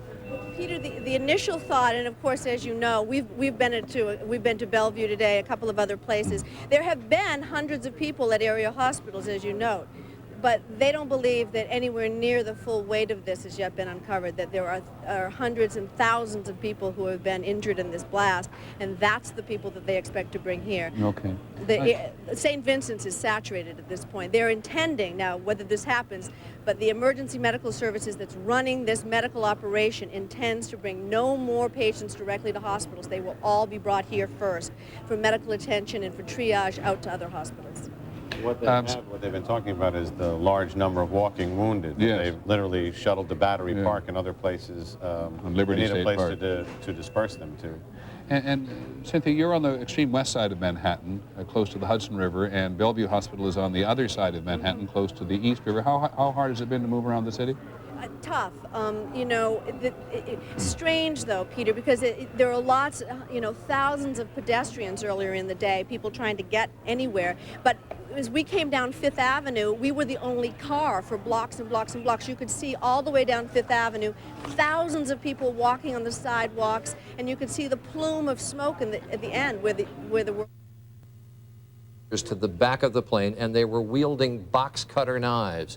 Those are the kinds of knives, where you slide forth a razor blade. They had box cutter knives that they were threatening people with. She said they were circling over the Pentagon, which is curious, as if they were waiting for something. That plane, after having left Dulles Airport, was diverted to the area of the Pentagon and was circling. We don't obviously know why or for how long, but it crashed into the Pentagon moments after the planes had hit the two towers of the World Trade Center. And she said to her husband in those phone calls, "What should I do? What should I do?" But of course, there was nothing she could do. Peter. Thank you, Charlie Gibson. Barbara Olson, giving us inadvertently, or maybe not inadvertently, giving us a new piece of information, John Miller, because of all the things that you try to smuggle into an aircraft, if her eyewitness report is correct, that the hijackers on that particular plane were cutting box cutters, are easier to smuggle than a lot of other things. Well, yes, and especially because there are box cutters that are... Take them apart and put them back together again. Right, that come in plastic sheets as opposed to metal. The blade itself is a razor blade, so even in a metal scan looking for guns or knives, it's not going to show up as a high-profile item, especially if you put it in a carry-on bag that's very busy with other items. It is, and as you were talking, I just keep thinking, when we'll ever learn about this? We will learn, perhaps someday, what actually happened in those cockpits if the cockpit tapes survive these horrendous incidents. But this is not like the black boxes necessarily, which keep automatic records of the plane's systems. No, cockpit tape is more vulnerable. The cockpit, the in-flight recorder will be invaluable here. I think the best shot, obviously, is the one that went down in Pennsylvania because they can search for that within the wreckage of an airplane. It is an uphill struggle to find a cockpit voice recorder in the wreckage of the two twin towers on top of the wreckage of an airplane. So perhaps some of the earliest clear answers may come from the plane that crashed in a field. People will remember around the country the painstaking effort to reconstruct and find what actually occurred on board TWA 800, which 10 years ago exploded. Am I right? 10 years ago? 10 years ago. TWA Flight 800 was, I think, 97. 97, beg your pardon. 5 years ago. The cockpit flight recorders and the black boxes were found in a remarkably short time, given that they were under the sea, and yielded very little useful information. In this case, I think you're going to hear a lot more dialogue. If you recall the crash of Egypt Air Flight 990, you know, the cockpit voice recorders were very telling as to what unfolded, or at least many people believe they were. So in this case, I think you'll probably see your first answers about what occurred on the aircraft in Pennsylvania. We do have an advantage here that people with cellular phones, other than Mrs. Olson, did call out to 911, to emergency numbers, because they were low over land, and started to report these things. And the National Security Agency, which records everything a variety of signals in the air, is backtracking and looking for cellular signals that they have on tape to see if they can capture more of those calls, and they have. Just to review New York City itself, because it's New York City at which we are currently looking. The mayor and the governor have just held a news conference. Most of the news forthcoming from the mayor, of course. He says it's difficult to move in the city. The city will be open tomorrow. There are 2,000 people in terms of walking wounded, and he's been very careful from the outset not to guess at casualties and suggest that there's a real urgency in the press corps and the news media to know about them. I don't think there is. I just think that people want to get some sense of the magnitude of this, and it's for families and friends around the country who want to know on a personal basis what's happened to their friends and their relatives. So he's not going to give his account. He's urged people in New York City tonight not to feel any hate and anger. He said that prejudice actually caused this. And he went on to say the United States government will find out what happened, but now it is up to the people of New York City to put the best face on, behave like New Yorkers. That was nothing, that actually full. And Governor Pataki then said that, you know, they were seeking help from a lot of people, and we'll come back to that in a long time. But for many people around the country, it is time for world news.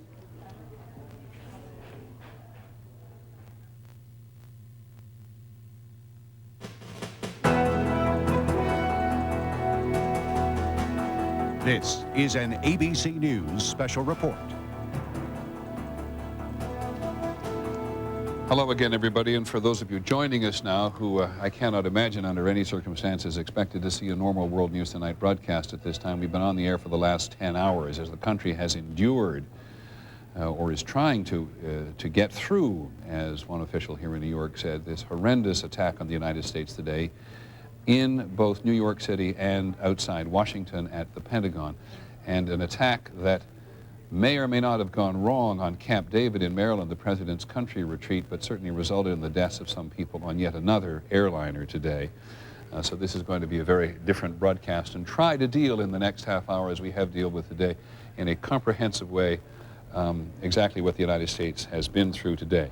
Began a little more than 10 hours, a little less than 10 hours ago, when first one aircraft, we'll take you through the video scenes of the day, when first one aircraft and then another hit and ultimately destroyed the twin trade towers, 110 stories high, on the west side of Manhattan.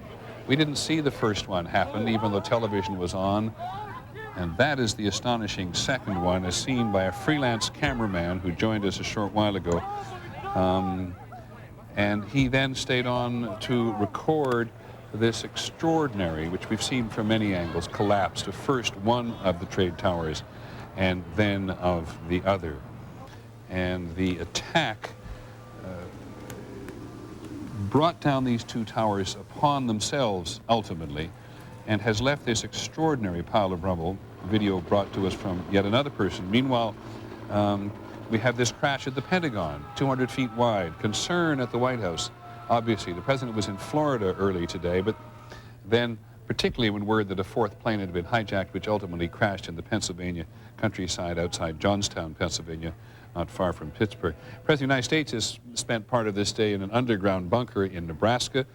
He's on his way back to Washington now. He's going to speak to the nation tonight. The Navy's Atlantic Fleet was at one point diverted to come and bring aircraft carriers to New York Harbor so that they could assist. There's help and assistance descending on New York and Washington from a variety of places. And it's probably not at all unfair to say that the entire country is, in some measure, in shock as to what has happened to the United States in a psychological, symbolic, and very physical way on this particular day.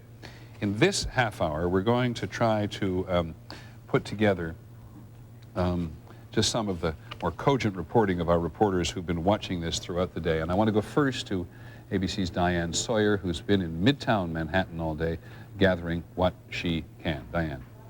All right, Peter, forgive me if I don't respond to you carefully because it's still very noisy down here, and I'm going to kind of tell you what happened to me. We're now about 4 blocks from the scene, and as you can see, even at this hour, it's like being on the edge of the crater of a volcano. The smoke is still pouring out, the air is still acrid with fumes. Everywhere around me, I see haggard firefighters, exhausted policemen.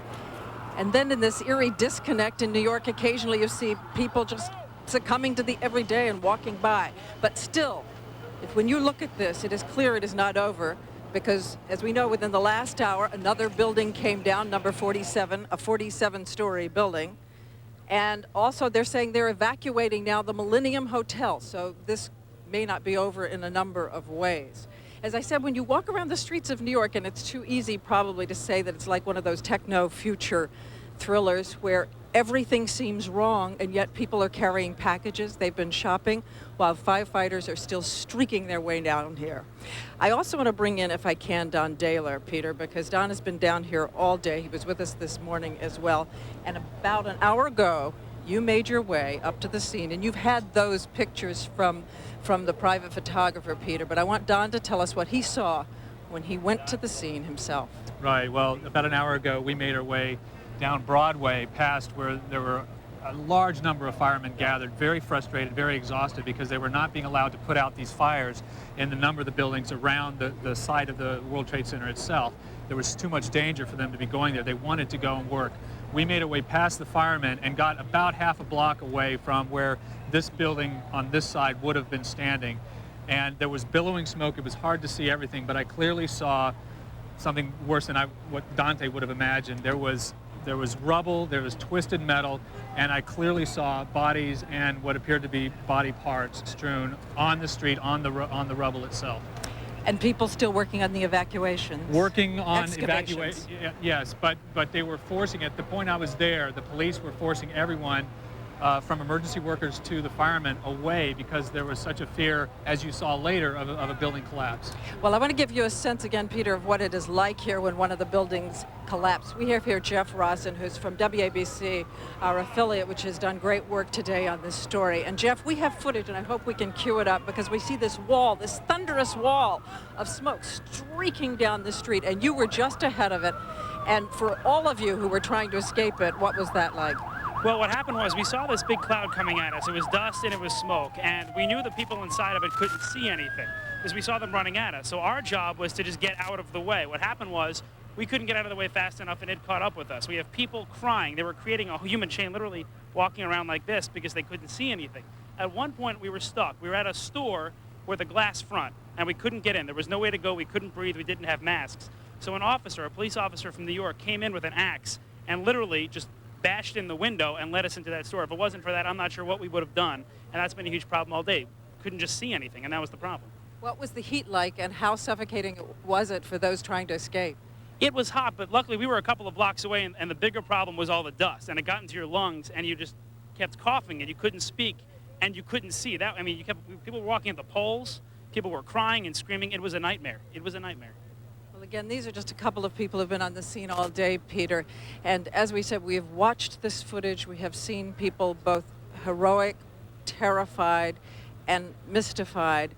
And the scene out here tonight is really just one of complete, almost wounded numbness. And there's no other phrase I can summon at this moment to convey it to you. Thank you very much, Diane. Diane Sawyer, who's been in Midtown Manhattan all day trying to get a grasp of the city and very effectively what's going on around her. Don Daler from ABC News Good Morning America has been down with a couple of freelance photographers. It's freelance photographers who brought us the most intimate, the closest up video of what actually happened at the Twin Trade Towers today.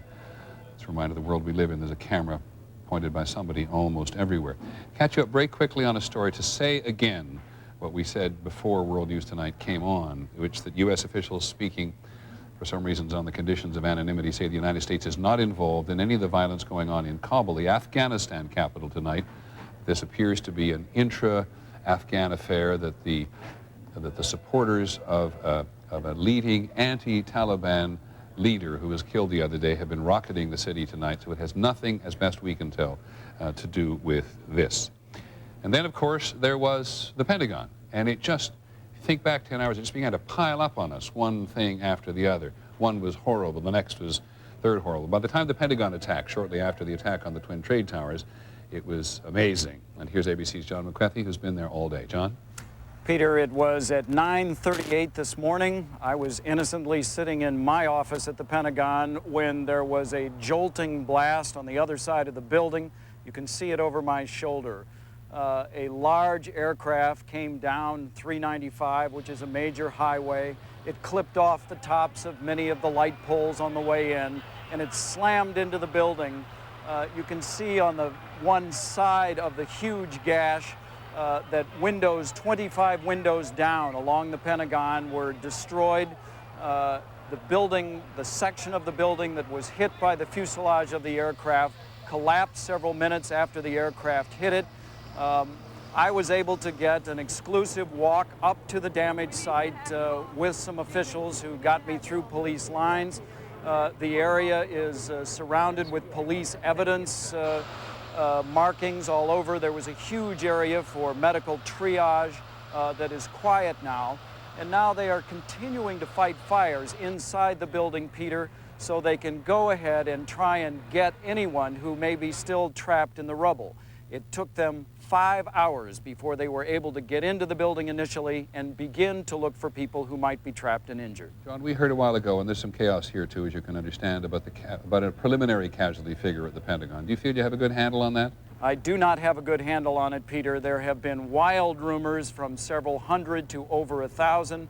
It's impossible to know at this point, and I will not speculate. And you may have said this most recently, and we would never want you to speculate, John. I believe you said now what you said earlier before, that the senior military officials at the Pentagon, none of them have been hurt to the best of your knowledge. Don Rumsfeld, the Secretary of Defense, is in just a few minutes going to hold a briefing inside the Pentagon for a very few number of reporters that are over there. And all of the military chiefs have been accounted for, and they have been spending the day in the National Military Command Center. Presumably they have initially been looking at rescue options, but we also believe they are looking at retaliation options. But before that can happen, of course, the United States has to determine who they believe is responsible for this attack. I'll tell you, Peter, there is a pervasive sense of anger among the military officers I've talked to today. They have mentioned again and again Pearl Harbor, saying that it is going to be dwarfed. The number of people killed in Pearl Harbor so many years ago, just about 2,600. They say the casualties from this one are going to be so much worse. They are ready to go to war. There is a sense of war here at the Pentagon. And thank you very much, John McCarthy at the Pentagon. We'll be coming back to you many times in the course of the evening. The question is, go to war with whom? Because from the FBI, from the CIA, from the Pentagon today, no warning of this whatsoever, no knowledge of who's involved, no clues yet as to who's involved that we have heard about in any respect today. It has been interesting today to try to focus on the president, too, because the country does so clearly focus, I can't read that, I'm sorry, does focus on the president in a moment like this for leadership. And I believe that Ann Compton, who's been with the president all day, in a very tight group of people with the president, is on Air Force One and can talk to us at the moment. Annie, can you hear me? Yes, Peter, I can. We're just getting off of Air Force One. He has arrived back in Washington with a dramatic flight with F-16s and F-15s on either wing as he came into Andrews Air Force Base. And the president feels it's important to address the nation tonight. Later this evening, he will give what we are told is a message of reassurance to Americans that the United States has been tested before and has always passed those tests. And when we saw him briefly toward the back of the plane, he was resolute. Annie, thank you very much. And the President will take a helicopter, I gather, from Andrews Air Force Base downtown, or do we know that? Well, we do know that, but it's one of the things we aren't going to talk about until he's safely at home. We just did, inadvertently, and as we had not been told not to talk about it, but there was some question. The President does traditionally come from Andrews Air Force Base down, and one assumes, given the extraordinary security that's surrounded the President today and how the Secret Service has moved him first from Florida and then out to Nebraska and now to Louisiana, first of all, and then to Nebraska and back to Washington, President all over the country. Here's the Secretary of Defense, Don Rumsfeld, who's been in the Pentagon all day.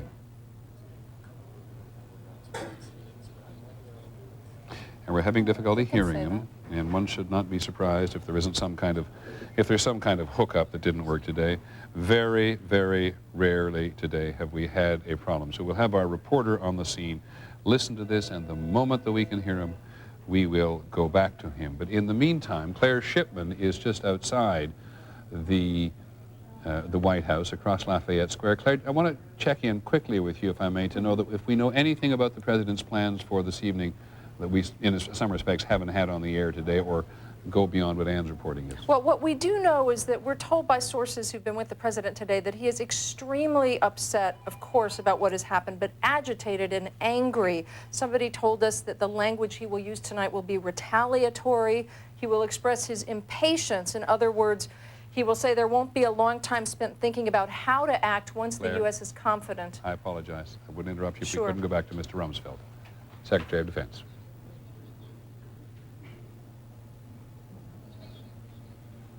Well, the best laid plans. First of all, here we are. Kind enough to come down and has been with us. We've very recently had a discussion with the President of the United States. Chairman Hugh Shelton has just landed from Europe. Secretary of the Army, Tom White, who has a responsibility for incidents like this, as executive agent for the Department of Defense, is also joining me. It's an indication that the United States government is functioning in the face of this terrible act against our country. I should add that the briefing here is taking place in the Pentagon. The Pentagon's functioning. It'll be in business tomorrow. I know the interest in casualty figures, and all I can say is it's not possible to have solid casualty figures at this time, and the various components are doing roster checks, and we'll have information at some point in the future, and as quickly as it's possible to have it, it will certainly be made available to each of you. I'll be happy to take a few questions after asking First General Shelton if he would like to say anything, and then we will allow the others to make a remark or two.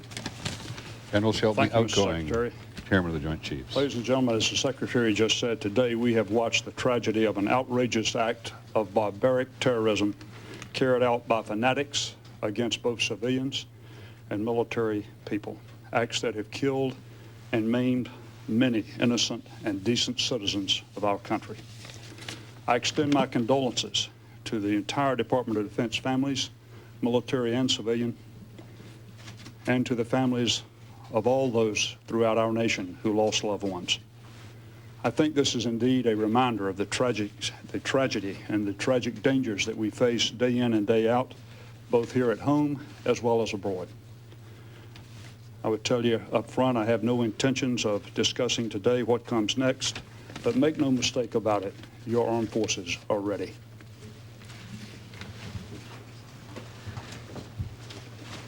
Chairman of the Senate Armed Services Committee, Carl Levin. Our intense focus on recovery and helping the injured and the families of those who were killed is matched only by our determination to prevent more attacks and matched only by our unity to track down, root out, and relentlessly pursue terrorists, states that support them, and harbor them. They are the common enemy of the civilized world. Our institutions are strong, and our unity is palpable. Senator John Warner. Thank you. As a past chairman preceding Carl Levin, I can assure you that the Congress stands behind our president, and the president speaks with one voice for this entire nation. This is indeed the most tragic hour in America's history, and yet I think it can be its finest hour, as our president and those with him, most notably our Secretary of Defense, our chairman, and the men and women of the armed forces all over this world stand ready not only to defend this nation and our allies against further attack, but to take such actions as are directed in the future in retaliation for this terrorist act, a series of terrorist acts unprecedented in world history. We call upon the entire world to step up and help, because terrorism is a common enemy to all, and we're in this together. The United States has borne the brunt, but who can be next? Step forward and let us hold accountable and punish those that have perpetrated this attack. Again, I commend the Secretary, the Chairman, and how proud we are. We spoke with our President here moments ago.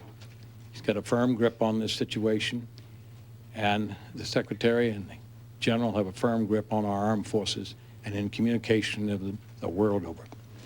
The Secretary of Defense, Carl Levin, Senator, Democratic Senator Carl. They're going to take questions. Let's stay here with this and see if anything is revealed. Mr. Secretary, did you have any inkling at all, in any way, that something of this nature and something of this scope might be planned? Charlie, we don't discuss intelligence matters. I see. And how would you respond if you find out who did this? Obviously, the President of the United States has spoken on that subject, and those are issues that he will address in good time. Mr. Yes. Secretary, we are getting reports from CNN and others that there are bombs exploding in Kabul, Afghanistan. Are we at the moment striking back, and if so, is the target Osama bin Laden and his organization? I've seen those reports. They, in no way is the United States government connected to those explosions. What about Osama bin Laden? Do you suspect him as the prime suspect in this? It's not the time for discussions like that. Mr. Secretary, you said you could not be specific about casualties. Can you give us some characterization of whether it's dozens or hundreds in the building? Well, we know there were large number, many dozens in the aircraft that flew at full power, steering directly into between, I think, the first and second floor of the opposite the helipad. You've seen it. There cannot be any survivors. It just would be beyond comprehension. There are a number of people that they've not identified by name, but identified as being dead, and there are a number of casualties. But the FBI has secured the site, and the information takes time to come. People have been lifted out and taken away in ambulances, and the numbers will be calculated, and it will not be a few. Mr. Secretary, could you tell us what you saw? Mr. Secretary, do you consider what happened today, both in New York and here, an act of war? There is no question but that the attack against the United States of America today was a vicious, well-coordinated, massive attack against the United States of America. What words the lawyers will use to characterize it is for them. Does that mean Secretary of Defense Don Rumsfeld being asked all the obvious questions, and let's just quickly review them before we move. Did they have any inkling of this in advance? The answer is they don't discuss this. Every single piece of evidence we have seen all day says the United States in no way had any inkling of what was going to happen, and if they did, boy, somebody missed something somewhere. Secretary, reaffirming what we reported to you already, the U.S. has no, or saying again what we've said already, that the U.S. has no involvement in Afghanistan, the violence occurring in Kabul tonight. This is not a time to discuss whether or not the United States suspects Osama bin Laden, but he's been at the top of the list of American suspects for international acts of international terrorism for so long now, it's impossible not to imagine he wouldn't be at the top. Casualties in the building, he says there are many. And then he goes on to make the point that we sometimes forget in covering New York and the Pentagon today, and that is the people who died on the aircraft. 266 people died on 3 aircraft today, 4 aircraft today. The 2 that crashed into the trade towers, the 1 that crashed into the Pentagon, and the 1 that crashed in Pennsylvania today, whether or not it was on a mission or not. Was this an act of war? Secretary of Defense and everybody else in the government today, you can expect to be very careful about using the phrase an act of war, because it imposes on the United States certain requirements to respond in certain ways if they find themselves involved in a war, especially with another country. We believe this is now the President coming from Andrews Air Force Base to the White House, but it was Senator John Warner, one of the most senior politicians involved with the military for many, many years now, and a man with a real sense of history and knowledge of history, surely, who describes this as the most tragic hour in America's history.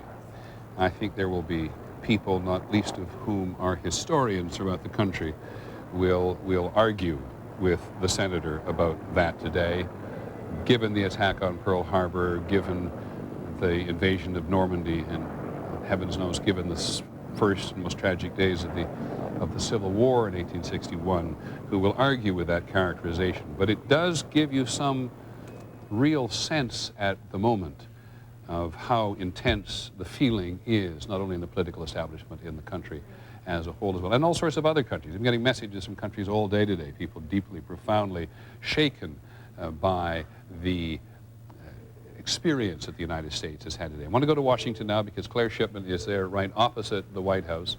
We'll come back to Charlie Gibson and casualties in just a moment, but as we think, Claire, that the President may indeed be arriving, are those helicopters, Air Force or Marine One as it's called, the President's helicopter coming from Andrews Air Force Base?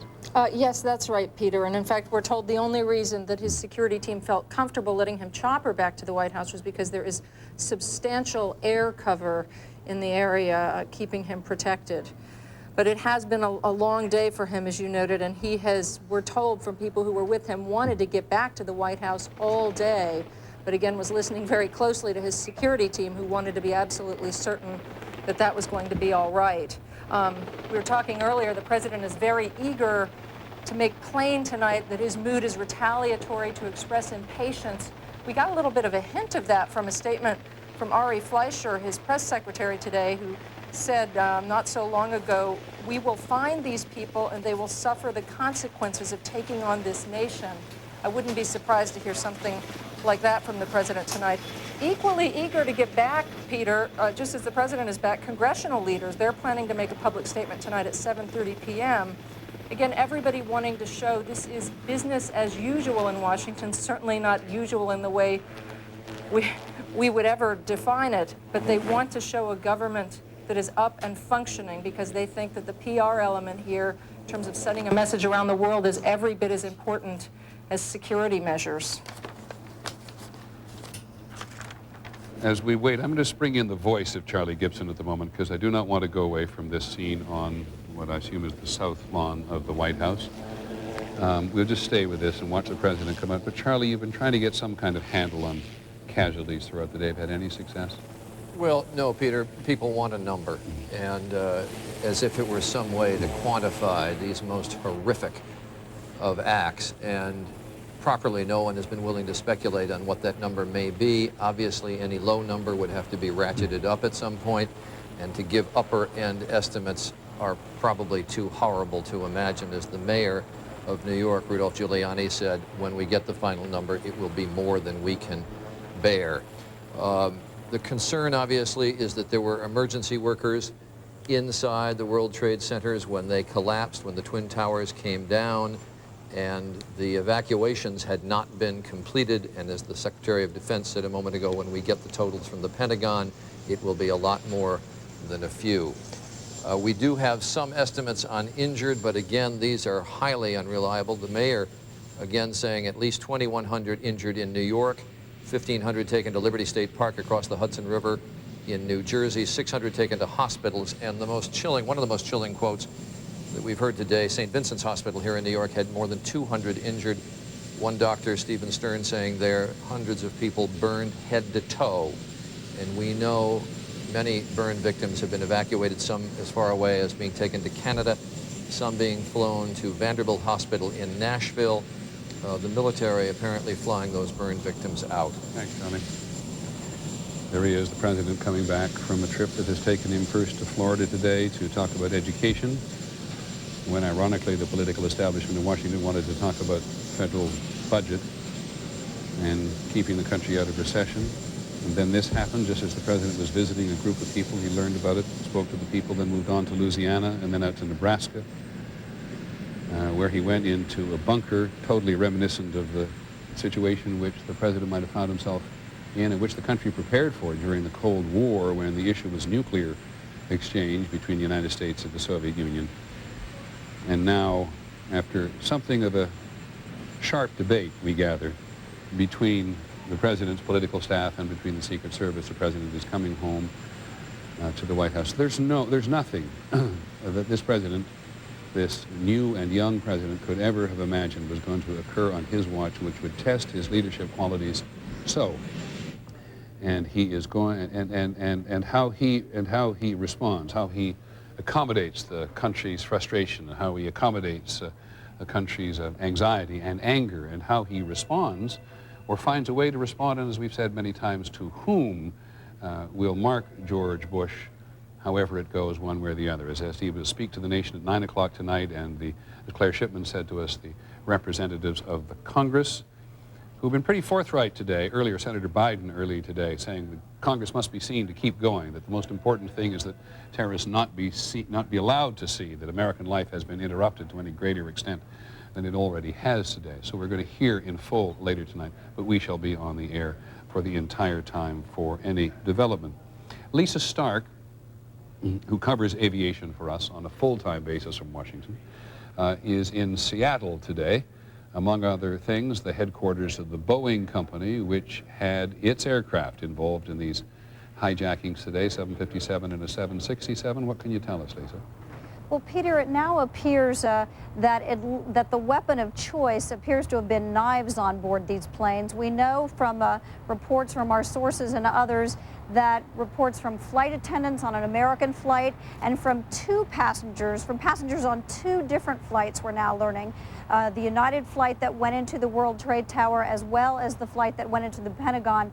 Cell phone calls from passengers on both those flights reported that men were on board with knives or box cutters, that flight attendants had been injured or killed, that people had stormed the cockpit.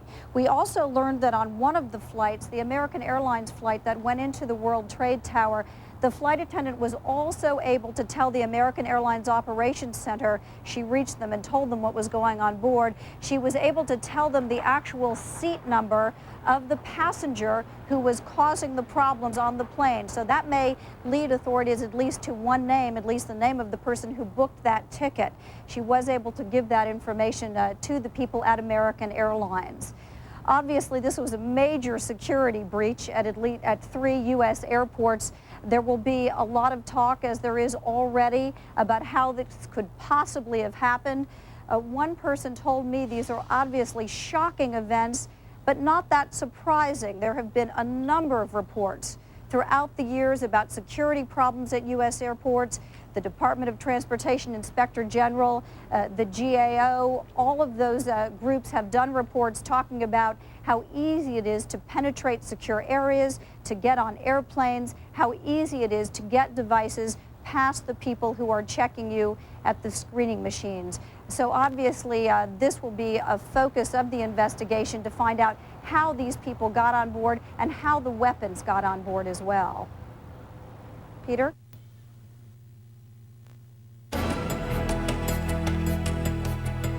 A terrorist attack against the United States has people in Central Texas coming together to help the victims of this horrible tragedy.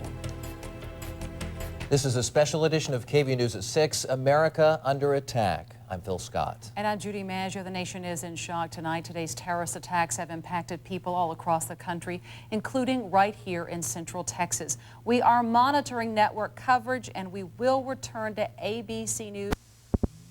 Airspace to allow flights and passengers who were diverted yesterday to be able to continue on to their original destinations. Only passengers on the original flights will be allowed to reboard under strict security, and only after airports and airlines have implemented strict screening measures.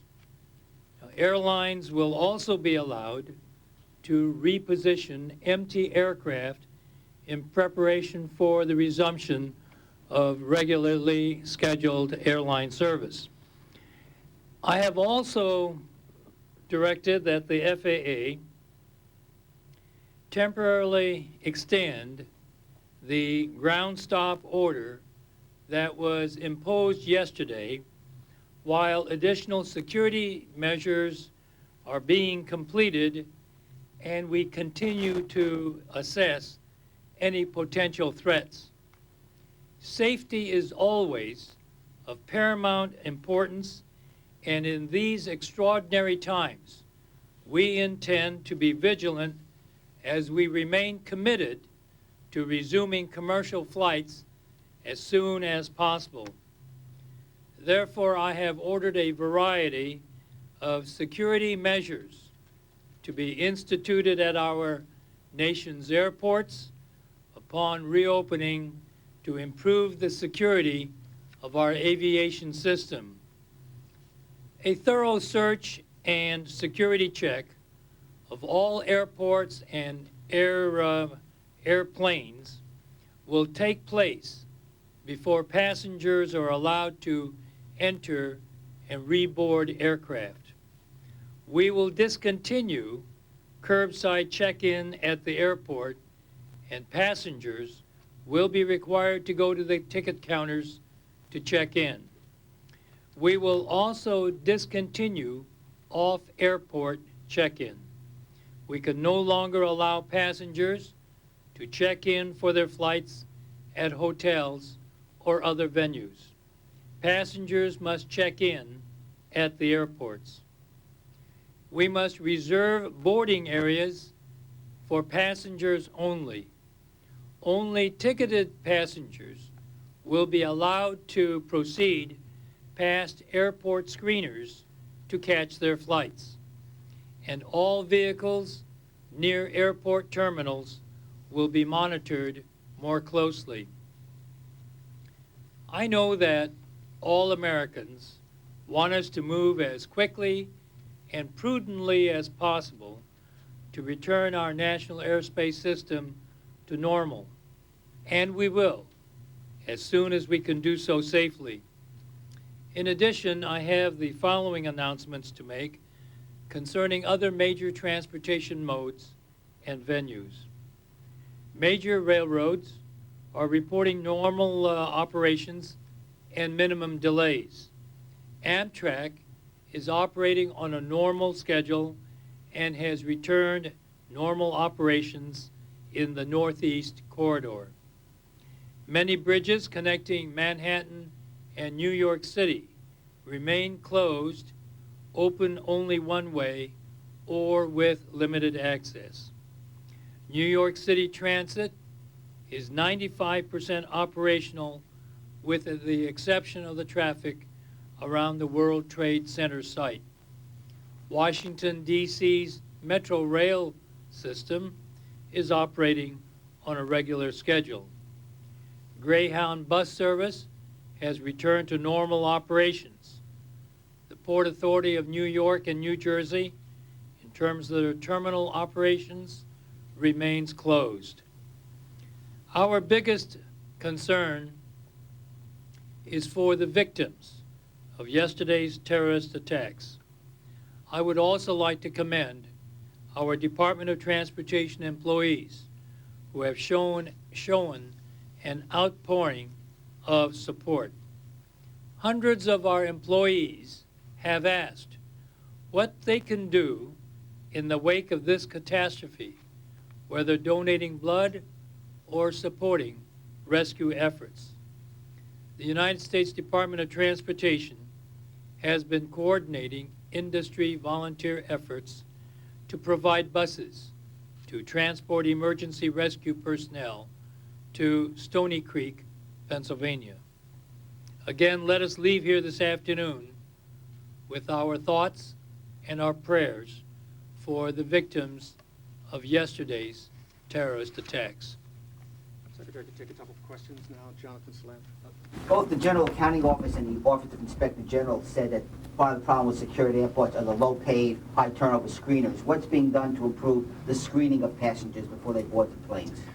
Well, we started this process actually earlier this spring by coming out with a rulemaking to allow the Department of Transportation to have the increased powers or authority to require not only in terms of requirements, but the monitoring of the screening people at airports. And so as part of that process, we are looking at the whole issue of how to improve the ability to screen passengers as they come into the airport. As I said, one of the things that we're going to say is that no passengers are going to be allowed beyond that point. So they will only be screening passengers from now on. The second part of it is, how do we make sure the ability of those folks and what they're doing in terms of screening passengers is increased? That process we had started back in May of this year, I believe it was. Well, this is Norm Mineta, the Secretary of Transportation, and he's given some very clear directions to the country and to the Federal Aviation Administration. He says, let me just run through it quickly, for anybody in the country who wants to go anywhere, who wants to ship anything, and who may be waiting for somebody to come from somewhere else. You cannot underestimate, with 40,000 flights back and forth across the United States every day, how important to the national well-being, to the national commerce this actually is. Mr. Mineta has told the FAA that he's going to reopen on a limited basis only the national airspace. And he's only going to do so at the outset so that diverted flights, those many flights which were diverted under the immediate order of the FAA yesterday, can continue, and only original passengers who were on those flights will be allowed to board those aircraft to go on to their destinations, and they will have to be screened very strictly for security. This will also give the airlines an opportunity, Mr. Mineta says, to reposition some of their empty aircraft so that in stages the national airline system can begin to approach something like normality, and it's clear to everybody who's paid attention to this that it's going to take some days. He's going to continue to extend, he's going to temporarily extend the ground stop order, and that we think means applying to all other flights at the moment so that he can assess the threats to the national system, individual airports, individual aircraft, and that is going to take some time. And he's going to change some procedures and some modalities at the various airports around the country. Search and security checks of all planes before passengers can board. No curbside check-in anymore. You won't be able to check your bag at a hotel if you're going to go to the airport. Passengers will be allowed in the boarding area only. Railroads are running normally. Amtrak is back to normal. The bridges to New York are still closed. New York Transit is 95% operational, and Greyhound is working normally, and the Port Authority in New York, as we all know, is still closed. We're going to pause for just a few seconds to allow local stations on the eastern part of the country to cut away, and we'll be right back.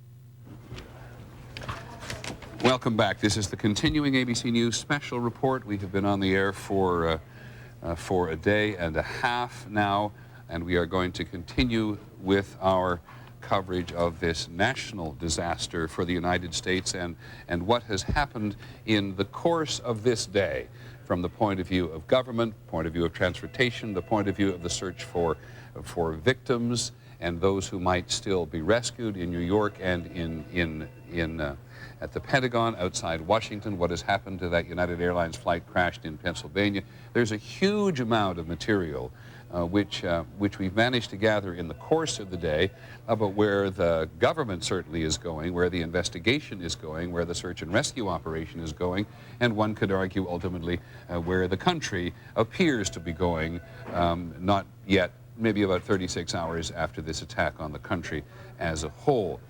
Let us begin this review with some of the sights and the sounds of today in America. We've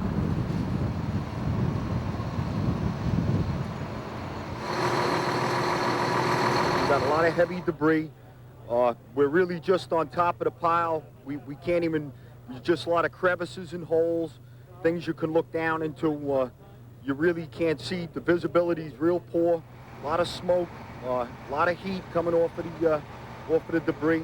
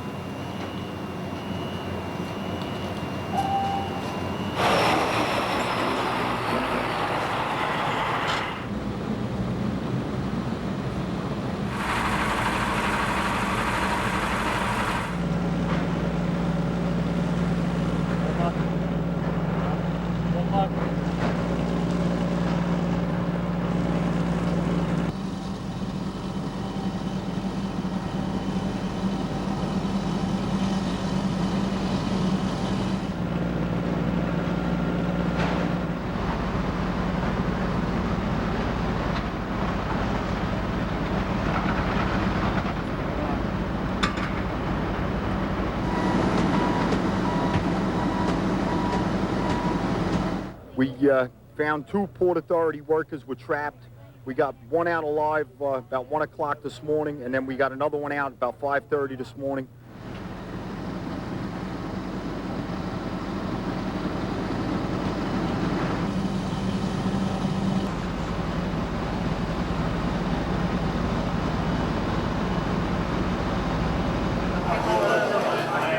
I need more regulators. Got any more regulators? Non-rebreathers? I know 2 tanks.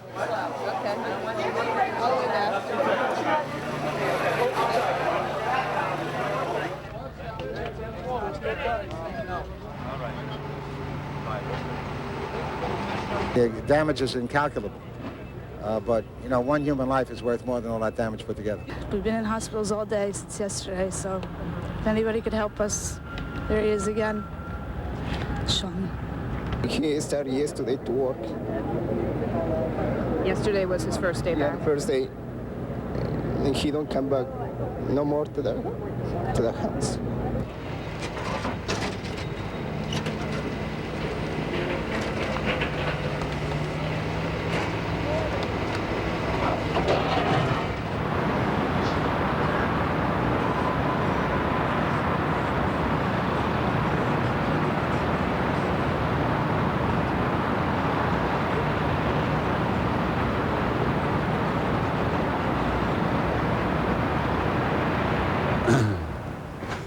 And that's what it looks like at Lower Manhattan at this time. It's 5 minutes after 5, 5 minutes after 2 in the west as the search there continues. We've heard today from the Secretaries of Defense and State and Transportation. We've heard from the Director, the Attorney General. We've heard from the Director of the FBI. We've heard from the Mayor of New York and the Governor of New York, among other people. And that's before you begin to think of all the people we have talked to in the course of this day who have been reporting the investigation itself, and we shall get through that in full measure, I hope, before local stations around the country who are dealing with other issues come back to us.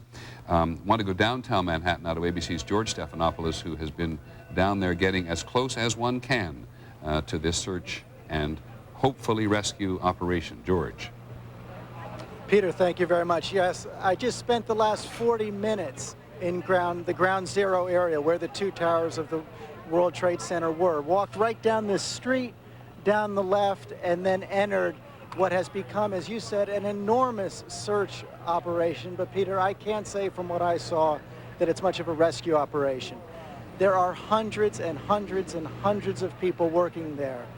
Police, firemen, doctors, nurses, medics, rabbis in yarmulkes, monks in their habits, all working, iron workers in their unions, all throughout this ground zero area. Let me just talk through with you as I walked around the perimeter.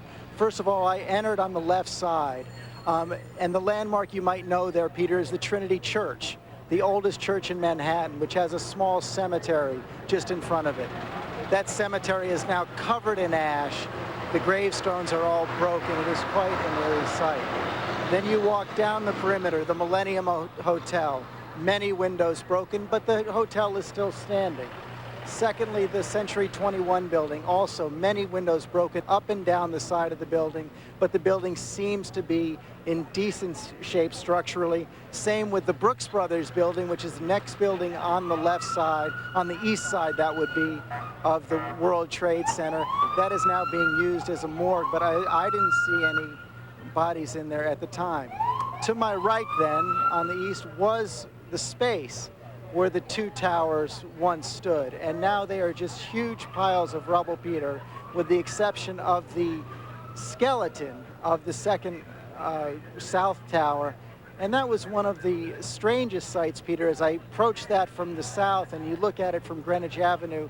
It looks like that famous scene you might remember from the movie Planet of the Apes, just a superstructure sticking out of a pile of sand and stone. I walked from there out on to the rubble. It is basically cool, covered with papers, although there are various small pockets of fire smoldering in various parts of the ground zero.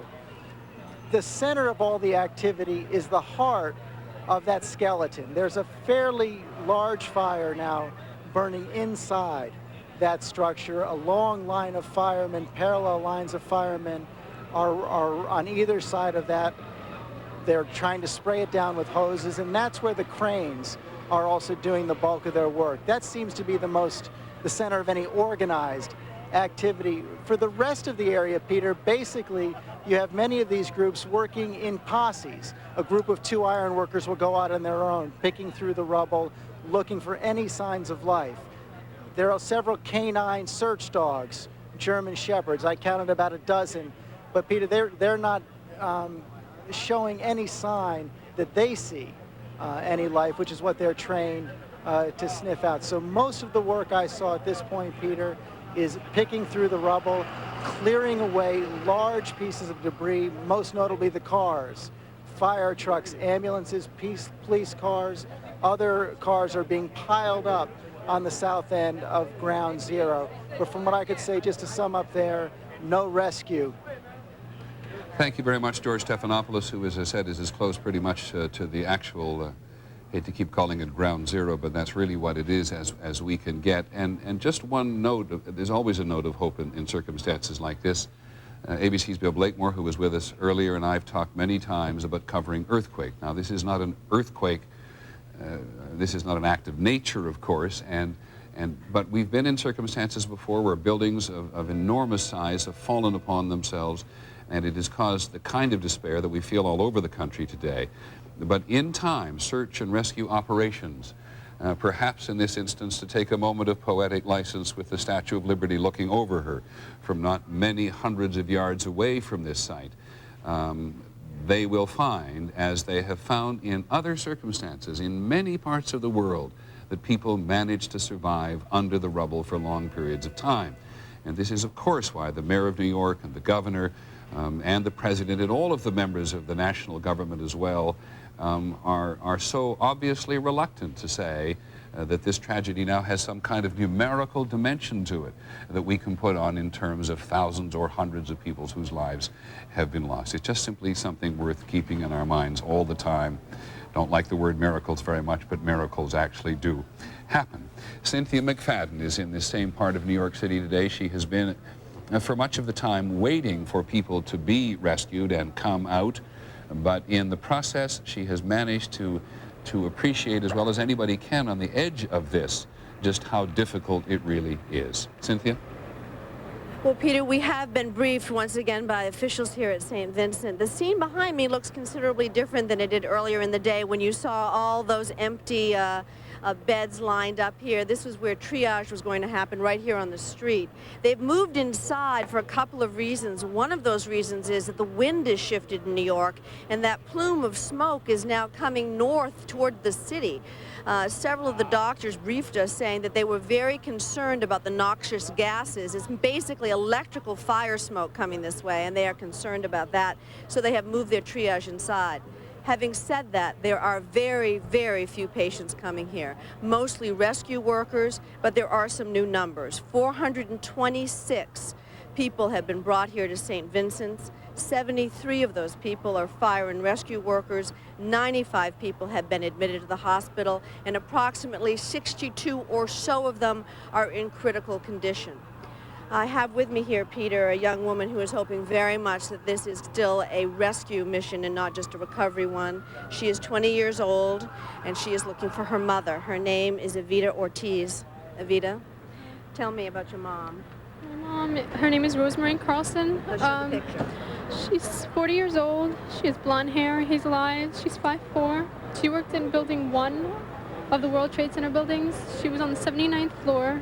I last spoke to her around 9:40 something. Her friend spoke to her at 10 o'clock. We never heard anything about her afterwards. She has 6 kids. You have 5 brothers and sisters. You have a 5-year-old sister. You're the oldest? I'm the oldest, and the littlest is 5 years old. So. Do the children know what's happened at this point? The older ones do, but the little ones are too small really to understand right now.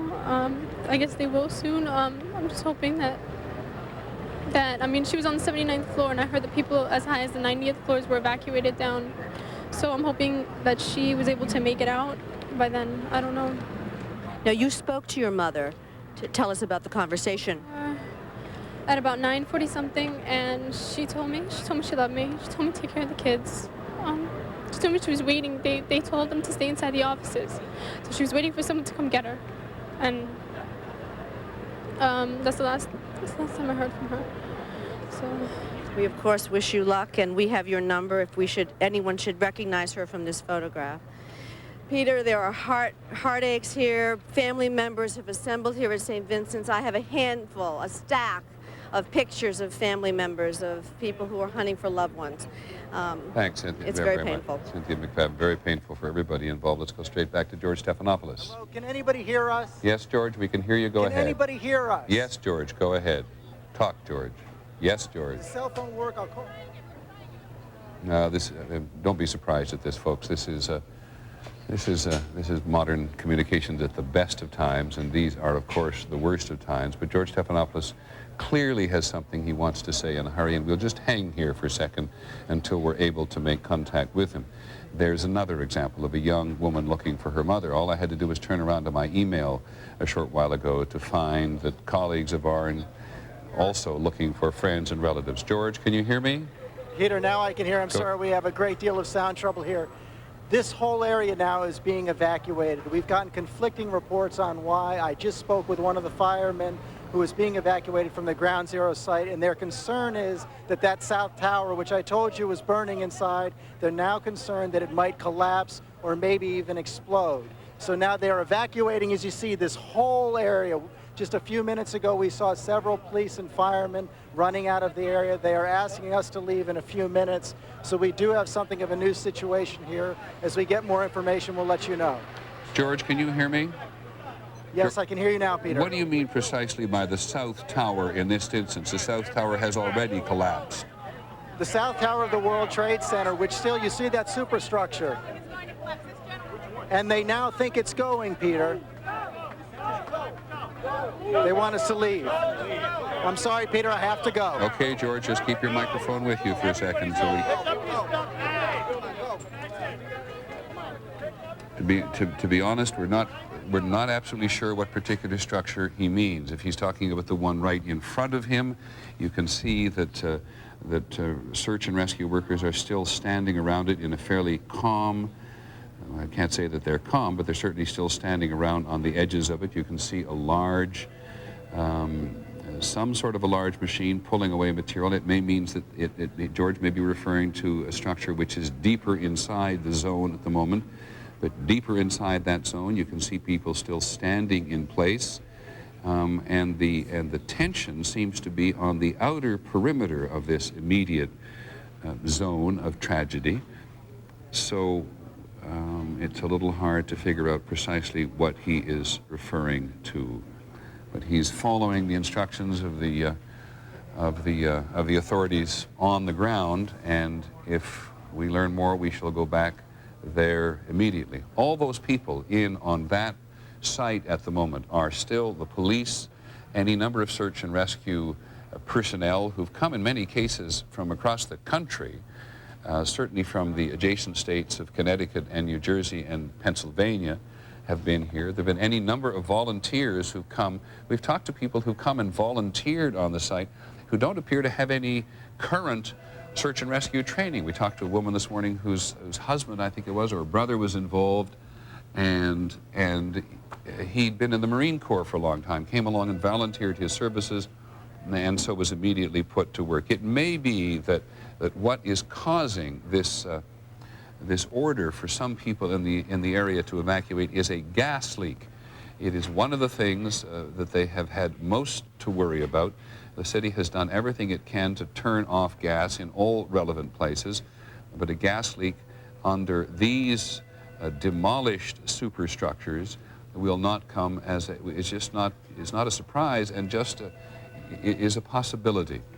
But as we continue to worry about this, let's focus a little more on the people. George Stephanopoulos told us a while ago that on those walls of honor in fire departments around New York City, there were several hundred, more than 300 names which were going to go up of men who were missing. The city has not been forthcoming. Sorry, I take that back. The city has not used numbers which are that high. Mayor Giuliani said earlier today, and I think it's the only number we've had from him, that 259 uniformed personnel were missing, and in that he included police and firefighters. But the struggle for the firefighters in the second day of this, has been enormous, and ABC's John McKenzie has been with them. New York City firefighters this afternoon, still trying to control pockets of fire, still struggling to hold back their emotions. Among the missing, at least 200 of their fellow firefighters, thought to be buried under the rubble. The city's fire chief is Thomas Von Essen. We believe that many of them are gone. When the Twin Towers of the World Trade Center collapsed, there were more than 400 firefighters at the scene, many of them inside the building, running up the stairs, trying to rescue people trapped on the upper floors. But if they were up in the building, with the size of that fall and fire and the smoke, it doesn't look good for them. Some of the firefighters believed killed yesterday were not even scheduled to be working. They had just finished their shift, but when the alarm sounded, volunteered to rush to the scene. Among the confirmed dead, 2 of the highest-ranking officers in the New York City Fire Department. One of them had helped rescue efforts after the Oklahoma City bombing. Also killed one of the department's Roman Catholic chaplains who had raced to the scene to comfort victims. I talked to their families, and I explained to them that they were working very hard, and they were working at what they love to do. And I'm sure their efforts will end up having saved other lives, and their families can be very proud of them. This afternoon, the search operation continues, haltingly. John Clary is among the firefighters digging through the top layer of rubble. Right now, it's not too good. You got a lot of heavy debris. We're really just on top of the pile. We can't even, there's just a lot of crevices and holes, things you can look down into. You really can't see. The visibility is real poor. A lot of smoke, a lot of heat coming off of off of the debris. Clary, like the other firefighters here, gets a few minutes rest, a bit of water, something quick to eat, and then it's back to work, sifting through the soot and debris. I have to go back in there. I got some personal friends of mine in there trapped too, firefighters. John McKenzie, ABC News, New York. We all, of course, have, I shouldn't say all, but a great many of us have personal friends who are missing their relatives in the trade tower, and it may be that we'll be able to give you some information on how to get a better handle on that in just a while, because companies, many companies who worked in the Trade Center trying to put together lists and connections of people who are interested in family and in friends. Bob Jameson is downtown in Manhattan at the moment. Do you have a sense, Bob, of what's going on recently with that measure of concern? Yes, Peter, it appears from here on the roof of a building some blocks away from where the World Trade Centers used to be, the picture that you're seeing now, that what is left of the South Tower, #1 World Trade Center, and some of that was left after it collapsed inside itself yesterday, as you will remember, that part of that is being pulled down now by an orange crane. I'm not sure you can see that in the picture. We can see it from our vantage point. It is unclear whether it is being pulled down because they are fearful that the entire structure is going to collapse and they're trying to control it, although that would seem logical, or if they are removing parts of it. But of course that would seem to be in conflict with the way buildings in disasters like this are carefully taken apart to look for survivors. Thanks very much, Bob Jameson.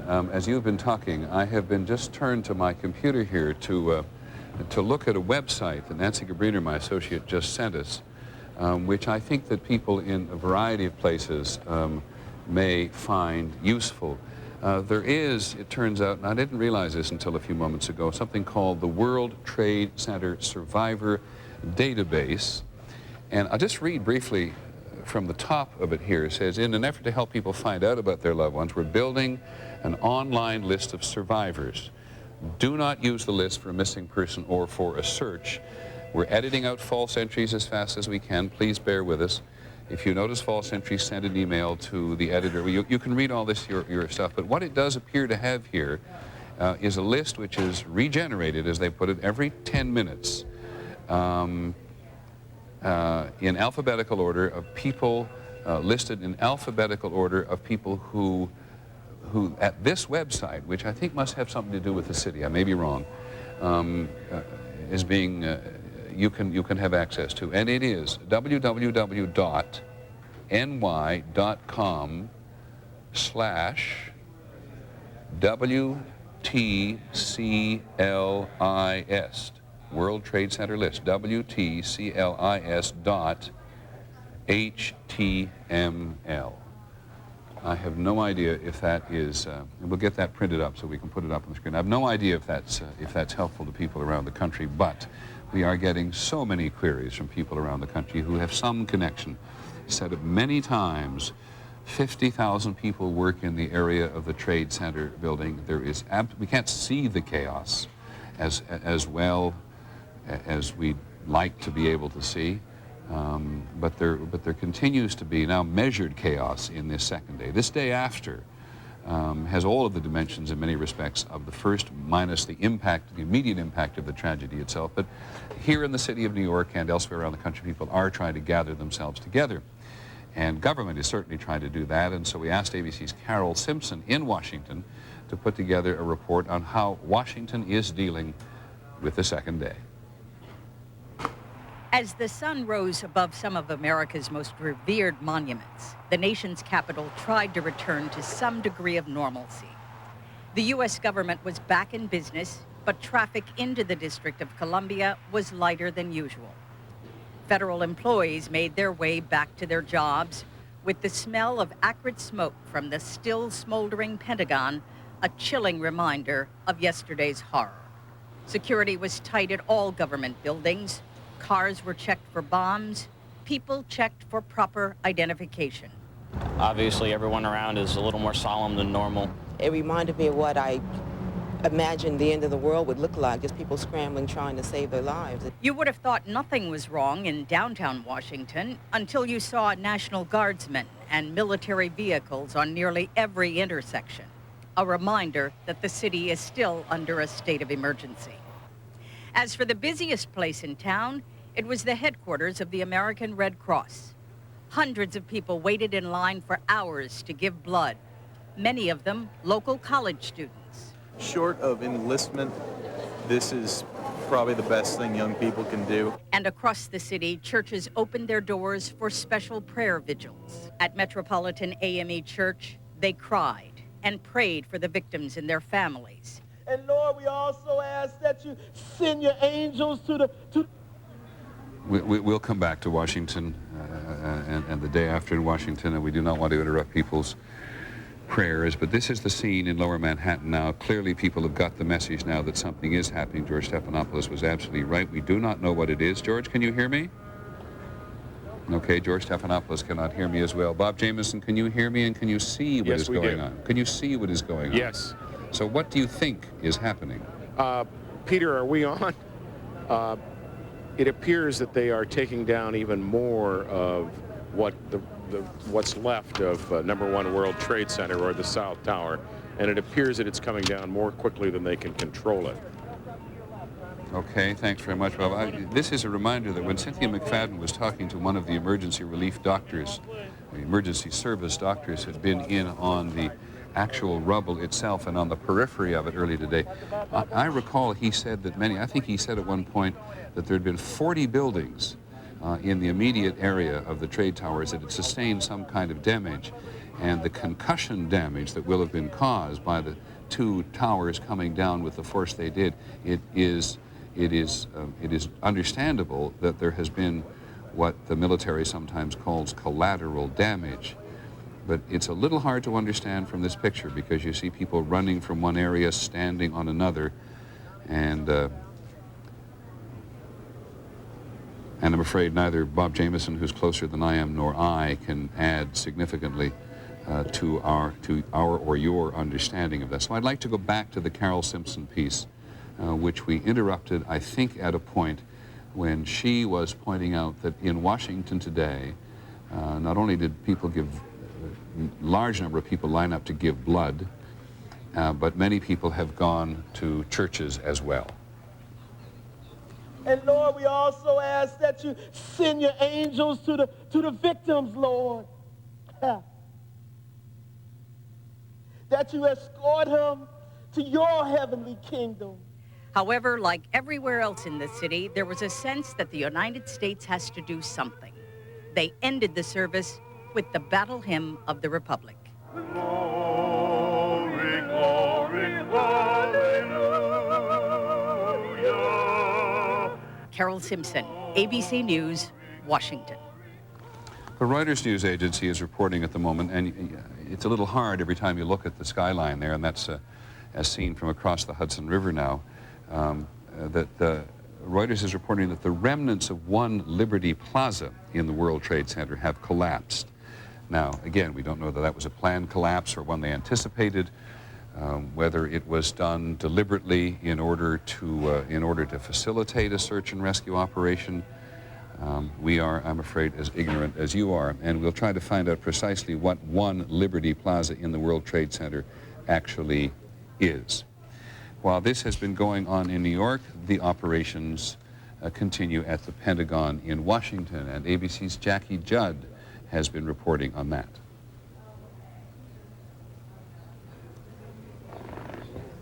D7 that slammed into the Pentagon carried 64 people, among them 3 children from Washington, D.C. elementary and middle schools and 3 of their teachers. All were headed to an ecology conference sponsored by National Geographic. Leslie Whittington was on board along with her husband, Charles Falkenberg, and their 2 young daughters. Whittington had been a professor of public policy at Georgetown University, a busy academic who with her family was headed to Australia so she could teach at a university there. And she sure as hell touched me. She was an energetic, powerful, dynamic, strong-willed, passionate, caring lady with a dynamite sense of humor and love of life. And God, she is a loss to humanity. Part of her biography says Leslie Whittington's free time is consumed by the PTA, swim team, and carpooling responsibilities. Karen Kincaid, 40 years old, was on board. She was a communications lawyer, described by her boss as an up-and-coming star, a decent, self-effacing person. The pilot of Flight 77, David Charlevoix, a Washington resident, a friend, broken-hearted, reached briefly on the phone, simply said he was a wonderful person. And there was Barbara Olson. She was a frequent guest on talk shows. She was a lawyer and author, a passionate conservative, the wife of the Solicitor General Ted Olson. Her last words to her husband in a call made from the doomed plane were, "What should I do? What should I do?" Jackie Judd, ABC News, Washington. Up to date on what a struggle this day has been for military families and, of course, also other families, because it wasn't just the military which was involved. It was, of course, not just the military that was involved in this attack on the Pentagon. A number of people, including the wife of the Solicitor General, lost in that aircraft. That's that Stars and Stripes that we referred to some hours ago, that the search and rescue teams, the firemen there on top of the south end of the Pentagon, had put up today. Now, President Bush is going to go to the Pentagon this afternoon, I believe, Terry Moran, to share this tragedy with the people themselves. Am I correct? That's it exactly, Peter. It's a desire that he has and has told his staff he very much wants to do. And so despite the continuing concerns about his safety, a motorcade is lining up right now to take the president across the river to the Pentagon, where we are told he wants to meet personally with rescue workers, with people who work in the Pentagon, with the whole community of the people who work there, and express his condolences, his solidarity, and his thanks for the people who are engaged in that heroic work there. This is something that the White House has kept under wraps all day. They are still concerned about his movements. They said earlier, as we've reported, that they now have credible information that the plane that hit the Pentagon, they say, its original target was the White House, and that Air Force One was also a target. So although security is very tight around the president, he is making a point of getting out, showing himself, showing the flag, and sharing this moment with the people of the Pentagon. Terry, you raised several issues I'd like to just explore with you, but before we do, can I just talk to people who've been looking at this sense of urgency that occurred around the World Trade Center in New York just a few minutes ago. We now believe that what actually happened was that the remaining portion of the South World Trade Center, that's the tower which was closest to New York Harbor, has collapsed. We believe that anyone there who examined the structural difficulties after the building collapsed perhaps knew in advance it was going to happen, and certainly knew that it was a possibility, but that is the scene in lower New York at the moment, after we are told the remaining portion, which was not very much, as you know, of the South World Trade Center tower, has collapsed. Now, Terry, you said the president was going to go to the Pentagon despite the continuing concern about his safety. Is the White House really still concerned about his safety? Well, they don't want to articulate too much of a concern. They do want to communicate to the country that the government is back and running, although, as the president himself said, it's not business as usual. And officials are saying behind the scenes that they are still concerned, that this is a live situation here. But this is something that the president himself has decided to do based on an assessment of the level of risk provided to him by the Secret Service. On what basis is the White House still concerned about his safety? Do we know? Well, they aren't saying, Peter. They earlier today, White House Press Secretary Ari Fleischer said that it was the administration's feeling and belief that because these attacks were carefully planned, obviously carefully coordinated, and had been executed, that therefore they believed that the threat to the country was concluded. That is no longer the line here. They are saying that the situation is still being monitored, and so they have backed off what was a sense of finality about this tragedy and about these attacks that they were uttering this morning. And I do know that Ari Fleischer did say to you earlier that the White House believes that the attack on the Pentagon, the attack involving United Flight 93, a 757, had as its Let's just stop for a second, Terry. I think there's something else quite majestic going on here at the moment. And so it is just, let's just sit for a second and watch these firefighters walk this American flag, this large American flag, across the roof of the Pentagon, where they have worked so hard for the last 24 hours and more to rescue people, and we believe not as many people perished in the Pentagon as had originally thought. It may be that they're going to unfurl this flag when the president arrives, but let's just put it up there. Let's keep it on part of the screen for a moment, if we may, because it's a reflection.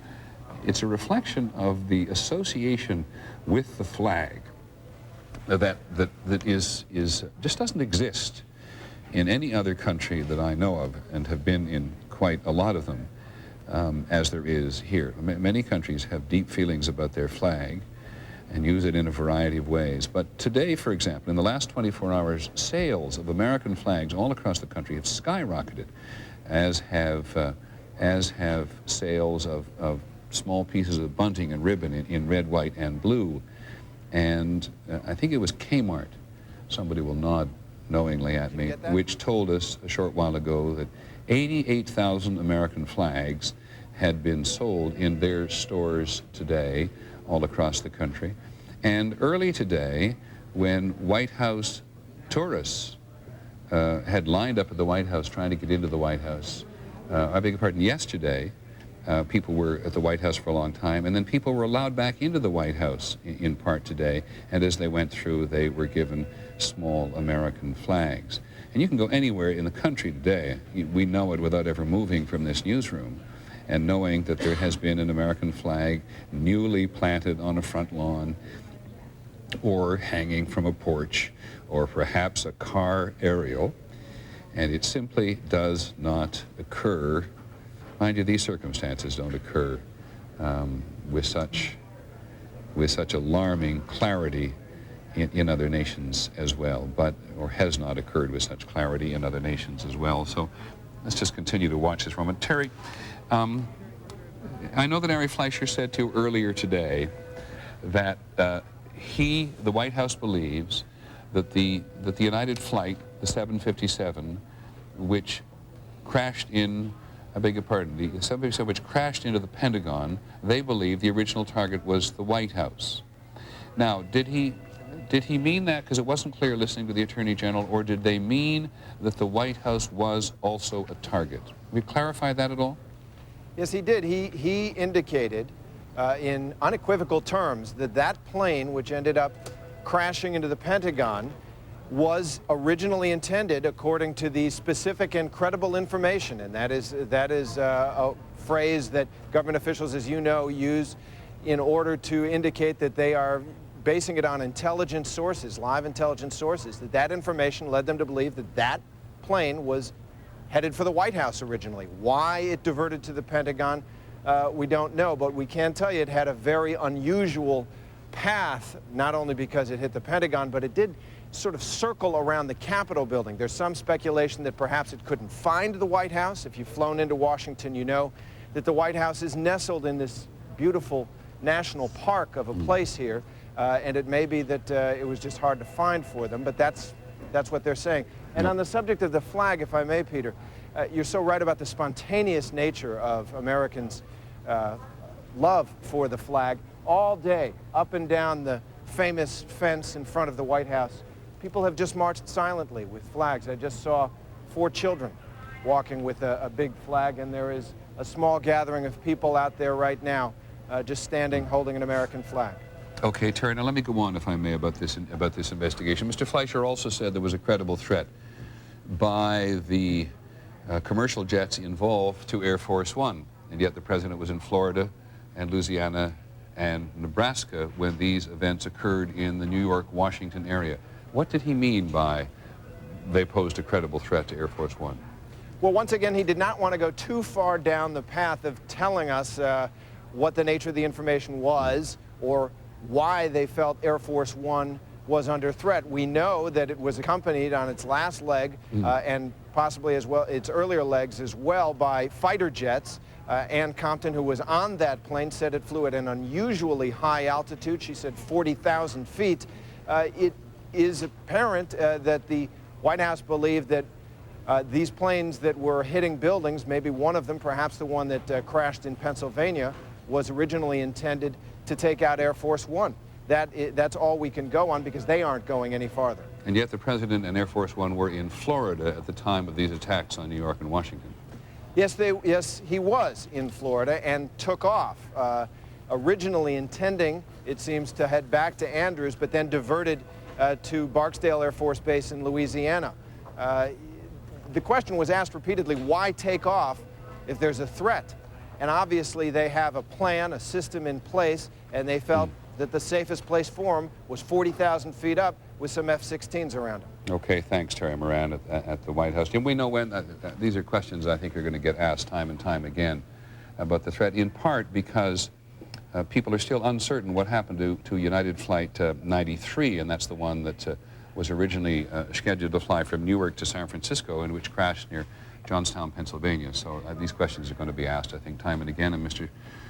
Fleischer put this on the table today, and as Terry says, doesn't want to go any farther with it at the moment, but there were certainly a good number of questions about it at the White House briefing earlier today. Now, Terry, do we know when the President precisely is going to go to the Pentagon? In a matter of minutes. He was scheduled to leave at 5. He was scheduled to leave several minutes ago. The motorcade is still lined up over there. His day has been packed, as you can imagine. Congressional leaders have been over here. He's been meeting with national security officials. He's been on the phone all day with world leaders, and so it's understandable he's running a little late. It's pretty clear, I shouldn't say it's pretty clear that this is being put up specifically for the President, but it's coincidental. It coincides with the President's visit to the Pentagon, and whatever it is, as Terry has said, and I think we all agree, another expression of Americans' deep affection for the flag, and how it helps to sustain the national vigor and the national sense of purpose and will at a time like this when so much of the world has its eye on America. A couple of items about financial markets here today. The U.S. financial markets are going to open as early as Friday and no later than Monday. The chairman and CEO of the New York Stock Exchange, Dick Grasso, who speaks publicly, among other things, on behalf of the New York Stock Exchange, says there are a number of factors in the decision. Foremost, the rescue and the cleanup effort is still underway, and the New York Stock Exchange and other markets do not want to insert a large number of people into the area because it's not very far away from the Wall Street is not very far away from the trade towers.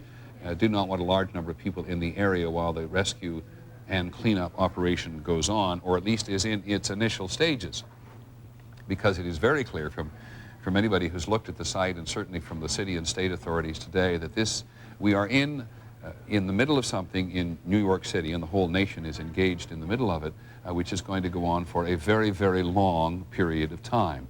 The search for survivors will go on for a long period of time. The search for clues at what is a crime scene will go on for a very long period of time. But the New York Stock Exchange also wants to check all of the buildings in the area for safety and for soundness. And there are, so says Mr. Grasso, operational and communications issues. I assume connecting the exchange to the various brokerage houses and to other exchanges around the world, which need to work out. And Ramona Schindelheim, who's our economics editor, points out in an email to us just now that the last time the New York Stock Exchange was closed for 2 unscheduled days was VJ Day at the end of World War II, victory over Japan at the end of World War II. But there's a huge number of people there on the site in New York now working to see whatever they can do at the moment. And this sense of relaxation as firefighters and rescue workers come and go is not manifest itself the closer you get to the site. You're seeing shift changes here, you're seeing volunteers come, you're seeing firefighters are too exhausted in many cases to move in a hurry. And there's a huge amount of heavy equipment on the ground at the moment. And there you see, I think what you see there actually is an acetylene torch trying to separate 2 pieces of steel. John Nance, our aviation analyst, is with us at the moment. John, this business that Mr. Fleischer has introduced, that the White House may have been a target. How might they have arrived at this conclusion? Is there something that you can tell by looking at flight plans? Clearly it may have been information they picked up from supporters, if there are supporters in the country, of the men who are the terrorists themselves. Anything you pick up off the aircraft itself?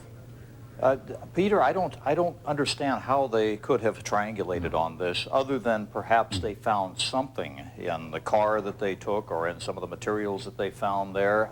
Maybe there was some statement that was made from those phone calls from the aircraft, although I seriously doubt that they would have announced their intentions. But no, that's a puzzlement to me too, because the flight path of the aircraft, unless they had made a flight path at one point directly at the White House and then for some reason pulled up, I'm not sure why they would have, or Mr. Fleischer would have, with such certainty, made such a statement. It certainly is a chilling thought.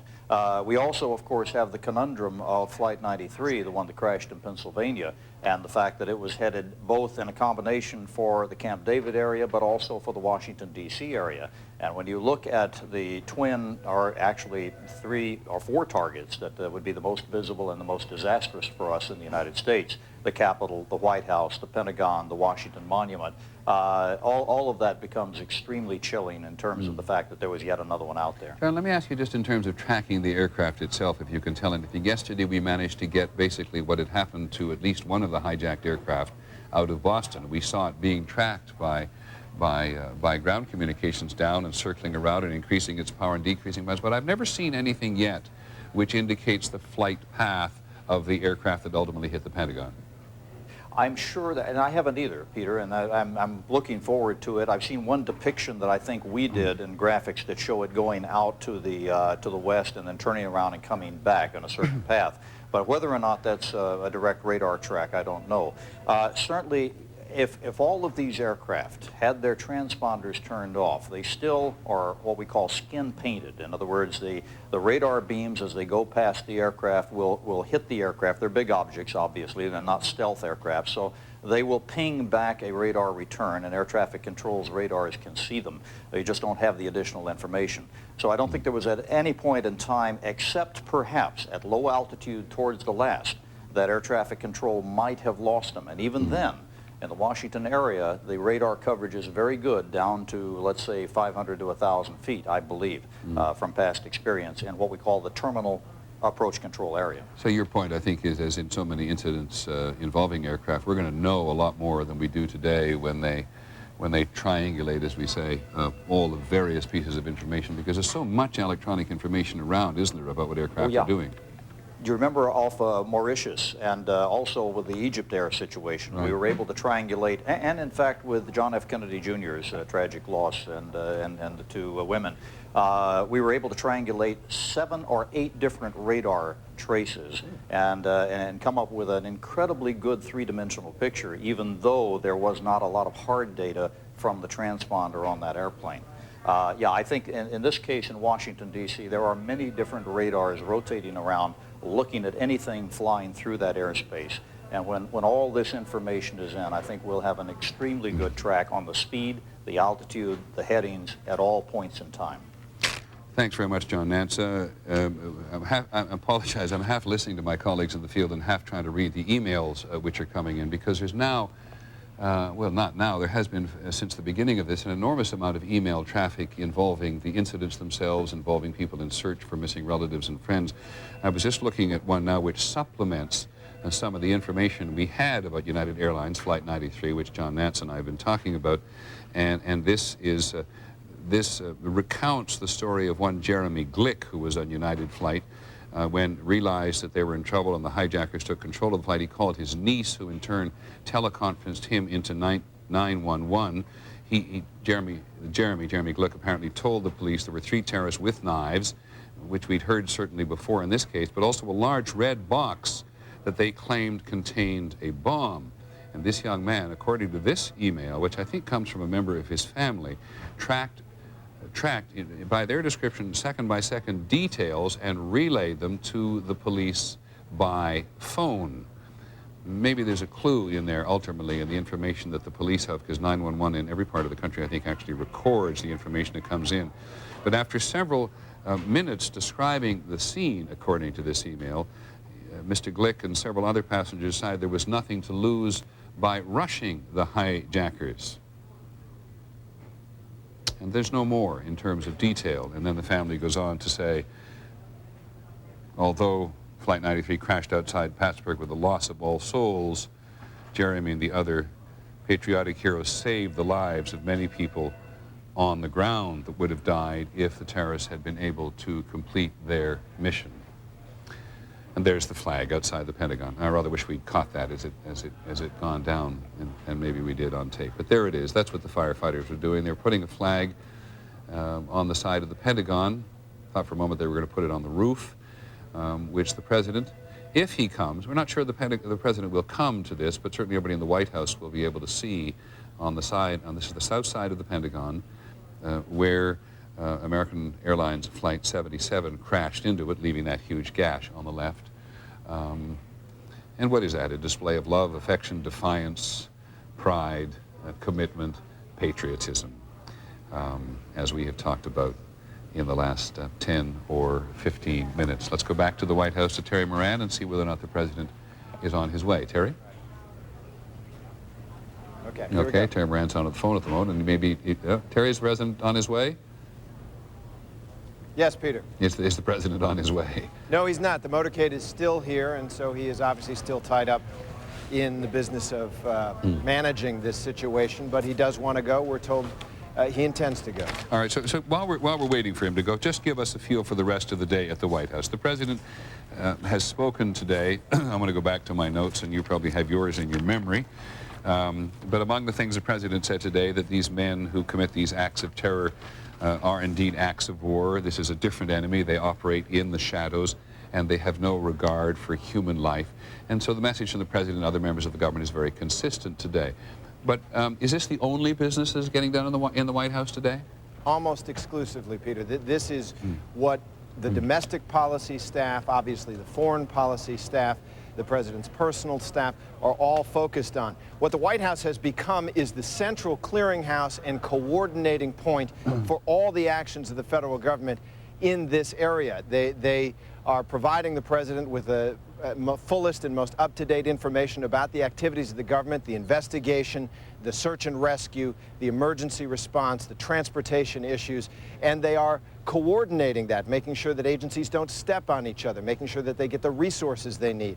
And I must say, in general, one gets the sense that the president, while he has escalated his rhetoric, talking about an act of war today, is proceeding, and this administration is proceeding, in a very measured fashion, in part consulting with allies, consulting with members of Congress here, and there is no sense at all of a rush or even an eagerness to strike back, but rather a determination to fix the target and make sure that this gets done right. I was told that the first thing the president told FBI Director Mueller yesterday when he talked to him was stay calm and get after it. And that is essentially the mood here. One of the touching scenes today, Terry, was to see Mrs. Bush go over to Walter Reed Army Hospital today to talk to people over there. This is a First Lady who has not made very many public appearances since the beginning of the administration, and she went over today and talked to people from her heart about children and about the commitment that people have made in the rescue operation. It was a very lovely thing to see.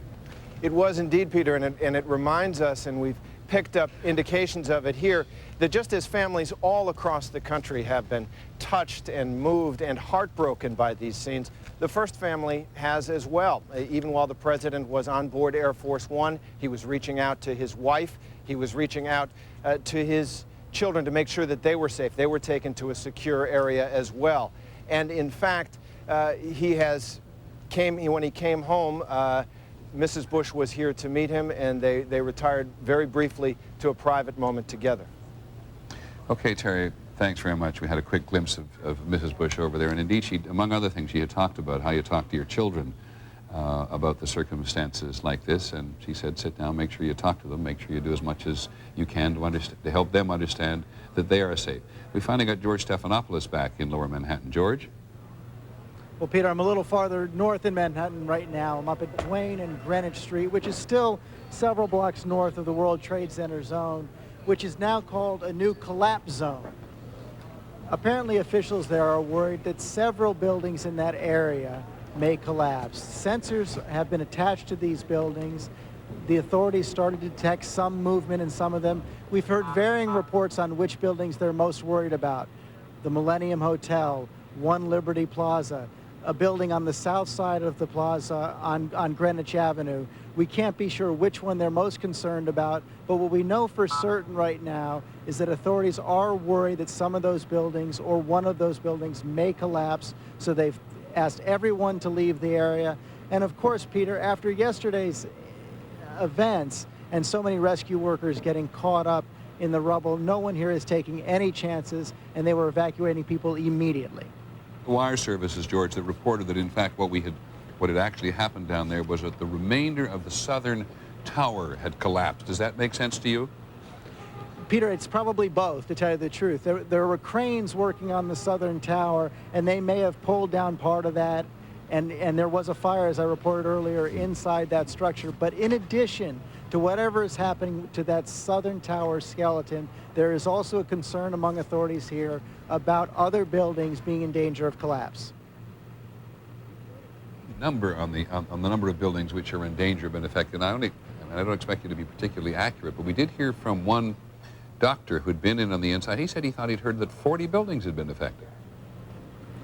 When I was inside, Peter, I didn't see that many, but I certainly saw 5 or 6, which had such severe damage I could never imagine them ever being rebuilt. And you don't know what's happening inside those buildings, even as you're looking at them from the outside.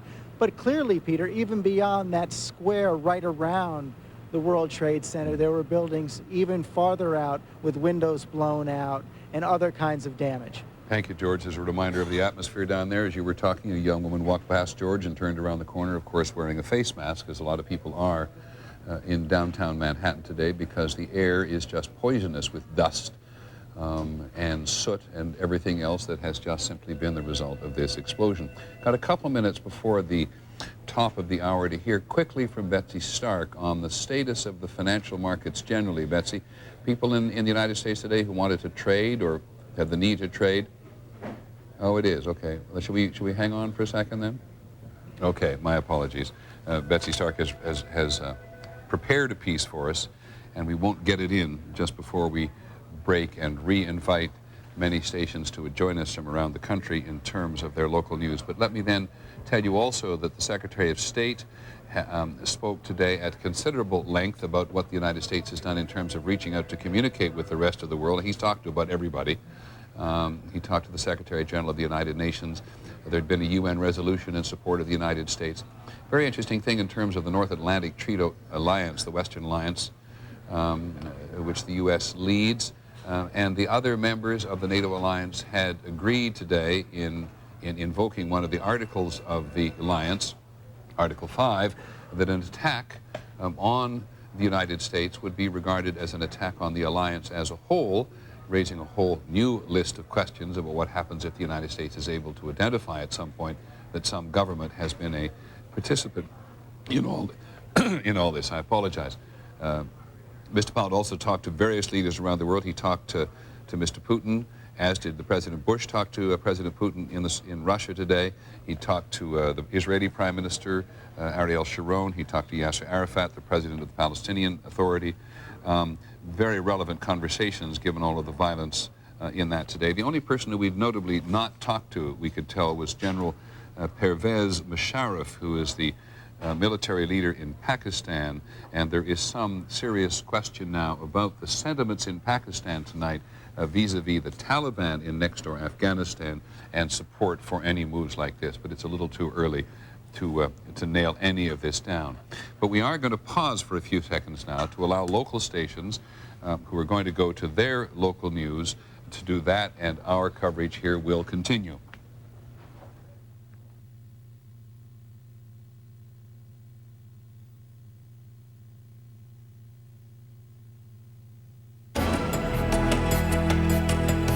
A day after the attack on America, new information surfaces on how the terrorists executed their deadly plan. Good evening, everyone. I'm Olga Campos. Investigators now believe the terrorist had their sights set on the executive mansion. A White House spokesman says the plane that crashed into the Pentagon may have intended to hit the White House instead. Spokesman says Air Force One may have also been a target. For the very latest now, we go to ABC's Jeff Morrell, who joins us live from the scene. Jeff? President Bush is expected to arrive here at the Pentagon any time now. He plans to say thank you to the recovery workers as he surveys the damage. This, as we have now learned, that striking the Pentagon may not have been the original goal. As smoke still rises from the Pentagon, it's now believed it was not the intended target. Our government has credible evidence that the White House and Air Force One were targets.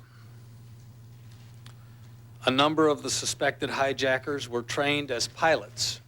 This explains why the White House was evacuated and why the president was flown to secret locations throughout the day. The revelation comes as the Department of Justice is beginning to detain people possibly involved with the hijackers.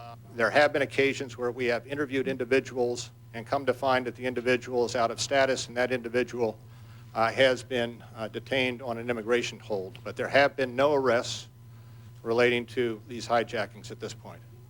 Authorities still don't know just how many people were killed when American Airlines Flight 77, a hijacked Boeing 757, crashed through the Pentagon, the epicenter of American security. Rescuers are still searching for survivors. Speculation now, 100 to 800 dead. At the White House, President Bush vowed to retaliate. The deliberate and deadly attacks which were carried out yesterday against our country were more than acts of terror. They were acts of war. This will require our country to unite in steadfast determination and resolve. Freedom and democracy are under attack. The president is receiving bipartisan support from members of the House and Senate. Lawmakers working quickly to provide funds needed to seek out those responsible. Whether we declare it or however you describe it, we are at war.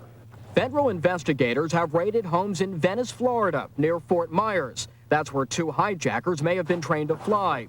In Coral Springs, Florida, north of Fort Lauderdale, a home in Boston, and this Boston hotel. That's where two of the hijacked flights originated. It's believed the hijackers, possibly tied to terrorist Osama bin Laden, hid knives in plastic, then attacked flight crews as they overtook the pilots. You can now see a flag draped from the side of the Pentagon next to the damage. That was unfurled by firefighters here just about 20 minutes ago. As I said earlier, President Bush is expected to arrive here within probably 30 minutes or so. He will be meeting with the recovery workers, saying thank you for their hard work. We are live at the Pentagon. I'm Andrew Colton, ABC News. Now back to you. All right, thank you, Andrew. We will continue to monitor network coverage, and if there are any major developments, we will rejoin Peter Jennings and ABC News. Countless people in New York and Washington are left waiting and wondering at this hour. They don't yet know the fate of friends and families who were inside the buildings that were. The house might have been a target. It was as clear as could be, Peter, because today Ari Fleischer at the briefing said that the White House in this investigation had developed what he called specific and credible information that the White House and Air Force One were intended targets. And then Ari Fleischer went on to say that this investigation had led them to believe that the plane that hit the Pentagon was actually originally intended to hit the White House. This opens a whole raft of questions, but let me take you back to those harrowing moments. About 34 hours ago, the White House was being evacuated. First, White House staffers told to leave the building in an orderly fashion, and then an agent coming in, we are told, and saying, no, just run, just get out. And you can see that people did exit the building very, very quickly. At this time, as the White House was being evacuated, the President of the United States was in Sarasota, Florida, and he took off from Sarasota, originally intending to come back to the Washington area, to Andrews Air Force Base. The plane was diverted to Barksdale Air Force Base outside of Shreveport in Louisiana.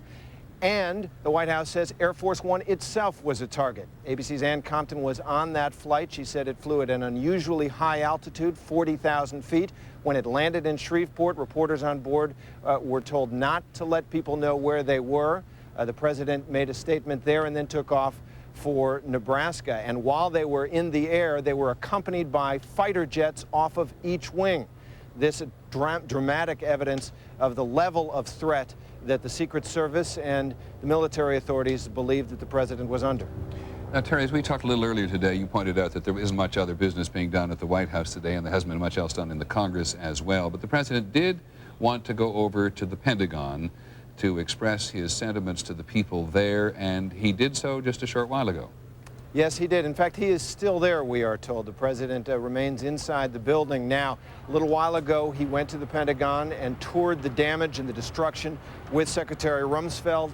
He told the rescue workers who were assembled there that he was overwhelmed by the destruction that he saw. He told them that he was grateful to everybody who was working there heroically, as he said, to search and rescue if there was any rescue to be done. He also thanked Americans for giving blood in the numbers that they have. He said being there made him sad and made him angry. He said the United States will not be cowed by this act and that we will go on, echoing the kinds of comments he's made throughout. This was a visit that we are told he wanted to make in spite of what we are told are continuing concerns about the president's security. Thank you very much, Terry Moran at the White House. We'll be back to you throughout the evening. Now let us turn to the two crime scenes themselves, the Pentagon and New York itself, but particularly New York, where everybody continues to believe that there has been a huge loss of life and nobody really wants to or is in a position to say so. But ABC's Diane Sawyer has been monitoring this and covering this all day long. Diane, what's the current situation and what has the day really been like? Well, Peter, first let me tell you that I've come up here on this roof about 4 blocks from the World Trade Center because I want to talk first maybe about a purely symbolic casualty. I'm going to send you 2 postcards. Here is a postcard of the skyline of New York as everybody has known it up till 2 days ago.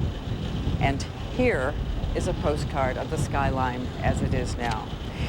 I also heard down on the ground some worrying news. They are talking about 4 buildings now, 4 additional buildings in shaky condition. The one they're most worried about is the giant Millennium Hotel.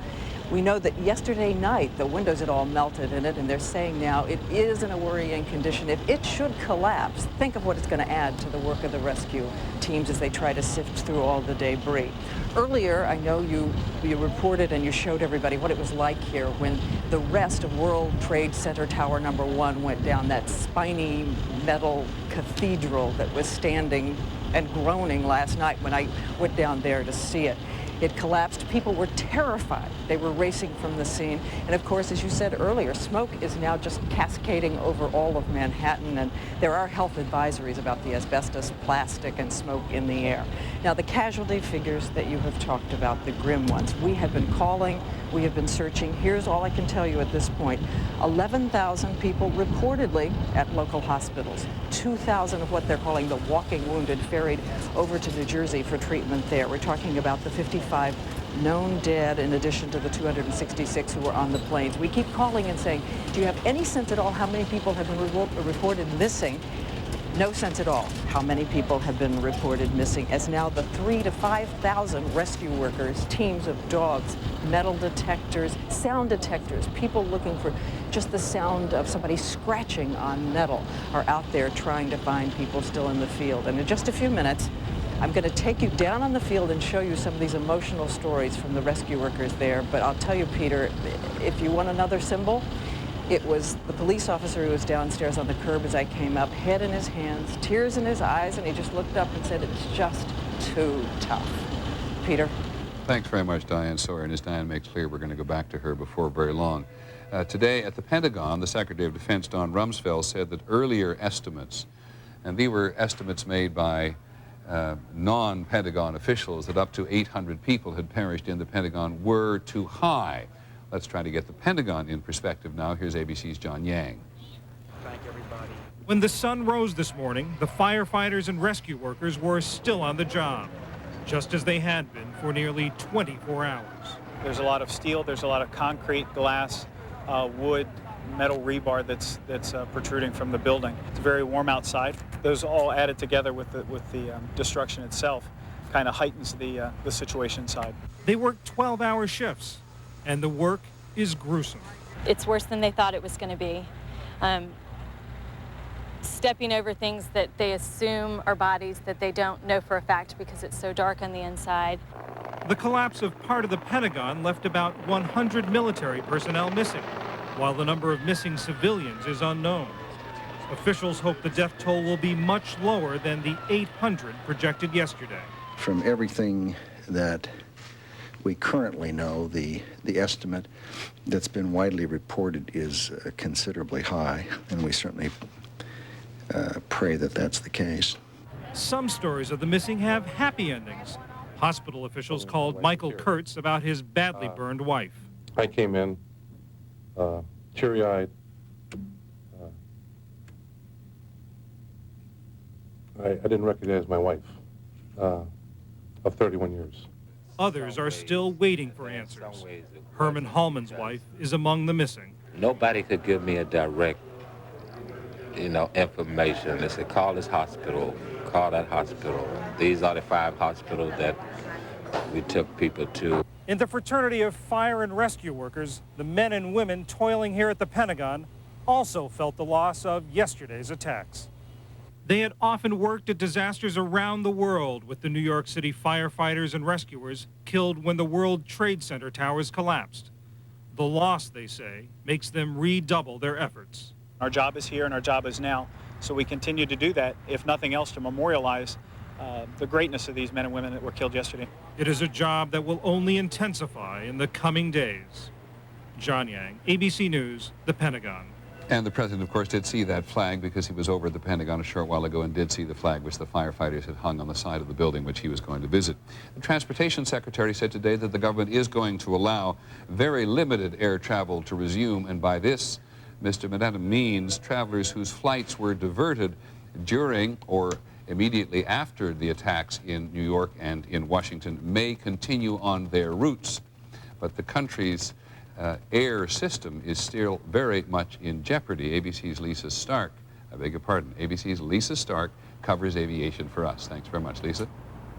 Well, Peter, we had hoped early in the day that sometime around noon Eastern time, the Federal Aviation Administration would reopen the nation's airspace. Airlines could start resuming some sort of scheduled service. As the day went on, it was clear that was not to be, that the security measures were simply not in place yet to allow that to happen. So as you've reported, as of tonight, we have only very limited air service here in the United States. Today, virtually the only planes moving were flights diverted from their original destinations, including some that had been forced to land in Canada. Other passengers at airports around the United States were told they were going nowhere. At Dallas-Fort Worth, there was frustration from passengers and airline employees. It's been suspended by the FAA indefinitely. Now, indefinitely maybe is tomorrow morning. It may be 2 weeks from now. On a normal travel day, there are as many as 40,000 flights in the United States. On this day, as planes sat parked on the ground, many of the major airports were deserted. This was Los Angeles International. At Washington's National Airport, passengers were escorted in to collect luggage they had not been able to get yesterday. The delay in resuming air travel is due to stringent new security measures that airports and airlines must first put in place. They include an explosives check before airports reopen, no curbside check-in, ticketed passengers only allowed at the gates, a ban on all knives on planes, and planes will be thoroughly searched before passengers are allowed on board. I know that all Americans want us to move as quickly and prudently as possible to return our national airspace system to normal, and we will, as soon as we can do so safely. No doubt these security measures will lead to significant delays. Passengers will notice more uniformed officers, random identification checks, and restrictions on vehicles near the airport. It's inconvenient, but nothing compared to what people in the East have gone through. So you gotta do what you gotta do.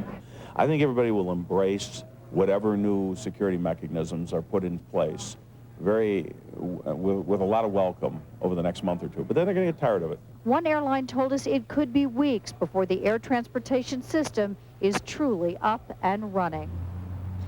And it is still very unclear when any regularly scheduled service will truly begin. It's supposed to begin tomorrow. Every airline has their own estimation of when that might be. Some airlines will resume those flights tonight, the flights that were diverted. Some will not even do so until tomorrow morning. So I would expect it will still be very chaotic tomorrow as the airlines and the FAA try to figure out how to get the system back up and running. Thanks very much, Lisa Stark. Lisa Stark, who's in Seattle and has been stranded in Seattle ever since. To some people, this is an inconvenience. To some, it's a real business problem. And to others, it is a real catastrophe. Here's an example. The chief of transplant surgery at the University of Pittsburgh, Dr. John Fung, told us that they had a liver which was available for transplant that would have gone to a person in Philadelphia, but they couldn't fly from Pittsburgh to Philadelphia, which they needed that kind of speed in circumstances like this, and so the person who most needed it did not get it. Instead, they've used it on a patient in Pittsburgh who was not nearly as sick, and that's exactly the kind of thing in extremis that is happening as a result of the aviation system continuing to be locked down. Now, we've been very concerned and curious and mystified by what's been happening, or what happened, not ultimately, but in the process of United Flight 93, which was the 757 left Newark to go to San Francisco and ended up crashing in Pennsylvania. But ABC's Connie Chung has been talking to United Airlines today, and I think may have more. Connie? Yes, Peter, I've also been talking to American Airlines representatives and mainly the families of victims who were involved in the hijackings of those families of victims who were on board those 4 planes that were hijacked. And what I have discovered is something that could be considered quite disturbing to many people. And that is that both airlines have offered immediately to the next of kin $25,000. Now, you may say this is a standard practice, but in these particular instances, both United Airlines and American Airlines are offering, right as they say, up front, automatically, as soon as they determine who the next of kin is, they send a letter with a check immediately to the family. The last time, what I was curious about was, when did this practice start? I mean, we've heard about settlements between the families of loved ones who become victims in airline crashes, but is this standard practice? Report for Israel, U.S. indictments say bin Laden first targeted American troops in Somalia, then Saudi Arabia, Yemen, and now suicide hijackings in the United States. They're willing to die. They're not only willing to die, they're willing to spend years studying something, knowing that the end result is not to become an airline pilot or to make a lot of money flying people around the world, but to crash into a building. How does a civilized nation following the rule of law win a fight with fanatics? Today, a former president and past CIA director says we have to fight dirty, without one arm tied behind our backs. And if you're going to infiltrate some cell somewhere, or a terrorist cell, you have to deal with people that are willing to betray their country, people that are willing to betray their friends, people that want money or other things, and it's not pleasant. The first challenge, infiltrating a closed society, bin Laden's secret training camps, a tribal culture of family members. We've got to go after the training camps. We've got to go after and eradicate the very idea of training people for terrorism in the world. And in a world where bin Laden uses the latest technology to hide his secret commands, how much of a barrier are preventive steps like banning curbside baggage check-in? They will try to find other areas where we are vulnerable, particularly in such areas as cyber vulnerability, chemical and biological weapons. The thing about bin Laden, it's that he takes his time, knows his targets, and never strikes in the same way twice. Tom? All right, thanks very much, NBC's Andrea Mitchell tonight. Now with more on how terrorists function inside the United States in those terrorist cells, I'm joined by NBC's Fred Francis. Fred, what are you hearing about the network of terrorism across this country?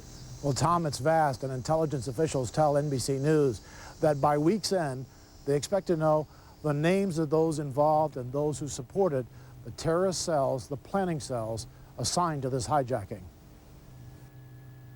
One official said the planning and support cells could include up to 100 people, for the most part, U.S. residents from Islamic nations. The planning cells, usually less than 10 people who normally just raise money for the cause, are today being investigated by the FBI in Boston, Brooklyn, Washington, D.C., Union City, New Jersey, and in Texas, California, Arizona, and Florida. These people can seem like perfectly ordinary, law-abiding citizens until the call to jihad, holy war, comes. When that call comes, say law officers, those in the planning cells supply cash, credit cards, cars, driver's licenses, and lodging, and are not told for what purpose, and almost certainly, officials say, do not know attack details. In the final stages before an attack, the operation is often merged or handed off to an execution cell. Usually the local people aren't aware of what the broader aims, or maybe they may just know a tiny part of the operation, but they're orchestrated by a guiding hand who often leaves the country before the terrorist attack occurs. That's what happened after the truck bombing of the American embassy in Kenya. A commander there was this man, Harun Faisal, who U.S. court documents show placed 2 telephone calls from this rented villa not far from the embassy to Osama bin Laden in Afghanistan the morning of the bombing. Faisal, still at large, is very much like Ramzi Youssef, the commander convicted in the first World Trade Center bombing. College graduates, multilingual, computer literate, and highly organized. Ramzi Youssef watched from New Jersey while his men attacked the World Trade Center 8 years ago. Terrorism experts are certain there was a commander watching this week's attack as well. A bin Laden field commander, Tom, who got help from support cells within this country before the attacks, and almost certainly, officials say tonight, help as he's trying to get out of the country. Tom? All right, thanks very much, NBC's Fred Francis in Washington tonight. And the Capitol late today, as we have seen another incident on a very jumpy day, a bomb threat at the nation's capital. Alarms were pulled.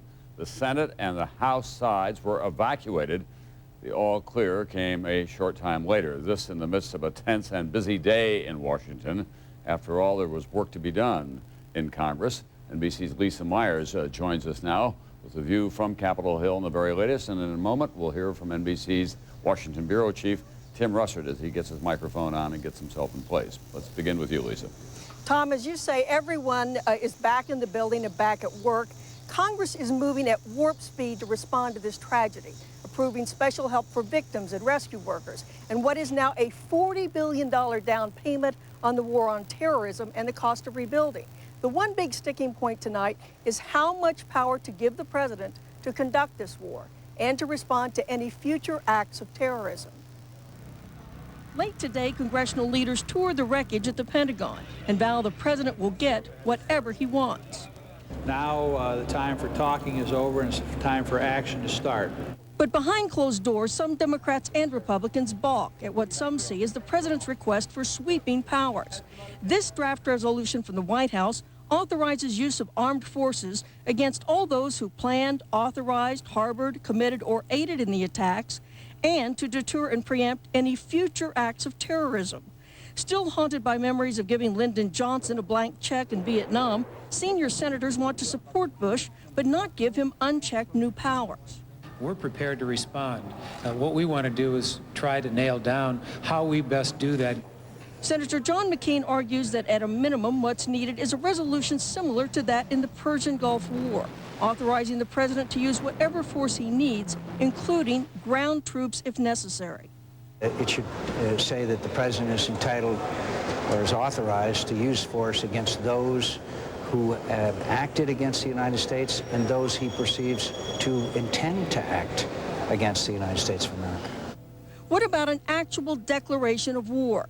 The country has done it only 5 times, always against other countries. The last time, World War II. Who do you declare war on? Terrorism? Afghanistan? Taliban?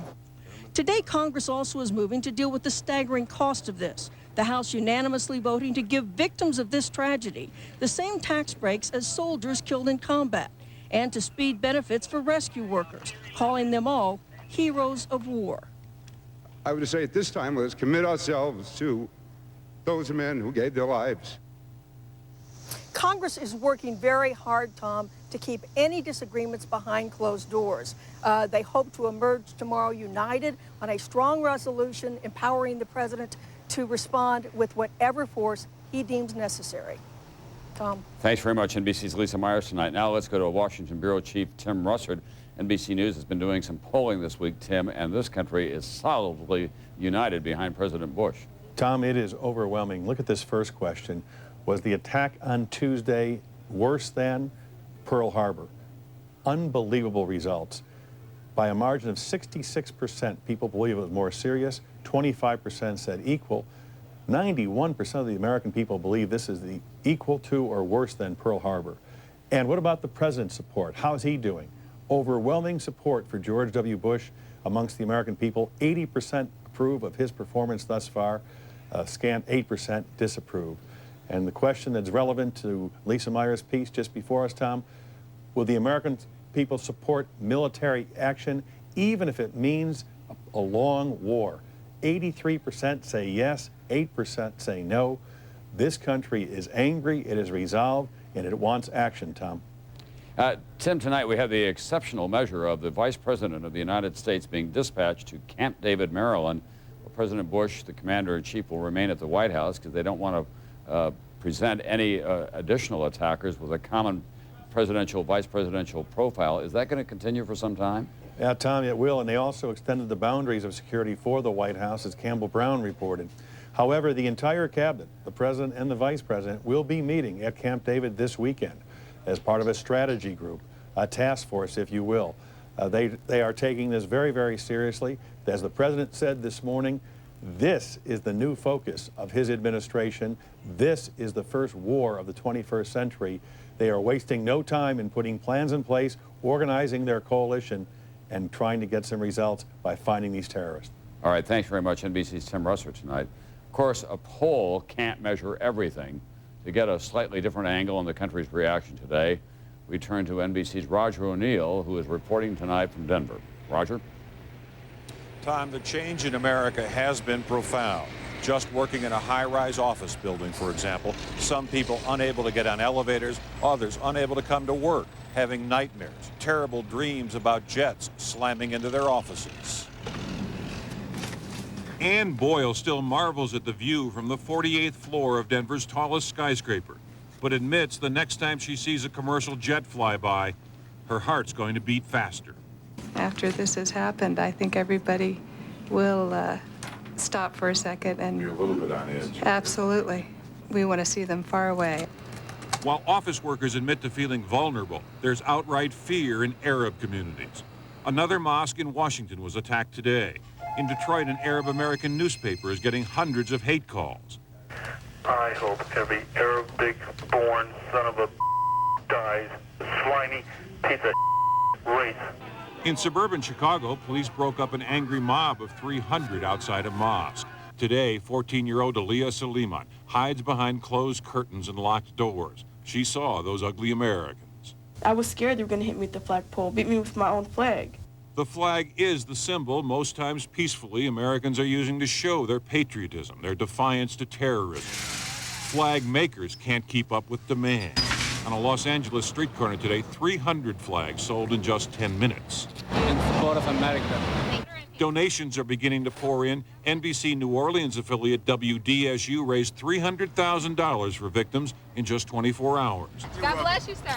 Limited bond trading resumed today with big jumps in prices, and on the Chicago Mercantile Exchange, a moment of silence. To observe a minute of silence in recognition of the victims. Hollywood is silencing some of its movies, too. One producer said it was shocking to see real life imitate art. Ads for a new Spider-Man thriller have been pulled, a trailer showing the superhero spinning his web between New York's Twin Towers. At least 7 new action thrillers are being rewritten right now. When that violence comes home to people, when it is real as opposed to comic book, then suddenly the whole context has changed, and so it's not in good taste anymore. The NFL also decided today it would not be in good taste to have football games this Sunday, canceling its entire 15-game schedule. One final note, Tom, when baseball resumes, every professional player will wear an American flag on his sleeve.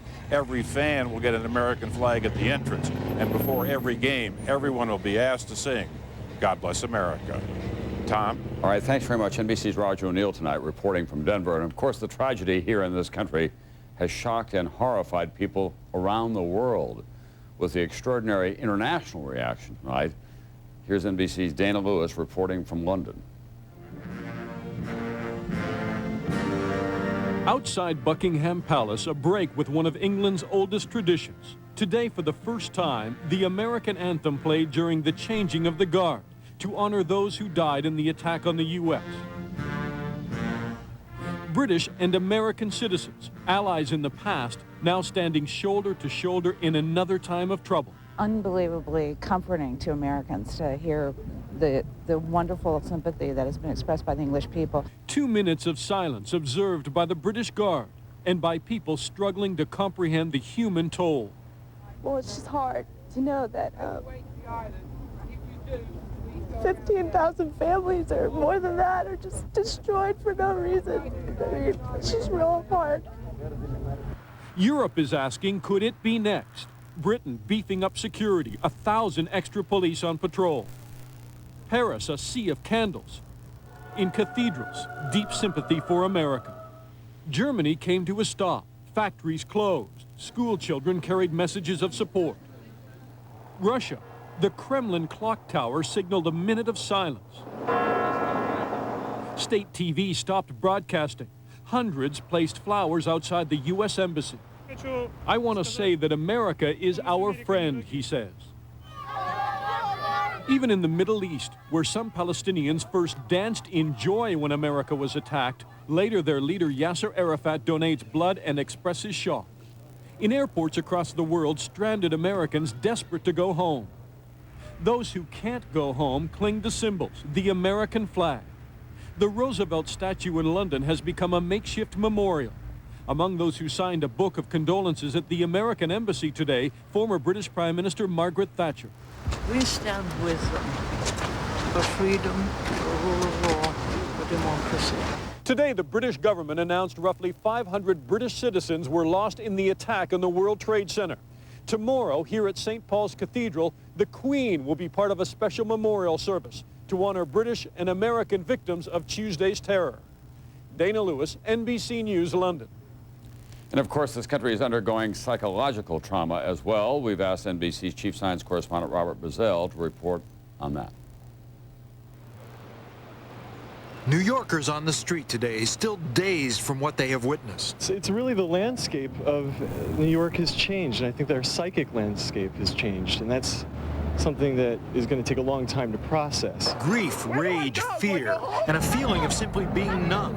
All common, experts say, in these first days after an enormous tragedy. How do we deal with 10,000 or 8,000, does it matter, gone at one time?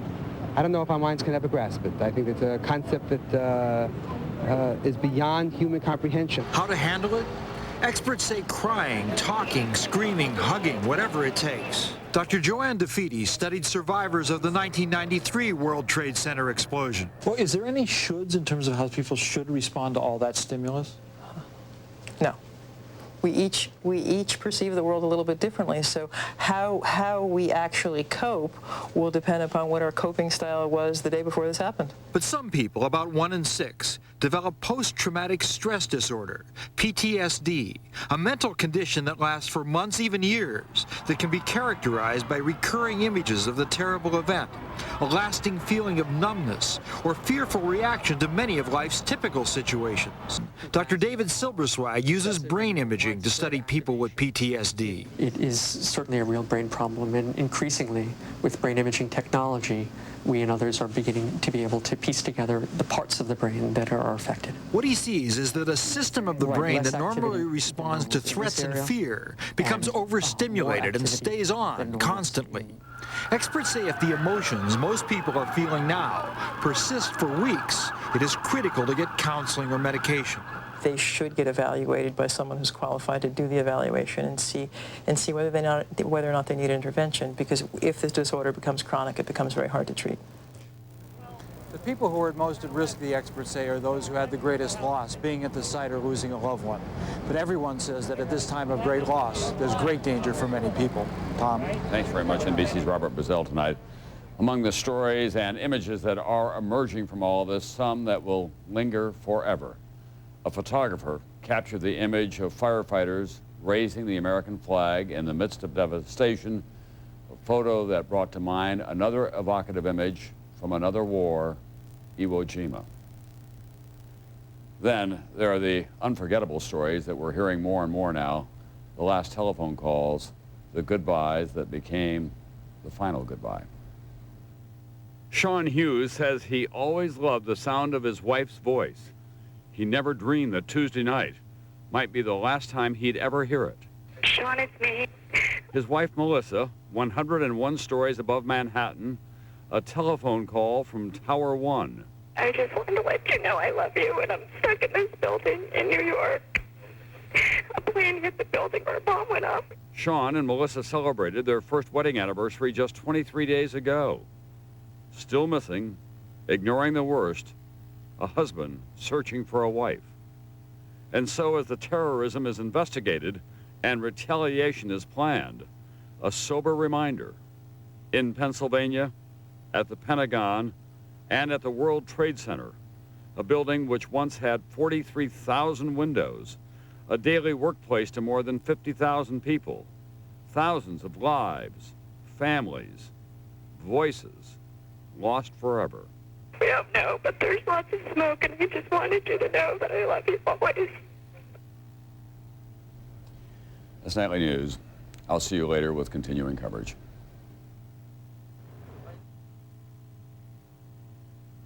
From your Central Texas news leader, this is a special edition of KXAN News 36, Assault on America. Austin's airport is open once again, but passengers are finding new obstacles in their journey home. And drivers on Interstate 35 in Austin get some welcome news. Traffic is moving a little smoother. NBC's coverage of the attack on America will resume at 7 o'clock. We're taking the next 30 minutes to bring you up to speed on what's going on here in Central Texas. Hello again, I'm Robert Hadlock. And I'm Leslie Cook. Our top story, Austin Bergstrom International Airport. It's open once again. Passengers, though, are finding it hard to start to fly again. But you will see some major changes there at the airport. They're all mandated by the FAA. George Howell's been following the situation at the airport all day long. He joins us live. Leslie, at this point, all commercial flights have been cleared to fly in all U.S. cities. But if you plan on catching a flight here in Austin, expect big delays from new heightened security. The planes are just starting to move again in Austin, moving passengers at ABIA who've been stranded for days. There is an airplane here and they're on standby at American West, so we'll see. All commercial flights have been cleared to fly in Austin. Only general aviation flights remain grounded by the FAA. Until the airlines tell a customer what they have to do, it's advisable that they just sit tight, keep calling them and asking them when. When passengers arrive at the airport, getting to the gate won't be the same. You may see more patrol, you may see more officers stationed at security screening checkpoints. ABIA is now at level 4 security, meaning curbside will be closed to all private vehicles. All vehicles must be 300 feet away from the terminal, and all passengers will have to check their bags inside the building. We plan and we exercise for things like this, so it's certainly not easy, but it wasn't too difficult either to bring Austin Bergstrom Airport up into compliance with level 4. The commercial planes that you see behind me, they are cleared to fly at the airline's discretion. We know that Southwest Airlines has chosen not to fly their planes today. The airlines say you should call in advance to get information. Robert, Leslie. Thank you, George. Although the airport is open for business, most passengers are really not going anywhere. KXAN Sharon Jabala spoke to some of the hundreds of passengers trying to make their way home. Another day, more delays. For the second time, for the second day. The barricades may have been removed and terminal opened, but that doesn't necessarily mean many people will be flying out. What do you think your chances are? Neil?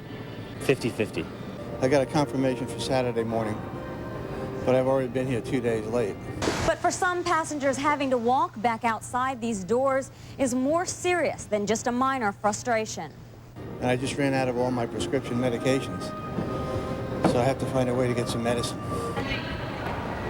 As a retired physician, John Stewart knows what another 3-day layover means for his hypertension and diabetes. My blood pressure gets pretty high, so I have to decide what to do. I have a confirmation for Saturday morning, though, so all I can do is go home and lie down and just don't move around too much. So now John, as well as most people who showed up at Austin Bergstrom, have to rent another car and stay another night. In Austin, Sharon Jabala, KXAN News 36. Again, airport officials say if you have plans to fly over the next several days, you should call your airline to see whether your plans have been affected. We've now seen the third attack in as many days against Islamic places of worship in North Texas. The Islamic Society of Denton was damaged overnight by what is believed to be an exploding Molotov cocktail, causing nearly $3,000 in damage. The building was empty at the time of the early morning attack, and nobody was injured. Many in Austin's Muslim community admit concern over a possible backlash for Tuesday's terrorist attacks. That has Austin police increasing their presence at some of the 5 mosques here in the city. News 36's Rich Parsons is live in East Austin tonight. Rich, any problems there yet? Well, Leslie, nothing beyond threats at this point, but just to be safe here at the Islamic Center of Greater Austin, police put an officer at the main gate there for much of the day. Austin police promise to be very aggressive in pursuing anyone who threatens or lashes out at the city's Muslim community. APD confirms there have been threats against mosques like this. Many of these people are citizens of this country and have the same rights as anyone else. So if we determine that someone is responsible for any type of retaliation or any type of offensive act to any individual or business, they're going to be on the job, the first attempt at returning to life as it was. But how is that even possible? Nothing could be quite normal, but this seems much more normal than it was yesterday. There's no energy. People are just kind of like sleepwalking. For tens of thousands of workers here, there is simply no office to go to. Their buildings reduced to rubble or crumbling masonry. The Twin Towers, gone. The 47-story tower at 7 World Trade Center, toppled. The 54-story tower at 1 Liberty Plaza, 3 blocks from the Trade Center, disintegrating. And numerous other buildings uninhabitable. In the tangled, still smoldering wreckage of the Trade Center towers, emergency teams continue their around-the-clock work. At about 10 a.m., the reason they are driving themselves to exhaustion. I believe that there's a good possibility that there's people in that building that are alive, and that's why we are treating this as a rescue effort still. This is not a recovery. We are trying to get in every possible void, every possible area that we can to try to see if there are people that we can save. But this morning's statistics threaten to overwhelm the flickering hopes of finding many alive amidst the tons of debris. New York Mayor Giuliani. We now have a count of 94 bodies that have been recovered, 46 of which have been identified. We have the gruesome and horrible situation that in many cases we recover only parts of bodies, and we have 70 in that category. Another number speaks graphically to the carnage. To hold all those pieces of the human wreckage, the mayor tells reporters that the city has waiting 30,000 body bags. And then there is the list of the missing. We have 4,763 people on the missing persons list.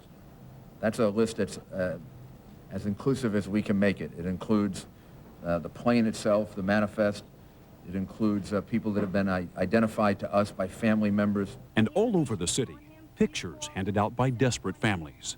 This is Tim Stout, a father of 3 who was working on the 103rd floor of the North Tower, one of 680 missing from his company alone. Michael Lepore's office was on the 97th floor. Missing from his firm, another 700.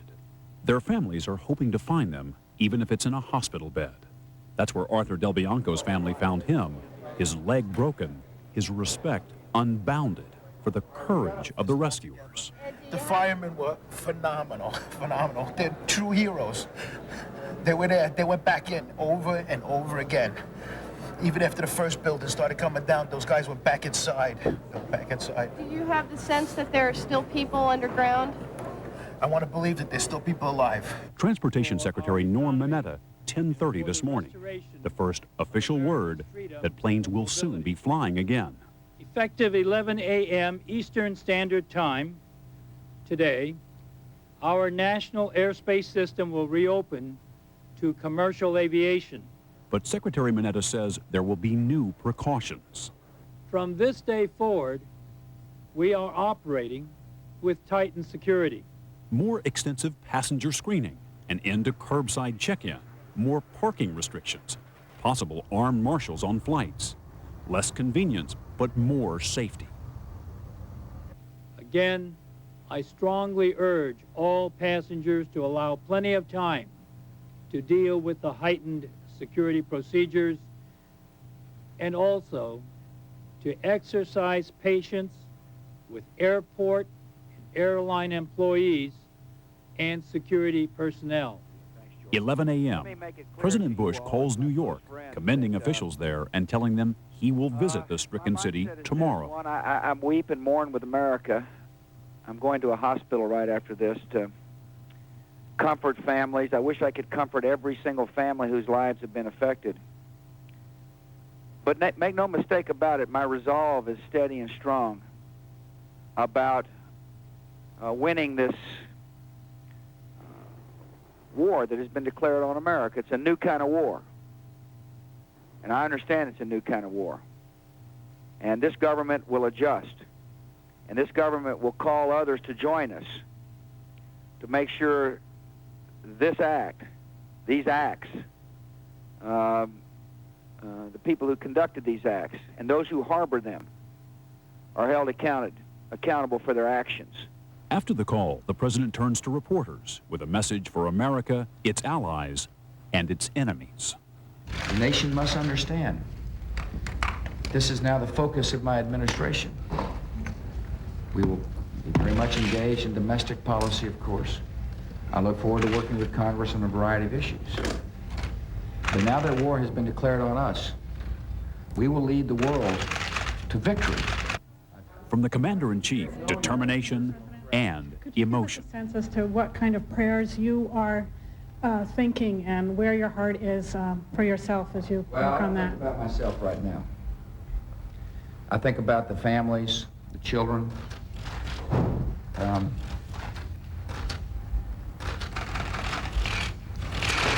I'm a loving guy, and I'm also someone, however, who's got a job to do, and I intend to do it. And this is a terrible moment. But this country will not relent until we have saved ourselves and others from the terrible tragedy that came upon America. By early afternoon, new details on the massive investigation into the attacks, with word from the Attorney General that the public is pitching in. The website, which was opened virtually immediately after the crisis, has received more than 22,700 suggested tips. With leads pouring in, investigators say they are now able to reconstruct the terrorist operation with names and numbers. The total number of hijackers on the 4 planes that crashed was at least 18. 2 planes had 5 hijackers and 2 other planes had 4 hijackers each. And there's new information from Boston, where investigators say the hijackers boarded their planes with help from a local terrorist cell. NBC's Chris Hansen. A ramp pass was found in a rental car here at Logan Airport that has been linked to 2 of the hijacked suspects. Now, a ramp pass, as its name suggests, is a pass that gives someone access to restricted areas of the airport. Now, this indicates 2 things. 1, that the suspects were casing out the airport in the days before the hijacking, and 2, that perhaps the hijacked suspects had inside help here at the airport. By mid-afternoon, disturbing news. U.S. officials tell NBC's Andrea Mitchell that other potential hijackers tied in with Tuesday's terrorist operation are still out there. So we know that there were 18 who went down with those 4 planes, but what I am now being told is that there were more trained pilots. Before the day is out, government sources tell NBC News they have concluded that Osama bin Laden is directly responsible for the attacks. Also late today, a major development. Recovered and on its way to Washington, the black box from the plane that went down in Pennsylvania. As evening approaches, the impact of the terrorist attacks is clear. It's been a day of bomb scares and evacuations, at New York's Grand Central Station, at Penn Station, LaGuardia Airport, and Rockefeller Center. In Washington, the U.S. Capitol is evacuated, even as congressmen are being briefed on the terrorist attacks. And word that as a precautionary measure, Vice President Cheney is being moved out of Washington to Camp David. At State Line, Stone Phillips tonight. New York City has always had a love affair with its firefighters. Those people come off the streets of New York City and they are the very personification of can-do in the can-do city.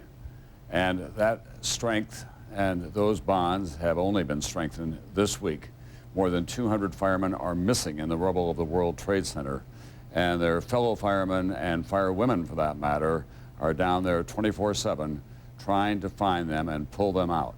We've asked NBC's Pat Dawson to go to a New York City firehouse and tell us about the people who live and serve there. In a small group of firehouses in New York, the loss and the grief is staggering. They looked up at this building, they saw the fire. I would imagine the first thing they could have looked up and said, this thing could collapse. And then they knew there were people in, they went in anyway. Tuesday morning, Engine 54 and Ladder 9 were among the first to respond, along with the 3 other companies of Battalion 9, Engine 40, Ladder 35, and Engine 23. And Battalion 9 appears to have paid a terrible price. Of the 37 men who raced to the World Trade Center in the first wave, 36 are missing. Yeah, I keep praying. That's all I could do. Jim Cooney has been at the firehouse that calls itself the pride of Midtown for 20 years. Tuesday morning, he was off. He didn't get to the World Trade Center until hours later. I asked them who was lost. They told me, and a little bit of me died there. Paul Gill's family lives with the anguish of not knowing his fate. His sister watched as the disaster unfolded. I saw the second tower collapse, and that's when my heart just crushed, because that's when I knew he was there. His is only one of 350 tragic stories. Stories of firefighters going off duty who jumped on the trucks anyway, or the father and son, one a 30-year vet, one a rookie, both missing. Citywide, the toll of firefighters is now above 350. They are officially listed as missing, and while there's still hope, it is a slender hope at best. You have to believe. I do. You know, if there's a way for them to survive, these guys will find it. For the firefighters, who are known here as New York's bravest, fear is a silent partner on every job. But duty speaks in a louder, more demanding voice. Tuesday morning, duty spoke very loudly indeed. The guys that are buried under the rubble or trapped somewhere, if they can talk to us, if we can hear them from the rubble, they would say, take care of my family, guys. There's people here. Don't worry about it. Just make sure my family's okay. Fitting last words from men for whom duty was their final act of bravery. Pat Dawson, NBC News, New York. No one knows more about New York City firemen than one of their own, Dennis Smith, who is the best-selling author of a book called The Report from Engine Company 84, and he has been on duty at the World Trade Center and joins us tonight. Dennis, first of all, tell us what it's like down there at Ground Zero. Tom, it is, I think, an environment of, it's very controlled. It seems, if you were looking at it from the outside, it would seem sort of pandemonium, but everyone is doing something very site-specific. Everyone knows what they're doing. Every time a piece of steel is raised, there's a group of firefighters and police officers and EMTs and construction workers, steel workers. And they dig, first of all, they look for voids beneath that steel, and then they dig. And if they feel that there might be reason to get the dogs in, they get the dogs in, and the dogs come in and they search the scene. If the dogs respond in a certain way, then there's an extraordinary focus then in terms of digging out that particular part of the rubble. Dennis, what is it about the bond among you firemen in New York City? You really are, in effect, a great brotherhood. Well, you know, we've always been a great brotherhood, but this is unprecedented, this sort of loss. I don't think anybody realizes the stunning magnitude of this loss. And I think that down there, people are just very focused and very determined to try to get, as one of your firefighters said in this interview, if no one has the resolve and the determination to live as these firefighters, and if they're there, they'll still be alive. You know, there's a window of 4 or 5 days, and we still remain hopeful that there will be some survivors. But aren't you struck by the magnitude of the task that lies before you? You had two 110-story towers collapse into an enormous pile of rubble, and it's going to be very dense and compacted. You know, Tom, that idea never left me in the last 3 days as I was down there, that these buildings took 3 years to build, and here we are dismantling them bucket by bucket. And so far, we are only in the middle of West Street, which is the, street before the World Trade Towers. The work before us is extraordinary. I think that it will be weeks before we get any resolve to our, feeling that we've accomplished our mission, whether in saving people or claiming people. And I think in the meantime, we as a nation have to go on. We have to go on and hope for the very best and try to help these families and try to help each other. As you were saying, it is a new world. Dennis Smith, a very gifted author, a fireman, and as I know personally, also a very gifted artist. Dennis, I know that this has been a trial of your life, but thank you very much for coming by here tonight. Thank you, Tom. All right, thanks, Dennis Smith.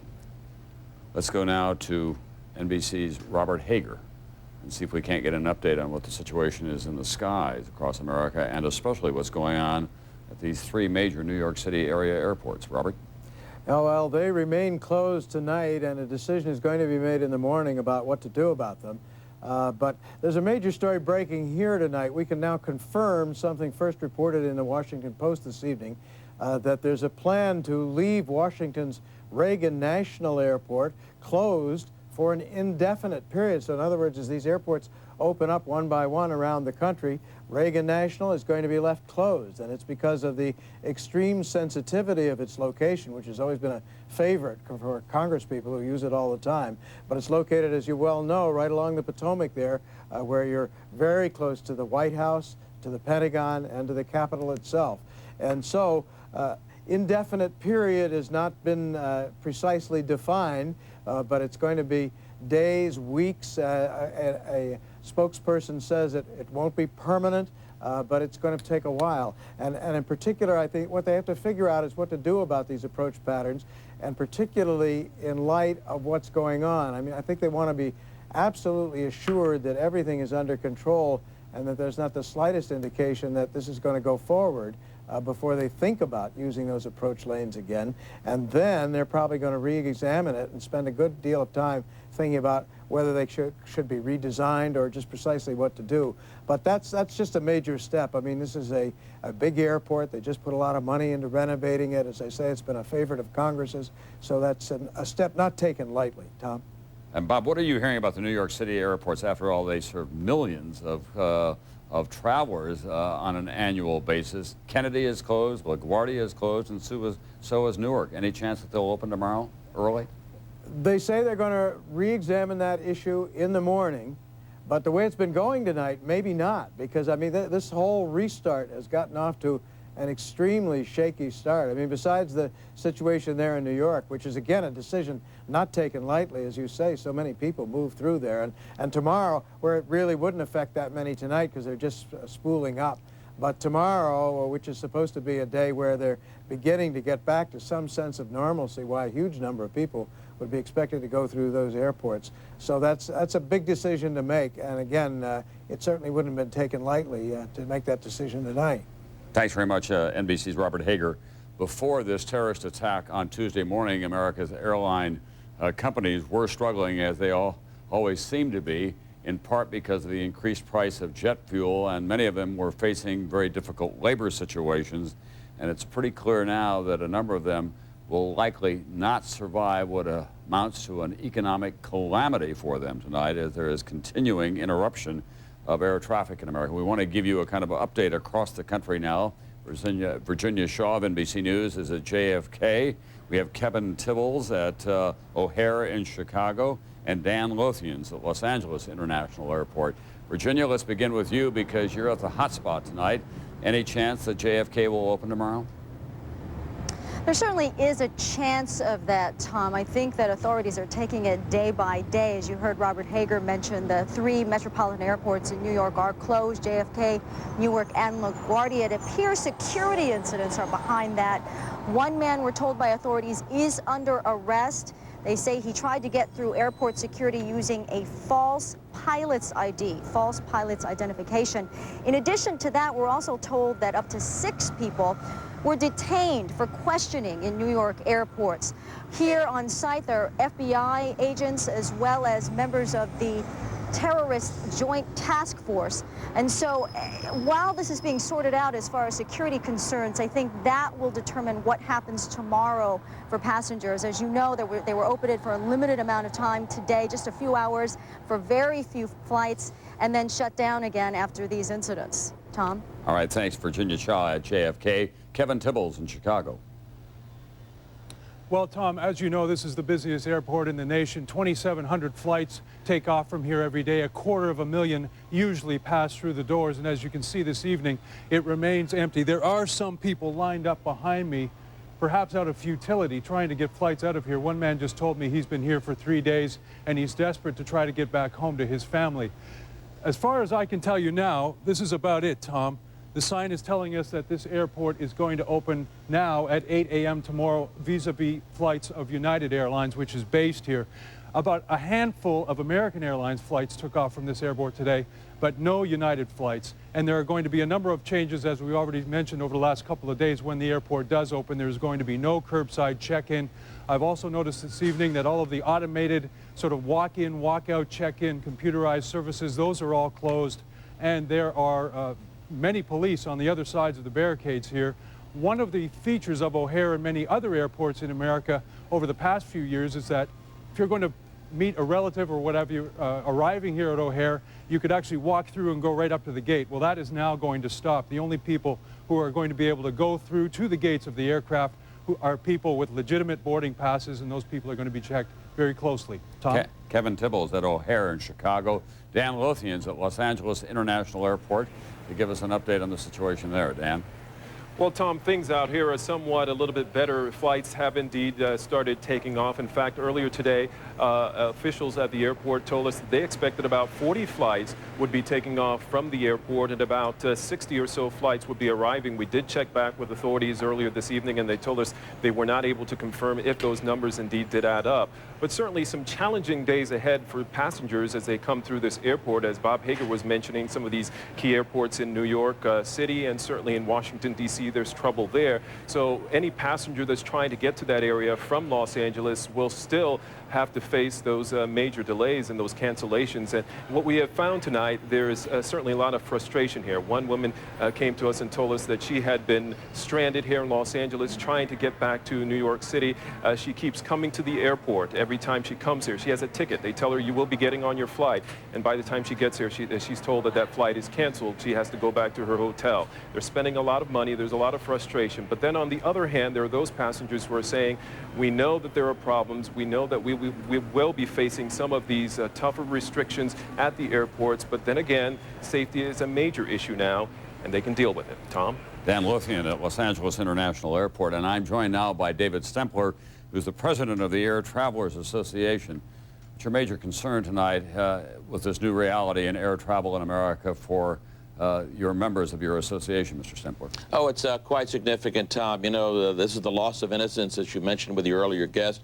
It's a whole change in the way we're going to travel in this country. Americans have gotten used to quick, convenient travel, and that's going to run right in the face of high security, and it's going to be quite a different situation for passengers from now on. Do we know whether, in fact, there are going to be sky marshals on board some of these planes, armed people in plain clothes? Well, I'm not sure we're necessarily supposed to release this number, but there are really now existing only a handful of sky marshals, probably in the nature of 24. So unless they start bringing in some other forces from some other places, we don't have those to go around. There are some, 10 to 15,000 flights in this country domestically every day, and there certainly aren't enough to go around unless we bring in some other forces. Airlines have been trying for some time to crack down on carry-on luggage. It's a real war between travelers and the airlines because no one wants to check a bag and then run the risk of losing it or standing at the carousel for a long, long time. But carry-on luggage, that era may be coming to a close, or certainly it'll be diminished. Well, look, the basic problem here that we have, Tom, is that we have a deficient security system. We have a system that was really set up to stop a hijacking threat to Cuba with people using metal weapons. And we really haven't improved on that much. We have terrible gaps, terrible holes in our security systems, which these terrorists exploited. And unfortunately, Secretary Mineta came with what he says is advanced security provisions, but there was really not much that dealt with this threat that was created by the terrorists. The only thing was the change in not having any knives on the planes. Everything else having to do with not checking at curbside and other kinds of things have to do with the bomb threat, which was not involved here. So there really has not been an improvement in the security situation since Tuesday morning. All right, thanks very much, David Stempler from the Air Travelers Association. Good to be with you. There were so many businesses, of course, in the World Trade Center, 110 stories of 2 towers. It was the heartbeat in many ways of the American financial system. One company had 1,000 workers there, and 700 are missing tonight. Here's Dateline's Bob McEwen. Here and abroad, they were the ultimate symbols of America and American business. The Twin Towers, home to some of the giants of U.S. finance. You may well not know its name, but one of those companies is called Cantor Fitzgerald. Cantor Fitzgerald dominates the bond market. Last year, the firm did $50 trillion in business. But according to Chairman and CEO Howard Lutnick, what's made him most proud isn't its bottom line, but the kind of company it is. We are a family. We are the tightest group of people. And we always have been a tight group of people. But you just don't know it. We did know it, but in this last couple of days, I mean, it's unbelievable. And how long these past few days must have been for Howard Lutnick. In a catastrophe that's crushed an entire country, no one can have been hit harder than he has.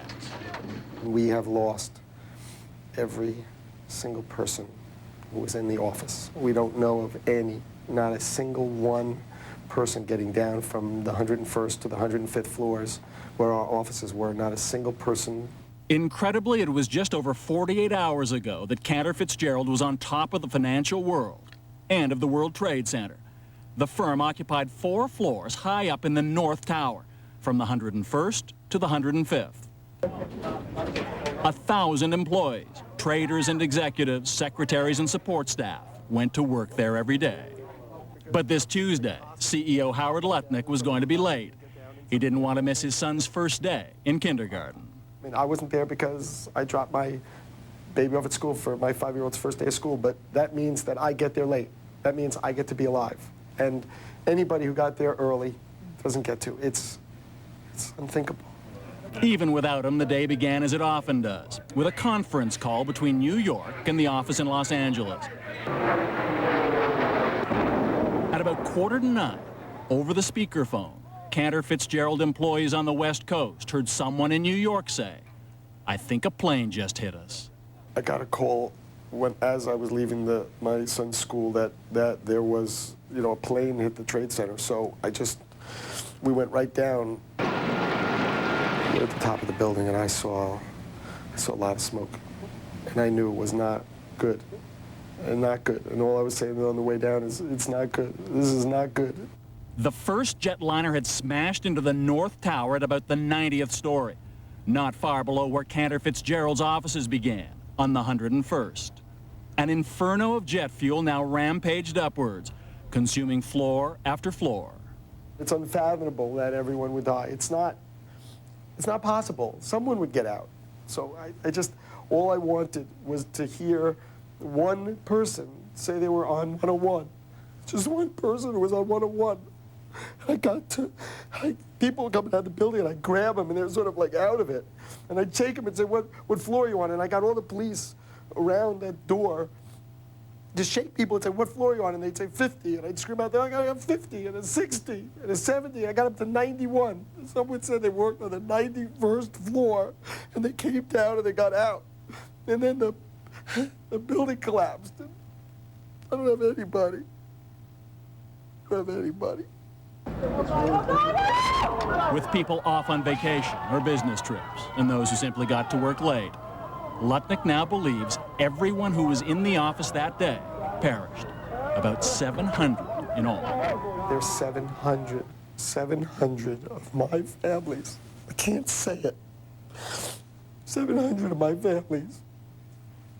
700. I'm just one, but they were all 700. There's so many of them. They all lost their son or their daughter. People come up to me and say, I only have one daughter.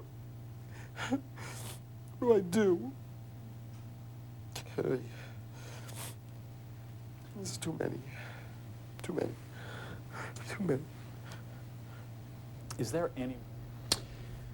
That's Dateline's Bob McEwen, and the CEO of that company lost, in addition to all those other fellow workers, his own brother when the Twin Towers of the World Trade Center came down. So that's the situation for just one company. Just one company, and what happened there. Let's go to NBC's Ron Insana. Actually, he's CNBC's, but we claim him as one of our own as well. They're going to open the financial markets on Monday morning, Ron, and will they be operating at full capacity? Indeed, Tom, the stock market will be open as declared by Richard Grasso, the chairman of the New York Stock Exchange, earlier today. 9:30, the traditional opening time, is expected to bring people to the southern portion of Manhattan once again. Full capacity is an open question. There are still problems with power supplies in the area, still problems with telecommunications lines, and over the weekend the New York Stock Exchange will be testing its various systems to make sure that the brokerage firms and other financial organizations that feed into the New York Stock Exchange can interconnect their systems so that trading can run smoothly and efficiently. There are additional questions as to what happens if indeed some of the other buildings that are in danger of collapsing should fall between now and Monday, and whether or not that will complicate the process of getting 3,000 people on the floor of the New York Stock Exchange and 150,000 people back to work on Wall Street. Ron, as you talk to business leaders and economists around the country, do you have any sense of the damage that has been done to the American economy as a result of this week? Well, we have some numbers this evening with respect to specific sectors of the economy. The airline industry, for instance, as estimated by UBS Payne Weber, will lose from this event $2.1 billion. $4.4 billion for the year, the largest loss in the history of the airline industry. Insurance losses expected to total at least $20 billion, possibly more. The impact on travel and tourism is incalculable. The impact on consumer confidence also immeasurable at the moment. Most economists believe there will be some near-term retrenchment in the economy, Tom, but if this groundswell of patriotism, if people suddenly feel it is their duty to spend and live more normally than they might otherwise, the impact could be somewhat muted. We should also point out that the Federal Reserve has injected the U.S. economy in just the last 24 hours with $100 billion to make sure there is enough cash to get through this crisis. So again, the effects might be muted if the Fed follows up with an interest rate cut sometime between now and Monday morning as well. All right, thank you very much. CNBC. Good afternoon, everyone. President George W. Bush and Laura Bush and their dogs returning to the White House from Camp David, where he has been all weekend with his advisors, telling America and the American armed services to prepare for a long war. But the next phase now for him is to also instill confidence in the American people, not just politically, but in the economy as well. We do expect some message of that kind from him momentarily here. Tomorrow will be the opening of the New York Stock Exchange. The financial health of this country is critical at any time, but especially during a time of war. Let's hear what the president has to say. Today, millions of Americans mourned and prayed, and tomorrow we go back to work. Today, people from all walks of life gave thanks for the heroes. They mourned the dead. They asked for God's good graces on the families who mourn. And tomorrow, the good people of America go back to their shops, their fields, American factories, and go back to work. Our nation was horrified, but it's not going to be terrorized. We're a great nation. We're a nation of resolve. We're a nation that can't be cowed by evildoers. I got great faith in the American people. If the American people had seen what I had seen in New York City, you'd have great faith too. You'd have faith in the hard work of the rescuers. You'd have great faith because of the desire for people to do what's right for America. You'd have great faith because of the compassion and love that our fellow Americans are showing each other in times of need. I also have faith in our military, and we have got a job to do. Just like the farmers and ranchers and business owners and factory workers have a job to do, my administration has a job to do, and we're going to do it. We will rid the world of the evildoers. We will call together freedom-loving people to fight terrorism. And so on this day on the Lord's Day, I say to my fellow Americans, thank you for your prayers, thank you for your compassion, thank you for your love for one another. And tomorrow when you get back to work hard like you always have. But we've been warned. We've been warned there are evil people in this world. We've been warned so vividly. And we'll be alert. Your government is alert. The governors and mayors are alert that evil folks still lurk out there. As I said yesterday, people have declared war on America. And they have made a terrible mistake because this is a fabulous country. Our economy will come back. We'll still be the best farmers and ranchers in the world. We're still the most innovative entrepreneurs in the world. On this day of faith, I've never had more faith in America than I have right now. Mr. President, are you worried this crisis might send us into a recession? David, I understand that there are some businesses that hurt as a result of this crisis. Obviously, New York City hurts. Congress acted quickly. We worked together, the White House and the Congress, to pass a significant supplemental. A lot of that money was dedicated to New York, New Jersey, and Connecticut, as it should be.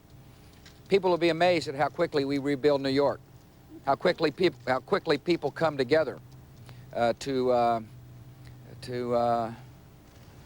really wipe away the rubble and show the world that we're still the strongest nation in the world.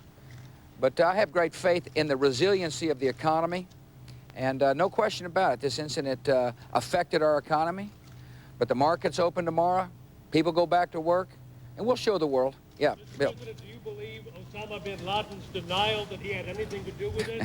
No question, he is the prime suspect. No question about that. Mr. President, can you describe your conversation with the President of Pakistan and the specific comments he made to you? And in addition to that, do you see other comments similar? I know you've asked Saudi Arabia to help out other countries. John, I will,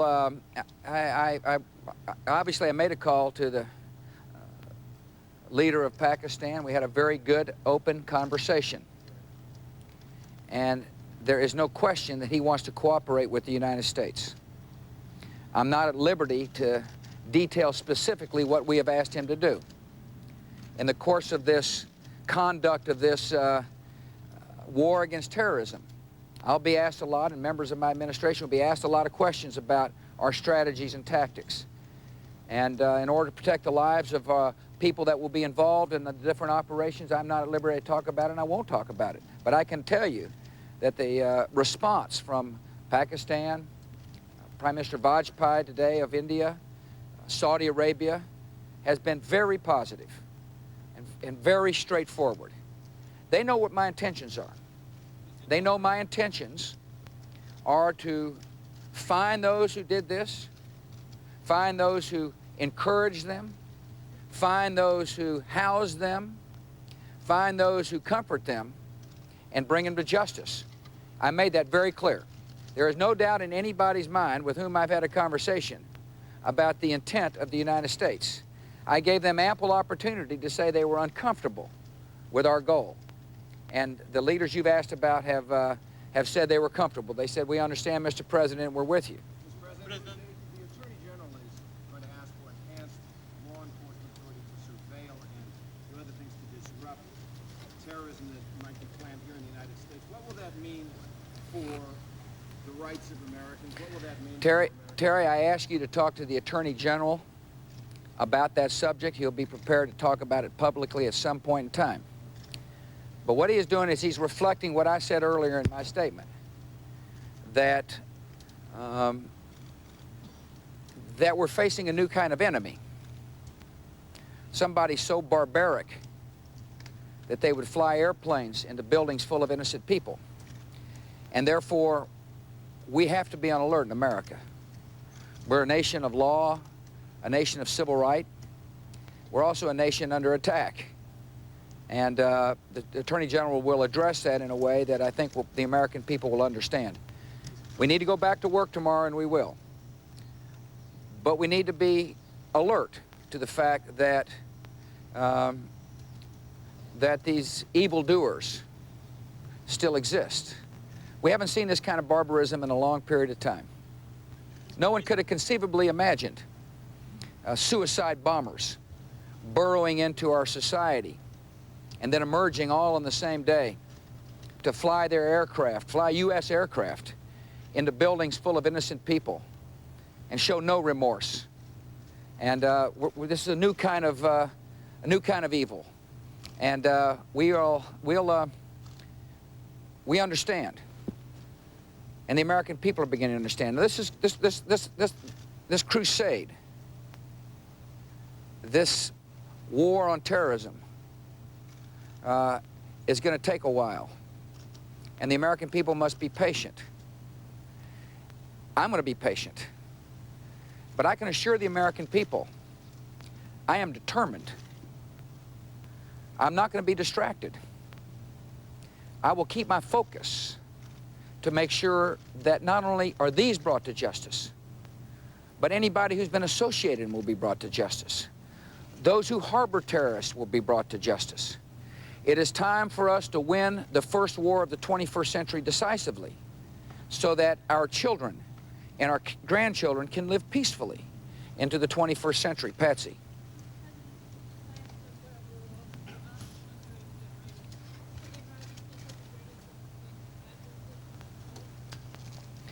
Patsy, the American people should know that my administration is determined to find, to get them running, and to hunt them down, those who did this to America. Now, I want to remind the American people that the prime suspects organization is in a lot of countries. It's a widespread organization based upon one thing, terrorizing. They can't stand freedom. They hate what America stands for. So this will be a long campaign, a determined campaign, a campaign that will use the resources of the United States to win. They have roused a mighty giant, and make no mistake about it, we're determined. Oh, there'll be times when people don't have this incident on their mind. I understand that. There'll be times down the road where citizens will be concerned about other matters, and I completely understand that.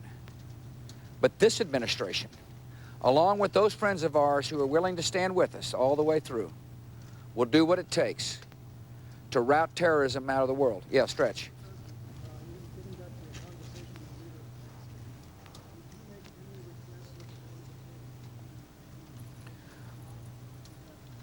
The leader of Pakistan has been very cooperative.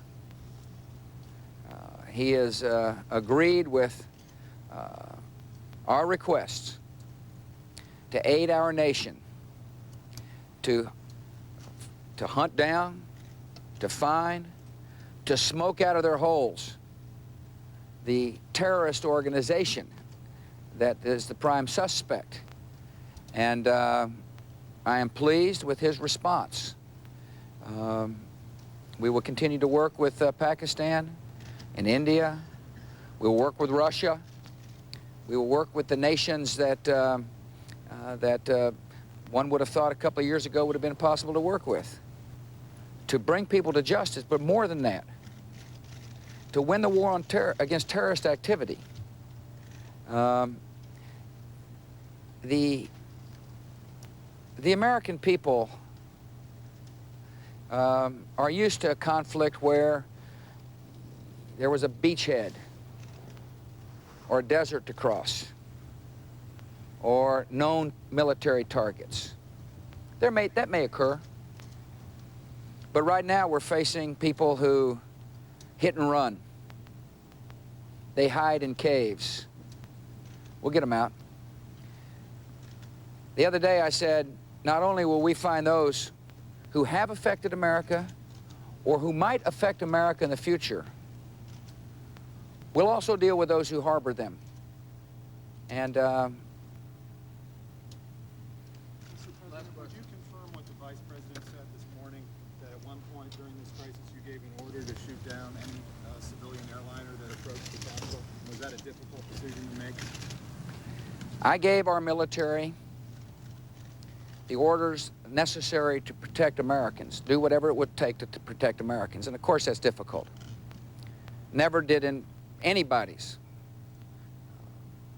thought process about how to protect America did we ever think that the evildoers would fly not one, but 4 commercial aircraft into precious U.S. targets. Never. And so obviously, when I was told what was taking place, when I was informed that a unidentified aircraft was headed to the heart of the Capitol, I was concerned. I wasn't concerned about my decision. I was more concerned about the lives of innocent Americans. I had realized there on the ground in Florida we were under attack. But never did I dream we would have been under attack this way. That's what I say to the American people. We've never seen this kind of evil before. But the evildoers have never seen the American people in action before either, and they're about to find out. Thank you all very much. President George W. Bush with his wife Laura at his side saying America has been horrified, but it will not be terrorized. At the beginning of his remarks, he plainly was determined to instill a sense of confidence in the American public, saying we've had a day of mourning and prayers and an expression of condolences for the great loss, but now it's time to get back to work. Talking about going back to the ranches and the farms, the shops and the factories. He repeated the importance of doing that on several occasions, and then he also then went back to the language that he has been using for the past 3 days about how determined he is to lead this country into this new kind of war in the 21st century, even using some of his Texas vernacular, if you will. At one point, the president says, my administration is determined to find them, get them running, and hunt them down. We'll smoke them out of their caves.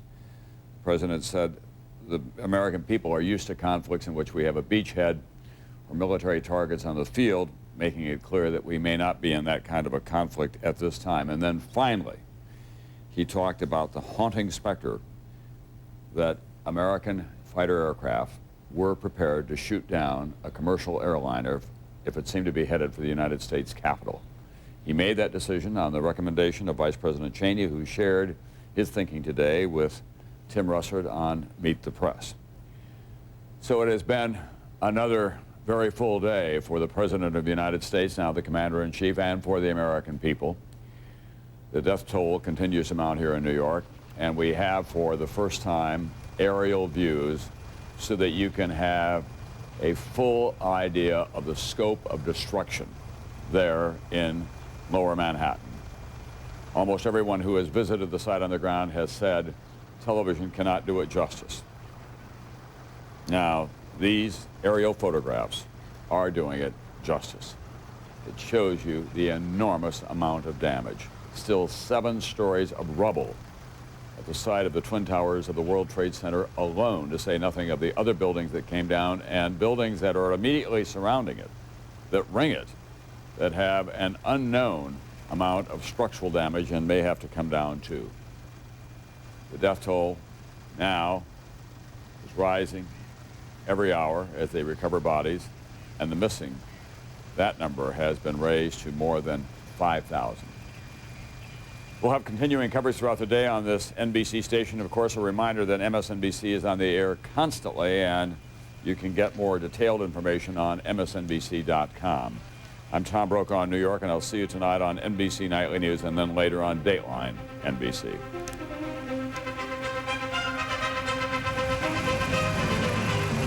But at this stage, country, and that all of us urge our fellow Americans to go back to work and to work hard, but we must be on alert. And our government is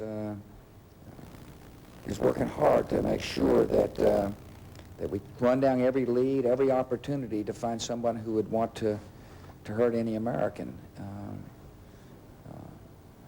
The American people are united. They're united in the resolve to help heal the nation, but they're also united in the understanding that we've entered into a new day, and we'll deal with it. Sir, you've been stressing that this is not a war against Islam. However, there are some around the world who view the coming battle along religious lines. I'm wondering how worried you are that some view this as a holy war, and are declarations of jihad at all affecting U.S. plans? I appreciate that question. First of all, it is so important for my fellow Americans as well as everybody in the world to understand that America will hold those evildoers accountable. We don't view this as a war of religion in any way, shape, or form. As a matter of fact, Islam preaches peace. The Muslim faith is a peaceful faith. And there are millions of good American who practice the Muslim faith, who love their country as much as I love the country, who salute the flag as strongly as I salute the flag. And for those who try to pit religion against religion, our great nation will stand up and reject that kind of thought. We won't allow that to creep into the consciousness of the world. We're going to lead the world to fight for freedom, and we'll have Muslim and Jew and Christian side by side with us. Mr. President, you promised only to dip into the Social Security surplus in an emergency, a recession, or war. And in your words, this constitutes a war. How much of the Social Security surplus are you prepared to spend? We are not only have someone conducted an act of war on us, our economy has slowed way down, and this is an emergency. We've had all three, it seems like to me, and I'm going to work with Congress to send a clear message to America, American workers, American business people, that this government will respond to this emergency. We'll respond to the emergency in terms of working on a package for the airline industry that has been severely affected. We'll respond to work to fight terrorism. The Congress has already responded with a supplemental that will not only help fund our military, but as importantly, will send a clear message to the people of New York and New Jersey and Connecticut that we'll help you rebuild. And this is exactly the subject we talked about. The definition of how much is enough to get America going again, is to be able to endure this emergency. And if that means all the surplus, are you prepared to spend all the surplus? Oh, we're reasonable people. The members here, the leaders from the Congress are very reasonable. And they are mindful about government money as well as anybody else. But we are dedicated. We are dedicated to saying to the American people, this is an emergency, the likes of which we have not seen in a long time in this country, and this government will come together and deal with it. And that's exactly what's going to happen, Ron. Sorry to ask another one, but did you mean to say just now that we are in a recession? No, I said, let me put it this way, tough economic times. There's no question it's tough times. And Ron, I don't have all the numbers, but let me just say this. I can pick up all the statistics, but make no mistake about it, this has affected our economy in a big way. Now, I've still got faith that we'll recover. The strength of the American economy has always been our entrepreneurial spirit and our workers, and that's still prevalent. But you've seen the statistics on the airlines. They're beginning to lay off people. Big airline manufacturing companies responding. And this government will respond. Now, I don't have, don't get me wrong, I don't have all the numbers at my disposal because they hadn't started counting them up. But this has shocked our economy. And we're going to respond. And that's exactly what this leadership and I have been talking about. Yeah, sorry, Steve.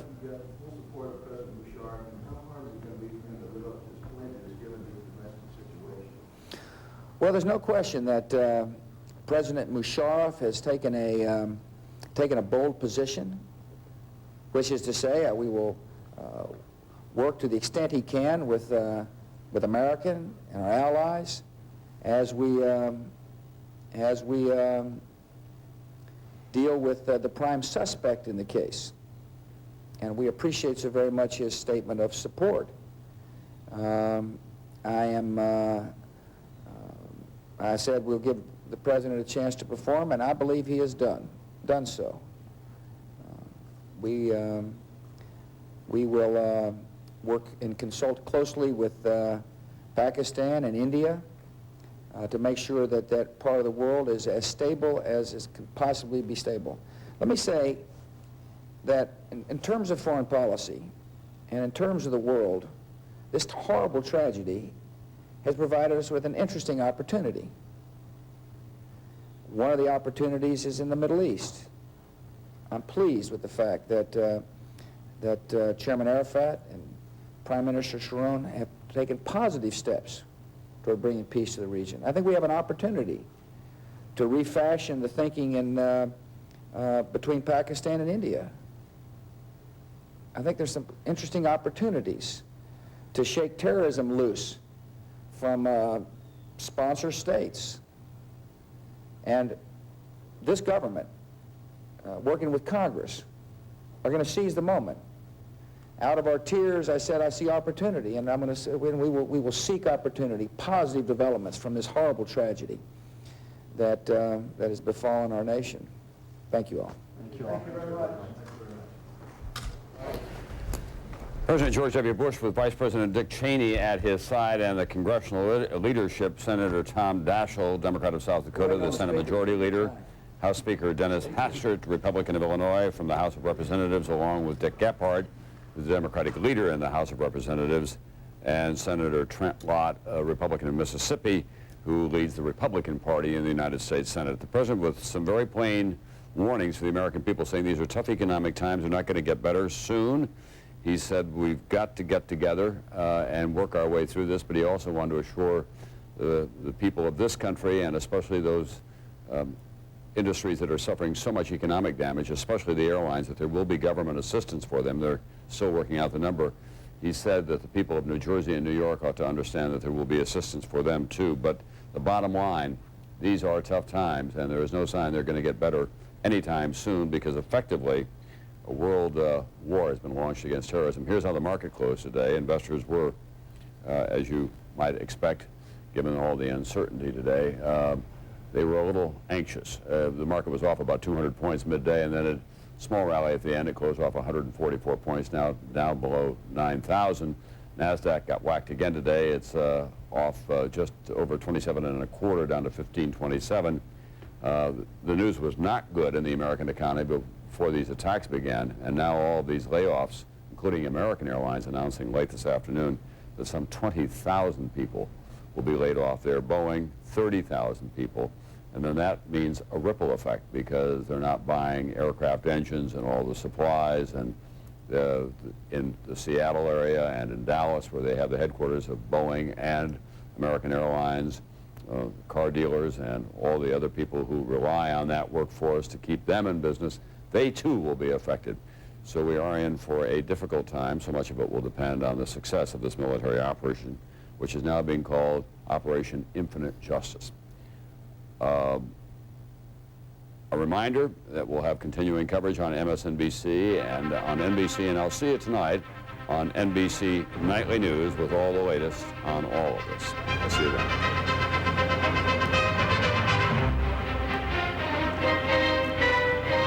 Southern California, call us at 818-260-5...